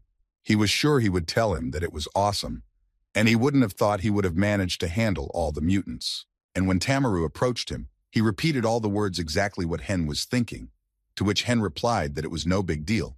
Tamaru told him that Vega was right, and it was a combination of top-notch skill and modesty. Tamaru reached into his bag and handed him the book, saying that it was a reward for his hard work, and now he had a unique book of skill cards. Hen was excited and thought mana recovery field skill fell out to him. He realized that it worked the same way as the ballista skill. When he wasn't moving, it was the most useful for him, skill.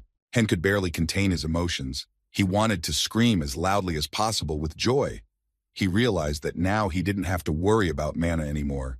He could attack even just by standing still. He decided that he could just destroy everything in the forest next. Tamaru saw his joy, but he hurried to tell him that while he was fighting the monsters, he had a chance to get a better look at the place. Hen already knew ahead of time what Tamaru wanted from him. He wanted the Archmage to defeat a boss or some monster in this forest.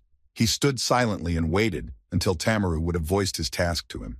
He told him that in his opinion, Wiltgar was too strange, and he knew that Tamaru wanted Hen to fight him and destroy him in the wild forest. Tamaru, looking at him, informed him that it looked like Viltgar had also changed under the influence of an unknown force.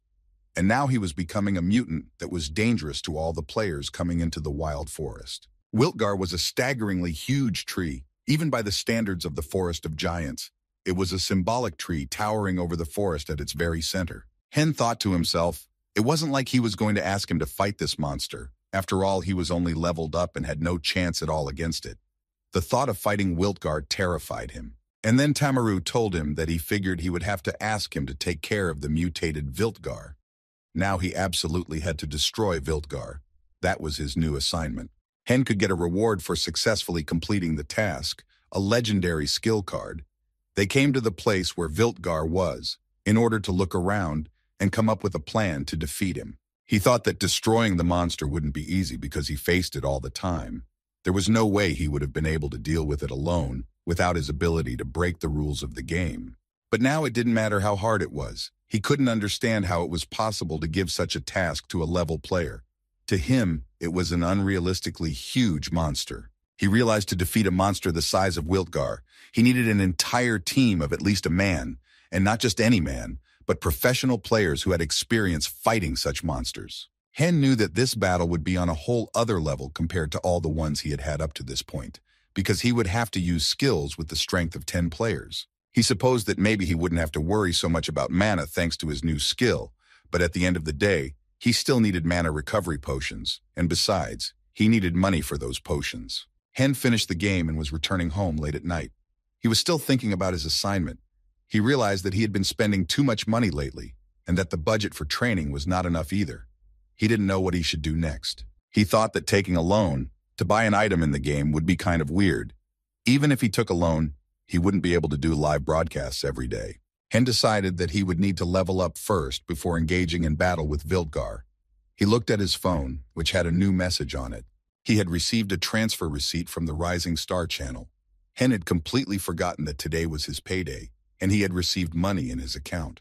Hen went to his bank to see how much he had earned and saw that he had thousands of dollars in his account. He thought that things were a little different now, but first he wanted to send a thank you letter to the channel. He started typing the message and thought it was too simple. He deleted it and started thinking about something else. He got so carried away that he didn't look at the road at all, and because of that he crashed with all his might into a girl passing by. She fell and hit herself hard. Her cap fell off and his phone fell on the pavement. Hen went up to her and apologized. He said he was engrossed in his phone and wasn't looking at the road. He looked the girl was in a lot of pain, and there was no way she could get up. He couldn't even think that they had bumped into her that badly. He asked her if she had hurt herself. He was worried that she would be all right. The girl hesitantly replied that she wasn't hurt. She turned around and noticed that her cap had fallen off. She rushed to get it. And at that moment, Hen noticed that his phone was lying next to the cap and rushed to get it at the same time as the girl. They reached for their things and suddenly their hands made contact. The girl became very embarrassed and blushed. She didn't say a word more. She quickly picked up her cap, put it on, and started running away from him. She was not comfortable being in this situation. Hen looked at her and thought she was kind of weird. He was worried that she wouldn't see the content on his screen. The girl returned home. Her name was Lee Sewell.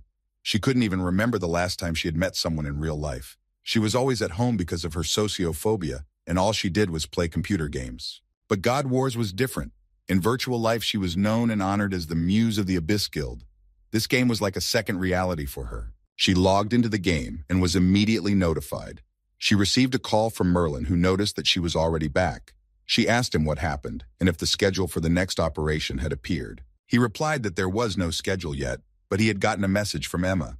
She wanted him to relay the information to all the guild members. Lee Sewell asked in surprise what kind of information he wanted to relay. Merlin informed her that she and all the guild members now keep an eye on the Archmage, if Emma was to be believed. He was very dangerous to them because he was jeopardizing the existence of the entire guild. He asked her if she had heard anything about the Archmage, to which the girl replied that she had watched a few videos of him, and she understood all the information and took it to heart. As soon as Merlin passed out, she thought that if even Emma had talked about him, he really was a danger to them, but she realized that it had nothing to do with her. At the Rising Star Channel meeting, the secretary reported that the Archmage was the first of all the players they had signed a contract with that was making them such a huge profit, even after deducting his portion. The president listened to him and said that a good Korean chicken restaurant had opened up near them. He suggested they go there and celebrate. His staff were all excited about his suggestion. No one expected that he would invite them to the restaurant. But suddenly, a reply from the Archmage arrived on the secretary's tablet, and he told the president about it. He told him that the Archmage didn't write them anything special, just thanked them for the money they had transferred to him. He asked what meant nothing special. He considered every message he sent as some kind of message.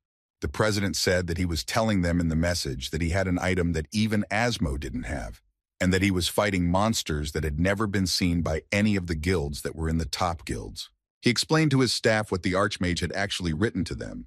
He wanted to know their opinion on his next video, whether they thought it would be something minor, and asked to call the video processing team. The staff was puzzled as to why he needed this department. They looked at him and asked what was about their little corporate party, to which the president replied that they would go to the restaurant a little later. He informed them that they stayed overtime today, and the next morning they released a new video. The people who watched it were shocked at the quality of the video. It was like they were watching a movie. They were discussing his new staff that came with an extra +1 option. Hen, sitting in a coffee shop, was also watching the video and wondered how much it might be worth if he put it up for sale. Hen noted that the quality of the video was perfect, but something was strange to him. He had definitely heard that the video would be uploaded the following week. He wondered why they were working beyond their limit and hyping up the atmosphere. He watched the video and was horrified to think that by doing so, they were urging him to show what he had in store for them right now and not delay the process. Hen thought that if he were to go on a raid like this right away, he would have to spend millions of won on the potion alone. He couldn't even imagine how much he could buy chicken legs with it. He went to the comments and saw that Asmo had written to him that he was busy that day, and that was why he couldn't watch his broadcast, and suggested that he start a new broadcast while they were both there. Asmo would make sure it was worth it. Hen couldn't pass up such an opportunity to make money. He was being offered to start the airwaves by Asmo himself. And so Hen got up and ran to the game pod. He shouted to Hekju to get it up and running as quickly as possible. He entered the game, and with his team he traveled to the Wild Forest to battle Viltgar. He thought this mission would be the perfect time to do a live broadcast for Asmo and the audience. As soon as he was in the forest, he felt an unknown force. The system notified him that Viltgar was reacting to his presence, and now he could not leave the Wild Forest. Hen calculated that the monster was about meters away from him. He thought it was the perfect location to start their battle. He knew that the feature of this game was huge monsters. Viltgar was leveled up, and his health was boosted by a factor of 1. Hen remembered that on his previous character, it would have taken him to reach about a level to destroy the first huge character. He knew that such a big monster had slow speed anyway, and since it was a boss, it would have 3 phases of attacks. Hen looked at all the hidden information and prepared to start the battle. Hen learned that the boss had a self-destruction skill, and it activated after its health dropped below 1%. And then he had a plan for Viltgar's attacks. He finished his preparations and started the live broadcast. He greeted all the viewers as usual and told them that today he was going to destroy the new boss, Huge Viltgar. The viewers were shocked that he was going to destroy him alone. Hen didn't say much and just added that it would be faster if they could see it for themselves. And at that moment, Viltgar appeared. The audience was shocked to see his size. He wasn't just big, he was huge. They couldn't even imagine his actual size if he was several kilometers away from them and was still huge. Then Hen pulled out several vials of potion and said it was time to begin. He drank the coffee potion first, followed by the rainbow potion.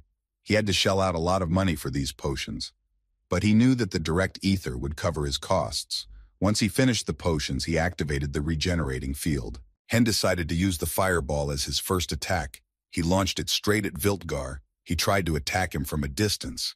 After all, he had little chance in close combat. He used the ice ball and ball lightning ability. He prevented the monster from getting close to him and dealt damage from a distance. The spectators couldn't understand how he was able to hit him from such a distance. Hen didn't stop his attacks and dealt even more damage. He used all his arsenal, and when his attacks reached the target, the damage wasn't too strong because the monster was far away from him. But not many spectators had ever seen anyone do such damage to a boss while fighting it alone. All the spectators noted that the channel had great effects that were a joy to behold. After sustained attacks, Hen received a notification that he was out of mana. Then he took out a potion to restore his mana supply and thought that it didn't matter what the game was. Mages were always short of mana. While Hen was drinking the potion, Viltgar began to approach him, and pretty soon he had greatly reduced the distance between them. The spectators panicked and advised him to run away from him to safety. Viltgar was almost beside him when suddenly Lucky appeared on the mountain. He let out a howl and expressed his willingness to fight to the death with the monster, which distracted Viltgar's attention. The monster turned around and looked towards Lucky. Hen smiled and thought that he was not at all worried about the aggressiveness of the monster, and then Viltgar applied pruning. Hen noticed that the monster's branches started to separate into smaller tagars. The monster was getting more aggressive. Now it was getting harder and harder to destroy. He was calm and in control of the situation. He thought that everything was going according to his plan, and now they were in phase 2. The spectators didn't realize if the little Tigars were dangerous to him. The onlookers realized that Lucky was on the other side and would not be able to help the Archmage. Then Gold thought that he had to stop anyone who dared to try and touch his master. Hen smiled and said that Gold had held himself back for a long time, and now he let him fight as long as he wanted.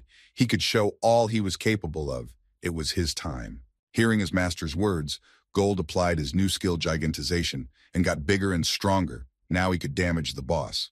Hen noticed that at this moment Asmo entered the chat room and immediately donated thousands of dollars to him. Asmo couldn't believe that keepers could use skills. The audience noticed his presence and thought he was joking about coming to the Archmage's broadcast. And then Hen started attacking the monster again using all his skills. Hen saw that he was doing great at damaging the monster and that his health was decreasing. He thought that the atmosphere had tapered off, and that meant it was time to have some fun. Asmo donated another $1,000 and added that he would donate more if it was fun. Hen was waiting for it. He smiled and called out to Lucky, who had been on the sidelines the whole fight. Lucky heard his master calling him and immediately started to come down to him. The audience didn't understand why he called Lucky if the monster was targeting him.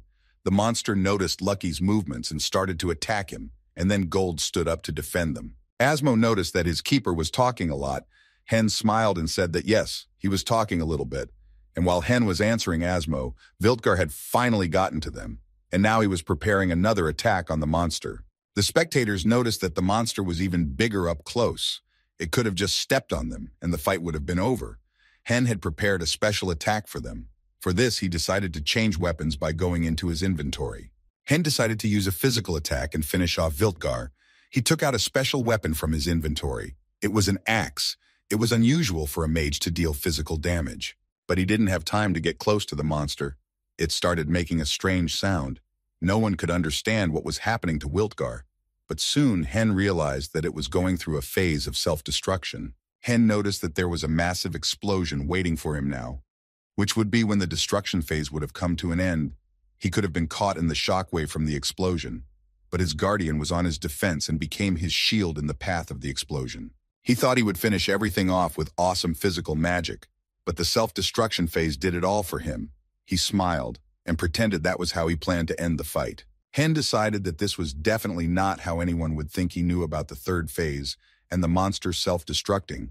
He decided that now was the perfect time to end the broadcast. When he logged into the chat room, he was shocked that thousands of people were watching the broadcast. He bowed to his viewers and thanked them for being with him. Even though the climax of the show wasn't great, he was still grateful to them for watching the airing. Asmo said he didn't regret watching and donated thousands more dollars to him. While Hen was saying goodbye to the audience in the Abyss Guild building, Merlin, looking out the window, said that the guild's affairs were going sadly after the Archmage's last airing. But Emma hastened to refute his words. She said that now it was the opposite. Everything was turning in their favor, and there were positive moments. She showed him all the information on her laptop. She explained that there was now no need to invest, and putting a bounty on the Archmage's head was no longer necessary.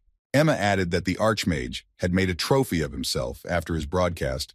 He had become a coveted trophy that surely guaranteed fame to anyone who could track him down. She also revealed that on his last live broadcast, he had self-declared many of his weaknesses, which they could exploit further. Emma explained to Merlin that the power of the Archmage's fire attacks was incredible, but she noticed that he didn't have enough mana to use them often. The regenerating field skill that he used to replenish mana was unsuitable for battles between players because the skill made the user a stationary target. Emma continued and said that it was still confirmed that the Archmage was not under the exclusive protection of any of the guilds, and if his identity became known, even just playing the game would not be easy for him. So she felt that all they had to do was try to get the script from him that they thought he had used to get through the game. Merlin suggested that she train all the guild members. It was like the Archmage trusted the restriction system in God Wars and was free to run around the low-level locations. But they could start the game over with new characters and get him from the first level. Emma replied to him that she was sure he would be able to prepare a class commensurate with the Archmage. With his authority and guild money, there was no difficulty in that. After successfully killing the monster, Hen and his team got together. Gold told his master that he was awesome in battle, to which Hen replied that without the two of them, he couldn't have done it, and thanked them for their help. Hen wanted to go in to look at their titles and the rewards they received for killing the monster. Hen received the title of Hunter of Viltgar, and the title of eyewitness to Wiltgar's death. These two titles added a plus to all of his stats. He noted that the rewards of the main quest were just fine, and he must have gotten a lot of items because the boss was incredibly big. But when he went to his inventory, he saw that he only had 2 new items. He thought that maybe he forgot to pick up something after defeating the monster. He couldn't believe that he only got 2 items. Hen decided that even though there were only 2 items, he had to open them. He opened the first item and got a staff made from the root of Wiltgar. This staff was made from the root of the monster after it self-destructed, and inside it was the powerful mana of Wiltgar. But he thought that he didn't need this item. What he cared about was the exchange. He hoped that it could be exchanged for money so he could buy home some chickens. Hen noticed that it could be exchanged and he thought he would immediately sell it and buy himself some chickens. But he noticed its capabilities. The mana regeneration speed increased by %, and the regeneration increased by %. He wouldn't sell this treasure now. Hen didn't notice Tamaru appear behind him and said he never thought he could handle this ridiculous mutant. Hen decided to calm down and finish the main quest. But more important was to get the quest reward with the legendary rank. Hen told Tamaru that he didn't have an easy time in the fight, but just did what he had to do. He thought it was natural that he had done well, considering how much money he had spent to defeat the monster. Now he was waiting for Tamaru to give him the reward he deserved. But suddenly he felt that his whole body was restrained and he couldn't move. The system notified him that he was attacked by the power of a nameless god that came out of nowhere, and no one knew what it was. Hen couldn't understand where the God Wars game was coming from. It was strange that the endgame screen hadn't appeared yet. Hen had seen notifications that all defenses had been lowered, and that he could no longer use his skills. His health level started to drop significantly. Hen started to think that is he really going to die like this? But suddenly something broke the shackles of the nameless god, and Hen started to recover from this attack. In his hands was a dragon egg that absorbed the nameless god's power, thus saving him from his inevitable death. The egg reacted to the attack in time. When the egg had completely absorbed the power, Hen looked at it and thought that he had survived because of it. But he didn't even know what was inside. It was unidentifiable. Hen looked closely at the egg and saw and noticed that the hatching progress was already 3%. He thought that couldn't be. Tamaru came up to him and asked if he was all right. He noticed that he possessed something unknown to him. Tamaru breathed a sigh of relief that Hen was uninjured. He asked him to talk about it with Lord Viga, who was already waiting for him outside the wild forest. Hen was surprised that he had come to this place for him. Hen had left the wild forest, and now he couldn't enter it again. He was met by a smiling Lord Viga. He was glad that the Archmage had finally returned. He added that from the look on his face, something serious had happened. He asked what was the matter. He told him that the moment he defeated Wiltgar, he felt that suddenly the power of a nameless god attacked him and tried to kill him. Hen remembered that if it hadn't been for the egg, he would have died without being able to do anything. He thought it was just to mess with players trying to level up without completing the main quests. Lord Viga told him that he had received a letter from the Kingdom of Tung, telling him that similar things had happened there and that the power of an unnamed god had been discovered there. He told him that mutant monsters that had never been seen before were also appearing there, as well as the power of the nameless god. He was told that it was attacking people. Lord Viga said that everyone who met the force in the Tunga Kingdom had died. But he stood before him and was whole and still alive. He couldn't believe that he had managed to survive an attack by the force of the nameless god. Hen listened to the Lord was completely confused. He didn't know where he should look for the source of this power, but he calmed down and asked the Lord if he wanted him to investigate the kingdom. Lord Viga told him that once he arrived in the Tunga Kingdom, someone would meet him there and handed him a book of skill cards. He also received a certificate from Viga and could head to the Tunga Kingdom with the help of warp magic. He added that the person who would meet him and bring him up to speed, now he needed to meet the person who sent the letter from the Tunga Kingdom. Hen realized that he needed to go to the Tunga Kingdom to find out more, but now he decided to postpone the quest. He went into his inventory to open the treasure of Wiltgar. He thought that he had already gotten the item from the first treasure. There was nothing special about its characteristics, but its mana regeneration was too good, and if he used this staff together with the regenerating field, the mana problem would be solved.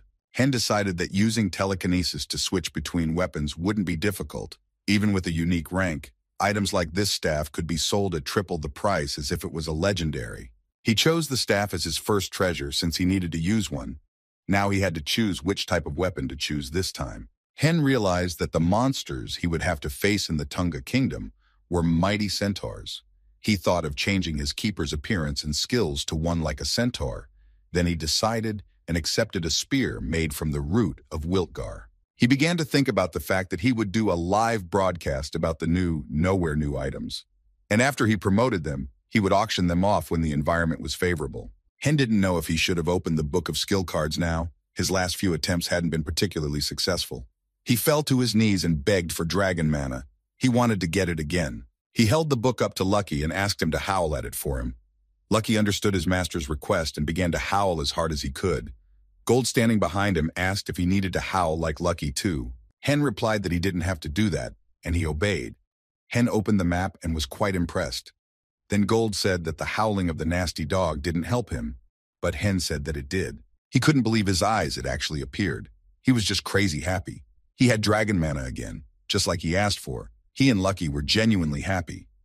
Hen thought that now he would be able to demolish everything in his path. Gold approached his master and asked where they were going to go next. He would love to follow him and protect him. He was willing to give his life for him. Hen answered him that they weren't going hunting, because the maximum level in Tung Palace was the 100th level. And when he would switch from Wiggy City to Tung Palace, then he would immediately jump to the 100th level players. He looked at Gold and asked if it wasn't stupid to go there with his low level. He could have been killed there in a matter of minutes, and then he decided that he needed to get as much use out of that location as he possibly could. Hen walked out of the game and decided to drink an energy drink to replenish his strength a bit. He walked and thought that he had really managed to level up over the past few days. He used all his skills to level up. After recovering his mana, he applied dragon mana. He used the staff from the root of Wiltgar, the cursed pendant, and even Sakaline's ring, and realized that the mana recovery was very fast. Hen noticed how Hek-Ju was addressing the people in the Capsule Cafe. He asked them to listen to him because he had gotten information about a very special Ruda. He said that the top guilds had united and announced a bounty on the Archmage's head. The bounty was huge, and so were the people who wanted to catch the Archmage. The people who listened to him didn't believe him and thought it was just a rumor. But Hek-Ju shouted to them that he was telling them the truth. And if they recorded how they killed the Archmage, they could safely get thousands of dollars. It was a huge amount of money. Hen was horrified when he heard about the money. Hek-Ju continued to say that the guilds did it because the Archmage provoked them. He was making a show of what you were capable of. He left the Capsule Cafe because he couldn't listen to Hek-Ju's stories any longer. He wondered who would spread rumors that he was provoking the top guilds. At the entrance of the store, his phone rang. He pulled it out and wondered who was calling him at this hour. It was his brother calling to see how he was doing and if he was eating well. Hen asked him not to worry about him. He said he should have taken care of his own health. And then Hen thought he was too focused on the ethers and quests. He hadn't visited Heron and his brother in a long time. He near the entrance to the Magazine. He told his brother that he had been paid his wages and asked him to buy Heron anything she would ask for. He would pay for it all. He told his brother that it was legitimately earned money and not to think anything stupid. Hen practically walked into the store. He told his brother that he would be home early this afternoon. He hung up the phone and thought that everything was fine and that the false rumors would be forgotten if he ignored them. And then the girl flew into him again. He didn't have time to dodge the collision because he was looking at his phone. He didn't see the girl's face. He saw that his phone had fallen to the floor again, and he hurried to pick it up. Hen picked up his phone and tried to turn it on, but it was useless. He looked at it and realized that this time it was really broken, and now he needed to repair it urgently. He turned to the girl and was incredibly angry at her. He wanted to yell at her. The girl looked at him and apologized to him. She wanted to say that she was just in a hurry, and suddenly they realized that they had already crashed into each other earlier. Hek-Ju listened to the story and said that now he understood why his phone was in such a state. Hyan asked not to be bullied and that they had agreed on compensation. She told him that this time it was entirely her fault. The receptionist smiled and said that crashing into the same girl 2 times in a row was for a reason. He had his own explanations for that, which he could hardly like. He said it was fate, but Hyan said he was just a loser. Hek-Ju said he didn't know anything about romance and that they had even exchanged numbers. But Hyan told him to shut up and said he was more valuable than his phone. Then Hek-Ju decided to tell him some new information that he had learned recently about the Archmage and the top guilds. He said that they were going to fight soon. Hen was amazed to hear that. He thought that was not going to happen. He couldn't fight them. Hek-Ju added that they said the Archmage was on a mission in the Forest of Giants to prepare for the battle with the guilds. Hen noticed that he sounded so confident about this, as if he knew it 100%. Hen asked him where he got all this information from, why he was so sure of it, to which Hek-Ju replied that it was from the best community under God Wars, but he could see that Hen was not aware of it, so he stopped explaining it to him. He turned his back on him and said he wasn't interested and asked him to prepare a game capsule for him. Hek-Ju was confused. Hen himself had asked to share this information with him, and now saying that Neat was not believing this nonsense. While Hen was immersed in the game, on the Rising Star channel, the president was sure that soon the Archmage and the top guilds would clash in battle. Then the secretary apologized and asked him if it wasn't a rumor. The president replied with certainty that they had become true and asked him to wait. The Archmage had no intention of staying on friendly terms with the guilds that were hunting him. He assumed that most likely the Archmage wanted all the top guilds to be hostile to him, and then there would be a war between them, him alone against them all. The secretary couldn't believe the Archmage wanted this. The president sat there thinking the Guild of the Abyss against the Archmage. How many views would that video with that title have earned? The president said the Archmage was obsessed with becoming a star. He never once thought of gaining views in small increments like other players did. He thought that was why there might be a big conflict between the Archmage and the guilds in the next location, Tunga Kingdom. He thought that was just an unbelievable event. The president was happy that they were able to jump into the last carriage of the departing train that was being pulled by one incredible man. He looked at the aide and said that they should have paid him for the fare. The secretary asked him if he wanted to bribe him again, and added that honestly, he didn't think the Archmage would have used the sheer amount of skills the president had given him. The president listened to the aide but was still going to do as he had planned earlier. He handed him the tablet and asked him to look at the skills he had chosen. The secretary wanted to know if it could mean anything to the Archmage. Looking at the skills the president had chosen, he was shocked. Then the president asked him what he thought the reckless train driver needed. He said he needed an extra airbag. Hen entered the game and went to the Forest of Giants to level up. He destroyed the Tagars with Lucky and Gold.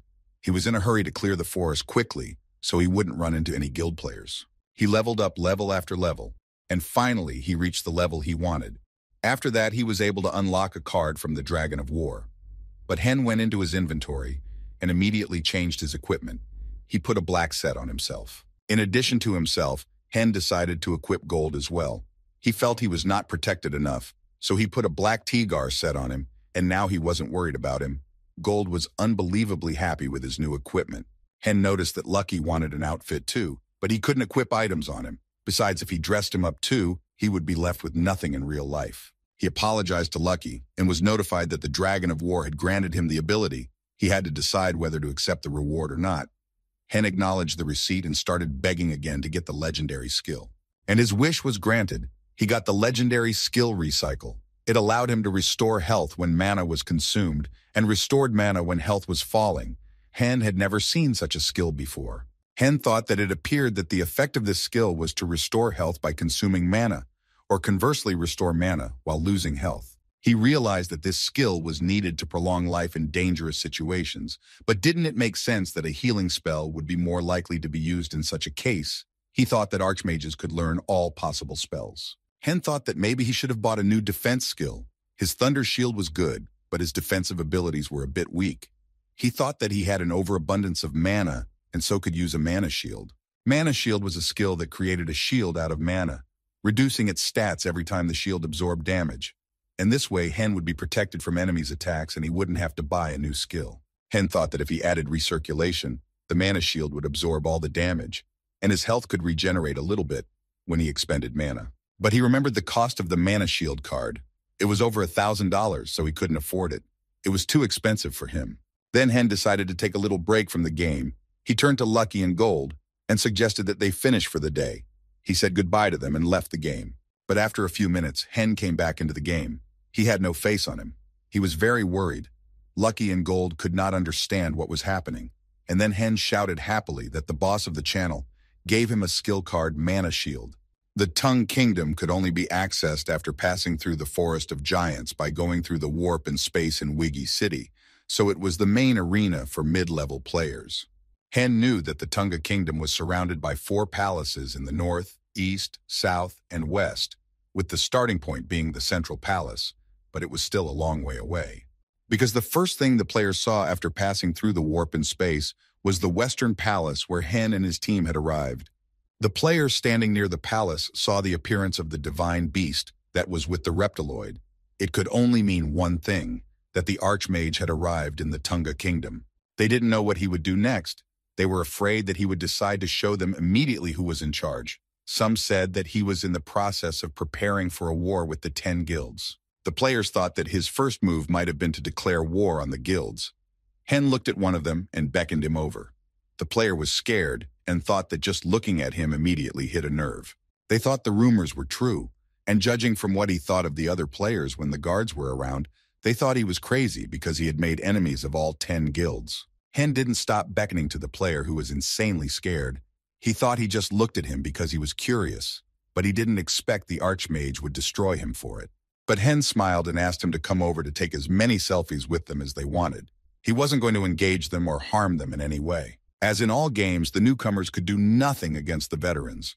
They were helped in every possible way by the guilds that had already gained prestige and fame, and it was natural that it became much easier for them to learn and develop.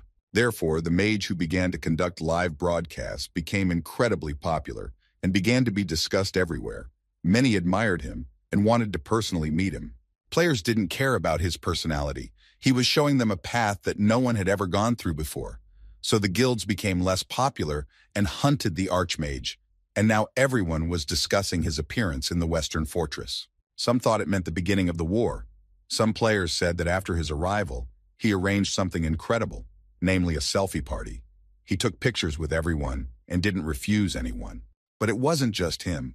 Some people wanted to take pictures with his keeper Gold. No one could think that people would take pictures with a lizard warrior. People surrounded them. They noticed that Gold was wearing a new set, and Gold replied that it was a symbol of his loyalty that his master had given him, and people remembered that Asmo was right that the keeper talked a lot. Hen thought that his business was going as well as he had planned. He hoped that after something like this, the top 10 strongest guilds would have lessened the pressure of spreading false rumors. He knew that the main story quests were more important to him, and he couldn't let the false rumors start to slow him down, so he decided to arrange a photo shoot for people. While Hen was taking pictures with the people surrounding him, one of the guilds was watching him. They couldn't think that immediately after showing up, the Archmage would start taking pictures with everyone. They figured he was one of the attention seekers. They sat there trying to figure out what to do with him, because they thought that the Snyko Guild needed to deal with him before the other guilds did. They figured it was time to teach him a lesson. The Archmage walked outside of the Western Palace and headed in an unknown direction. People recognized him and thought he had gone hunting, but he had other plans. The Snyko Guild was fastidiously following him. They followed him from the palace itself, looking for the right moment to attack, and then one of them came out of hiding, called out to him, and said that she was a huge fan of his and would like to get a picture with him. Hen looked at him and realized that he was from Snyko's guild. Hen could see all the hidden information and nicknames of the players. Hen noticed that she was wearing a lot of items, and it was obvious what they were up to, but he still agreed to a photo with her. She didn't give the appearance that they were going to straighten him out when he got closer to them.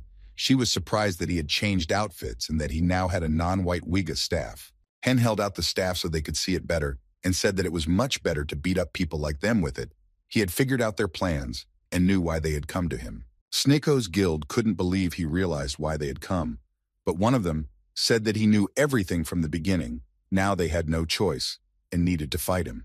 The guild representative drew his sword and started attacking him. They thought they were too close to him and so he wouldn't be able to do anything. They didn't care what items he had. He was a mage. He couldn't survive in close combat against them. They used different techniques and tried to attack him at the same time to make it harder for him to defend himself. But what surprised them was that he did nothing and didn't attack them back. They thought they would have been able to defeat him so easily. But suddenly they heard a noise behind their backs. They turned around and saw the divine beasts, and the Guardian had already massacred the rest of the guild members. They were shocked that their ambush had been destroyed. They couldn't understand how he could know where they were. While they were trying to figure it out, the Archmage approached them. He could see that they were quite surprised. Hen stood there smiling. They couldn't do any damage on him. He was all swallowed up by the mana shield, and then Hen decided to start the broadcast. He greeted the audience and said that they must have been surprised that he had suddenly turned on the live broadcast. He was sure that many of them were expecting the first broadcast from the Tunga Kingdom, but unfortunately, he had come across some nerds who couldn't make a decent showing in battle. The Archmage told them that many people had tried to ambush him like that, and that was why he had decided to change his battle strategy. And now he would defend more instead of attacking. Hen looked at the representatives of Sneako's guild and said that if they managed to kill him, he would invest thousands of dollars into their guild and ask them to start attacking him. He was well aware that in most games, mages were useless in melee combat, and the God Wars game was no exception, so he already knew that they would try to get as close to him as possible. Hen knew that if he tried to defend against them with the help of Lucky and Gold, the fight would turn into a mess, and besides, in the worst-case scenario, they might just die. In that case, he decided that he would rather be their target and defend himself from their attacks. He couldn't let them damage Lucky or Gold. He decided to divert their attention to himself. Hen looked at them and asked them with a smile, "Did Sneako's guild really pay someone like them?" They looked at each other and couldn't believe that he knew what guild they were from. The onlookers knew that Sneako was a guild that was in the top all over Japan, and they were quite famous. And while they were trying to attack the Archmage, Lucky and Gold had finished dealing with the others, and now they only had 2 to kill. They didn't wait long and rushed to eliminate them. Lucky eliminated Nikado and Gold eliminated General Frost. Hen approached them and said that their ranking was only points. Hen thought they could collect their items while they had time. He went into the inventory and started collecting items. He thought he would be suspected if he only took the best items, so he decided to take the slightly worse items. He was collecting items and noticed the other players froze because he had killed a famous guild, so then he decided to go ahead with the plan. He thought he shouldn't have ended the broadcast there, so he decided to put on a show. Hen said that everyone had come to see a mage. Then he thought he needed to show them the magic they had come for, and he got ready to demonstrate his skills. The audience thought that the Archmage was going to attack the centaurs. They knew that it was quite difficult for a single mage to kill them because of their speed. Hen didn't care that the centaurs were fast and could get close to him for close combat in a matter of minutes. Then he thought that he had to show something that all the guilds would be scared to show their faces in front of him. He saw the angry centaur running at him. He was determined to kill the Archmage, but suddenly the Archmage used a ranged attack and hit him with a ball of lightning. The Archmage was able to stop his movement and continued to deliver his attacks. He used a fire arrow to finally stop him and a fireball to finish him off. He showed the audience his incredible power. Hen killed a centaur that didn't even have time to get close to him. Although everyone said it was too difficult for a mage, the spectators were ecstatic and thought that such a kill was something only an Archmage could do.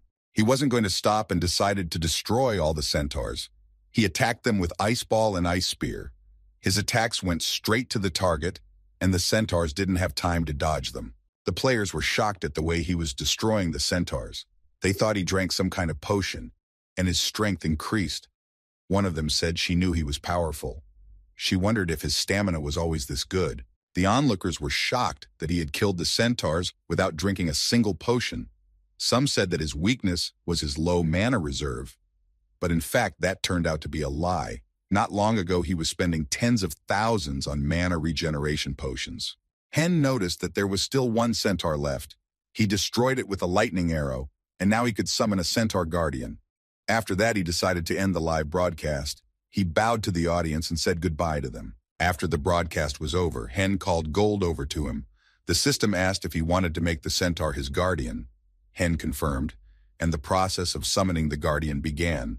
He then equipped him with a spear made of Trent wood. Gold greeted him in his new guise, and Hen told him that he was much more trustworthy now. Gold replied that he would take out any enemy if only ordered to, and Hen thought it would be a good idea to test his abilities. But right now, they didn't have time for that and needed to head to the Western Fortress. He asked him to wait a bit. He needed to continue with the main quest while the pursuers quieted down. They reached the eastern observation tower of the Western Fortress, where they were greeted, and were glad they could make it. They were greeted by the young lord of the Western Fortress, Zagara. Hen was shocked that he was immediately greeted by the lord of the fortress. He thought for a while, and replied to him that it was an honor to meet him. He was glad to meet them. Lord Zagara said that they must have heard about the difficult situation from Vega. He told them that his soldiers were dying because of an unknown force, and he wanted it to stop. He said that he had heard that he had survived a similar attack. He asked for his help. He wanted to find out what this force was and how to counter it. Hen thought he would like to know himself. He had almost died because of it. Lord Zagara informed him that if he helped them, he would. He swore on his name and promised that he would reward him handsomely. Now he was to go to a forbidden zone, on the Golden Plains, and study the surroundings. The reward was a grimoire of skills. Hen was shocked to see that besides the main reward, he could also get an additional reward. He could get rewards if he completed the quest without a single death. He knew that the grimoire was a special reward. It allowed him to raise the rank of one skill to master. It took a lot of time and effort to raise a skill to master, and a grimoire that allowed him to do it in an instant was incredibly valuable. Hen accepted the conditions that he could not die once. He asked for it to be granted to him. He would figure it out and get the precious reward. He had no doubts about his abilities and was ready to start the quest. The plane with Lee Seol was landing at the airport in Miami. The plane's captain asked to fasten their seatbelts, the girl thought, as she asked to avoid invitations to direct meetings. What was so important they could say to gather all the guild members? She started going through all the possible options. She thought that they were going to discuss a new raid strategy or reorganization of the guild, and suddenly she got a message from Hyun. She saw it and let the phone out of her hands. He told her that he had repaired his phone and had no problem with her. She thought it was awkward for her to silence such a message. She knew they lived in the same neighborhood. She thought of sending him the money without asking for the price of repairing the phone. She decided that she couldn't keep avoiding people. She thought about it and started to write him back. She said that she was embarrassed about the whole situation and that she would repay him later. Lee Seol flew to Miami to the headquarters of the Abyss Guild where all of its representatives were gathered. She noticed that the heads and even the high ranks, the entire base of the guild, were gathered in this place, but she didn't know what happened and why they were gathered. The guild head greeted them and introduced himself before him, which everyone knew that the guild master of the Abyss Guild was in front of them, and they had come at his request. He thanked them for their time and coming to the headquarters. He informed them that they had gathered them because they had a problem troubling their guild and the ecosystem in God Wars. Merlin opened a hologram of the problem in front of him, and one of them said that it was concerning the Archmage, and that they already knew about him, and that he was giving them trouble. They couldn't believe that they were afraid of one player being a top 10 guild. Emma came out and said that she would now explain to them why the Archmage was a problem for them. She was sure they already knew all about him, and had seen his live broadcasts. She said he was destroying the God Wars ecosystem, that the top 10 guilds had spent so long building. He had shown hundreds of boss items they had never seen, and had avoided all the ambushes of other players. They wanted to know how that was possible. Emma explained to them that everything was because the Archmage was invading the game system. She said that the Alpha Company had all but stopped moderating the game, and now they had to carry justice themselves. She said that in the name of the Abyss Guild, from that moment on, the Abyss Guild announced a bounty on the Archmage's head. They were determined to kill the Archmage. Lee Seol couldn't believe that such a thing was possible in God Wars. She heard Emma say that the method didn't matter. They needed to thwart the Archmage, and if they could prove that they could disturb him, they would receive the reward. One of the guild members asked her a question. The point would be that they couldn't go to the same place as him due to their high levels, and they didn't know how they could get to him. Emma listened to him and said that was a good point. They added that was why the Abyss Guild would help them all pump new accounts. When the guild members found out about it, they started to discuss the new information heatedly. They thought it was beneficial to them. They could pump new accounts for free, and it didn't matter if they defeated him or not. Lee Seol didn't know how she should react to this information. She thought that if Emma wasn't lying, then they should have tried it, but she still had some sort of uneasy feeling inside. Hen and his team approached the barrier rift. Gold walked up to it and said he was uneasy about the place. Hen said he was sure it was the entrance to the restricted area. They said they had sealed off the areas where the incident happened. He thought it was a great place to get some extra experience, and there was a huge plus for him that inside the barrier, he wouldn't be interfered with by anyone doing the task. Hen didn't wait long, and they entered the restricted area, and he immediately realized that the viewing angle was limited by the black wind, and the sound inside the barrier was slightly muffled. He thought that they wanted him to fight monsters in such a place. He didn't forget that there was a condition of not dying. He realized that the difficulty of the main plot was high. Such a place would be difficult to clear alone, if not for his abilities. Gold noticed that the monsters were starting to move towards them, and he shouted to his master that they were getting closer. And then Hen thought, why don't they take a look at the abilities of the upgraded gold? He was ready to fight for his master. He motioned for him to start attacking the monsters first, but Hen had already activated the ballista and made the first attack with a long throw. He managed to eliminate the zombie centaur with one attack. Then he noticed that there was another monster, and he shouted to Lucky, and then Lucky showed his willingness to fight to the death with the zombie centaurs. They were killing the monsters with ease, and Hen thought that they were giving more experience here than in the normal area, and other players couldn't get into this place. He noticed that one of the centaurs started to glow strangely, and Hen didn't know why this was happening. The system notified him that it was a zombie centaur that had a mark left by the advance group. Hen shouted to Gold not to kill this monster yet. He couldn't miss such a tidbit. At the Abyss Guild headquarters, Merlin said that Emma had acted much braver than he thought. So far, the God Wars game had been perfect without a single bug. He wondered how the Archmage had been able to manipulate the system then. Emma replied that she realized that maybe it wasn't enough, but she said that he had seen his broadcast with the other guild. She knew that it was impossible to attack him now with bad skills. She added that this was why they needed to at least support their guild members, and they also needed to get the word out that the Abyss never abandoned their own in trouble. Merlin listened carefully to what Emma was telling him about how they needed to awaken their sense of sacrifice, that they didn't have to stand by and watch the Archmage use unacceptable means in the game. Emma informed him that she had also prepared something for the battle with the Archmage. Merlin asked her what exactly she had prepared. Then she replied that it was Smallpuck's rating. Smallpuck was a ranking invented by the Smallpuck channel in WarsTube. This channel was in charge of visualizing the various stats in the game, by type, completion time, and others. She knew that even if the criteria in calculating the stats were objective, their rankings were still the unofficial and subjective content of the channel's author. There were as many as 1 million subscribers on Smallpuck's channel, utilizing those who like to compete against each other. His channel reborn as an absolute metric for all players. And everyone who was below level had to line up to see who was the strongest of the players who passed that bar. This channel was watched by absolutely all players. Emma realized that if the Archmage's name were to appear in the rankings, he would definitely attract the attention of the strongest players, and a real hunt would begin. Merlin asked her if she wanted him to be the first in the Smallpuck rankings, even though he hadn't reached a level either. He wasn't sure if they could pull it off. Emma smiled and said that the Archmage would appear in Smallpuck's ranking because she had already paid him. Now they had to wait for the release of the video on his channel, which was soon to be released.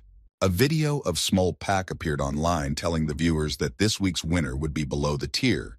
He was telling them about the Archmage who became the most talked about player. Smallpuck said that he was the boy with the golden spoon but also a showman. He said that he played pretty well. Hyuk-ju was watching this episode and was happy that the Archmage was the first in the rankings.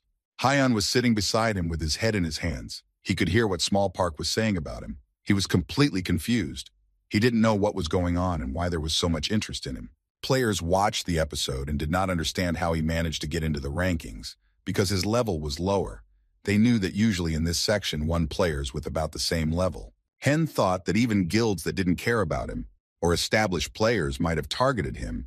After the release of this video, he was a little scared at such thoughts. He realized that getting ranked on Smallpuck's channel meant that there was a huge potential for development within you. This was how you could soar to the heavens and become a star. Hen realized that it was a shortcut to general fame, but he didn't understand how he could even get there. He thought it was arranged by the president of the Rising Star channel. He knew that no one else would go to such an act just to stop him. But even if it was for publicity, the president was a very brave man. He thought he needed to focus on getting through the quest. The secretary brought the president a clipboard and asked him if he had seen the ratings on Smallpuck's channel. He wondered if he was involved, to which the president replied that he wasn't, and that the owner of that channel didn't listen to a word he said. The president told the aide that the owner was his senior in high school, and that he was terribly greedy. He wouldn't move a foot without you being a top 10 guildmaster. But something he knew for sure was that the Archmage had done something that had gotten the attention of the strongest guilds. The secretary couldn't believe the Archmage had anything to do with it. They realized that the Archmage had crushed the group from Sneeko's guild, so the middle guilds would not even think of attacking him. The president asked if the Archmage himself liked this situation.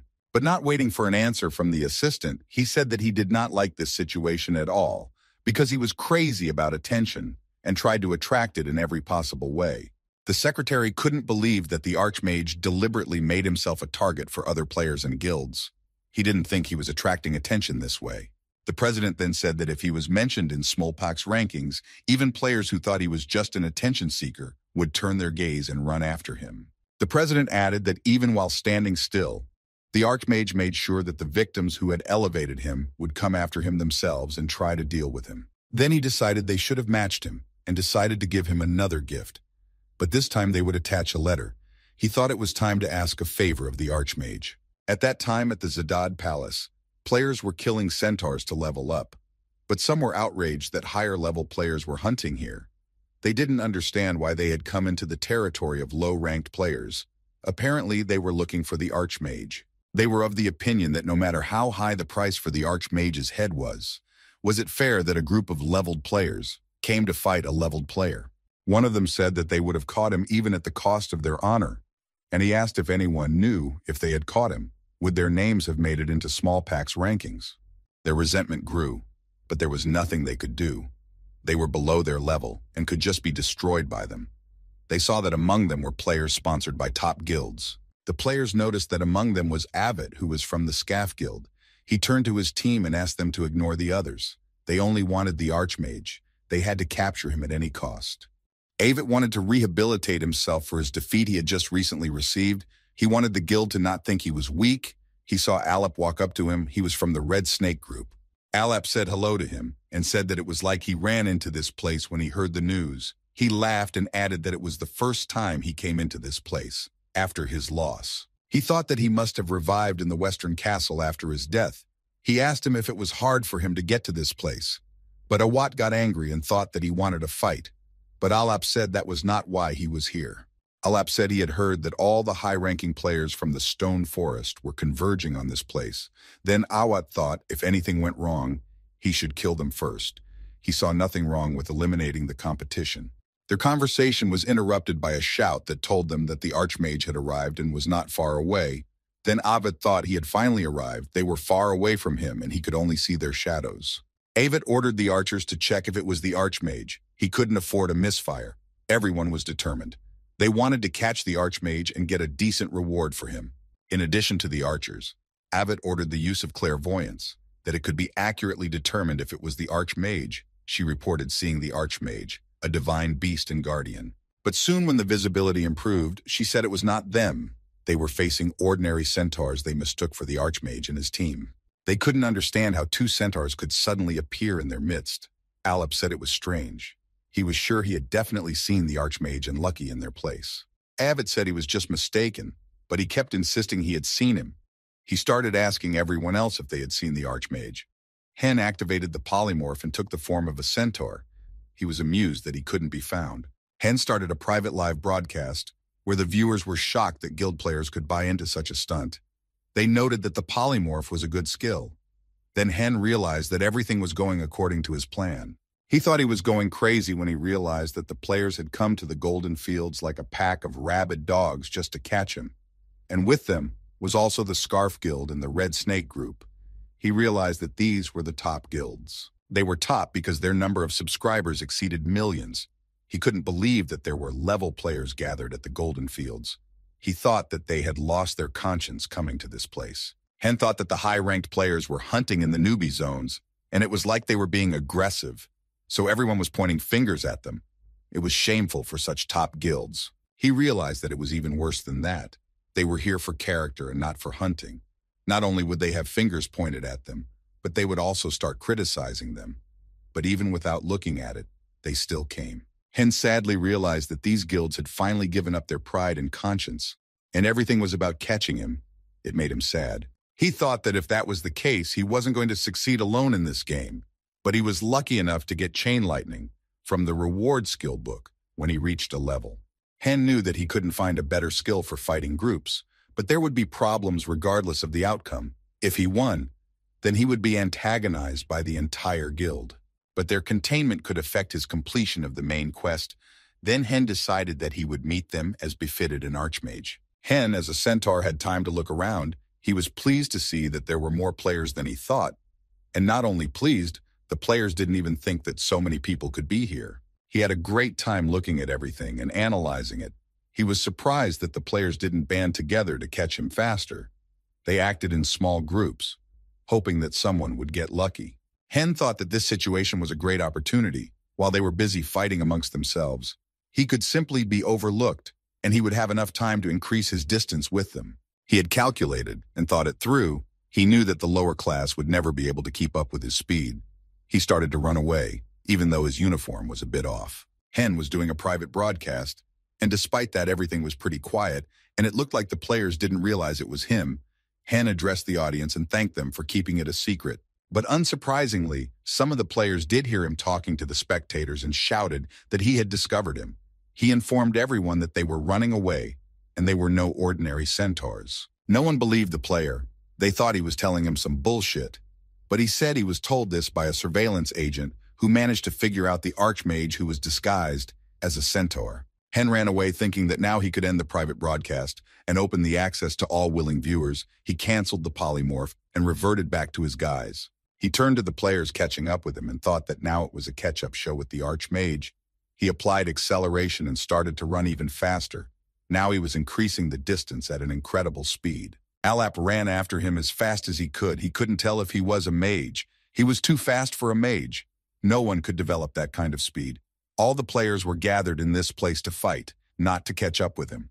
Avit was running right behind him. He ordered a pursuit. They needed to stop him even if other guilds got to him.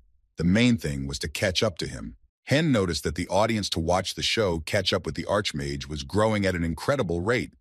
The audience was thrilled that none of the guild representatives could catch up with him. Then Avit thought he just wanted to make them look foolish on the air. Avit saw the Archmage moving away from him. He thought that if he lost, then he would then be humiliated by everyone. He didn't stop and tried to catch him at all costs. Hen ran without turning around, but at some point he turned around and whistled for all he was worth. Then Awat thought he was mocking him, but suddenly he stopped. Awat realized they had let Lucky out of their sight. Avit thought, what if they were ambushed by Lucky? They had lost sight of him. They couldn't even suspect where the Euogian beast was now, and what command the Archmage had given him. He realized that if Lucky under reinforcements attacked him, without the help of the other players, it was obvious that the game would end there for him. Then he realized that the Archmage had succeeded in outsmarting him.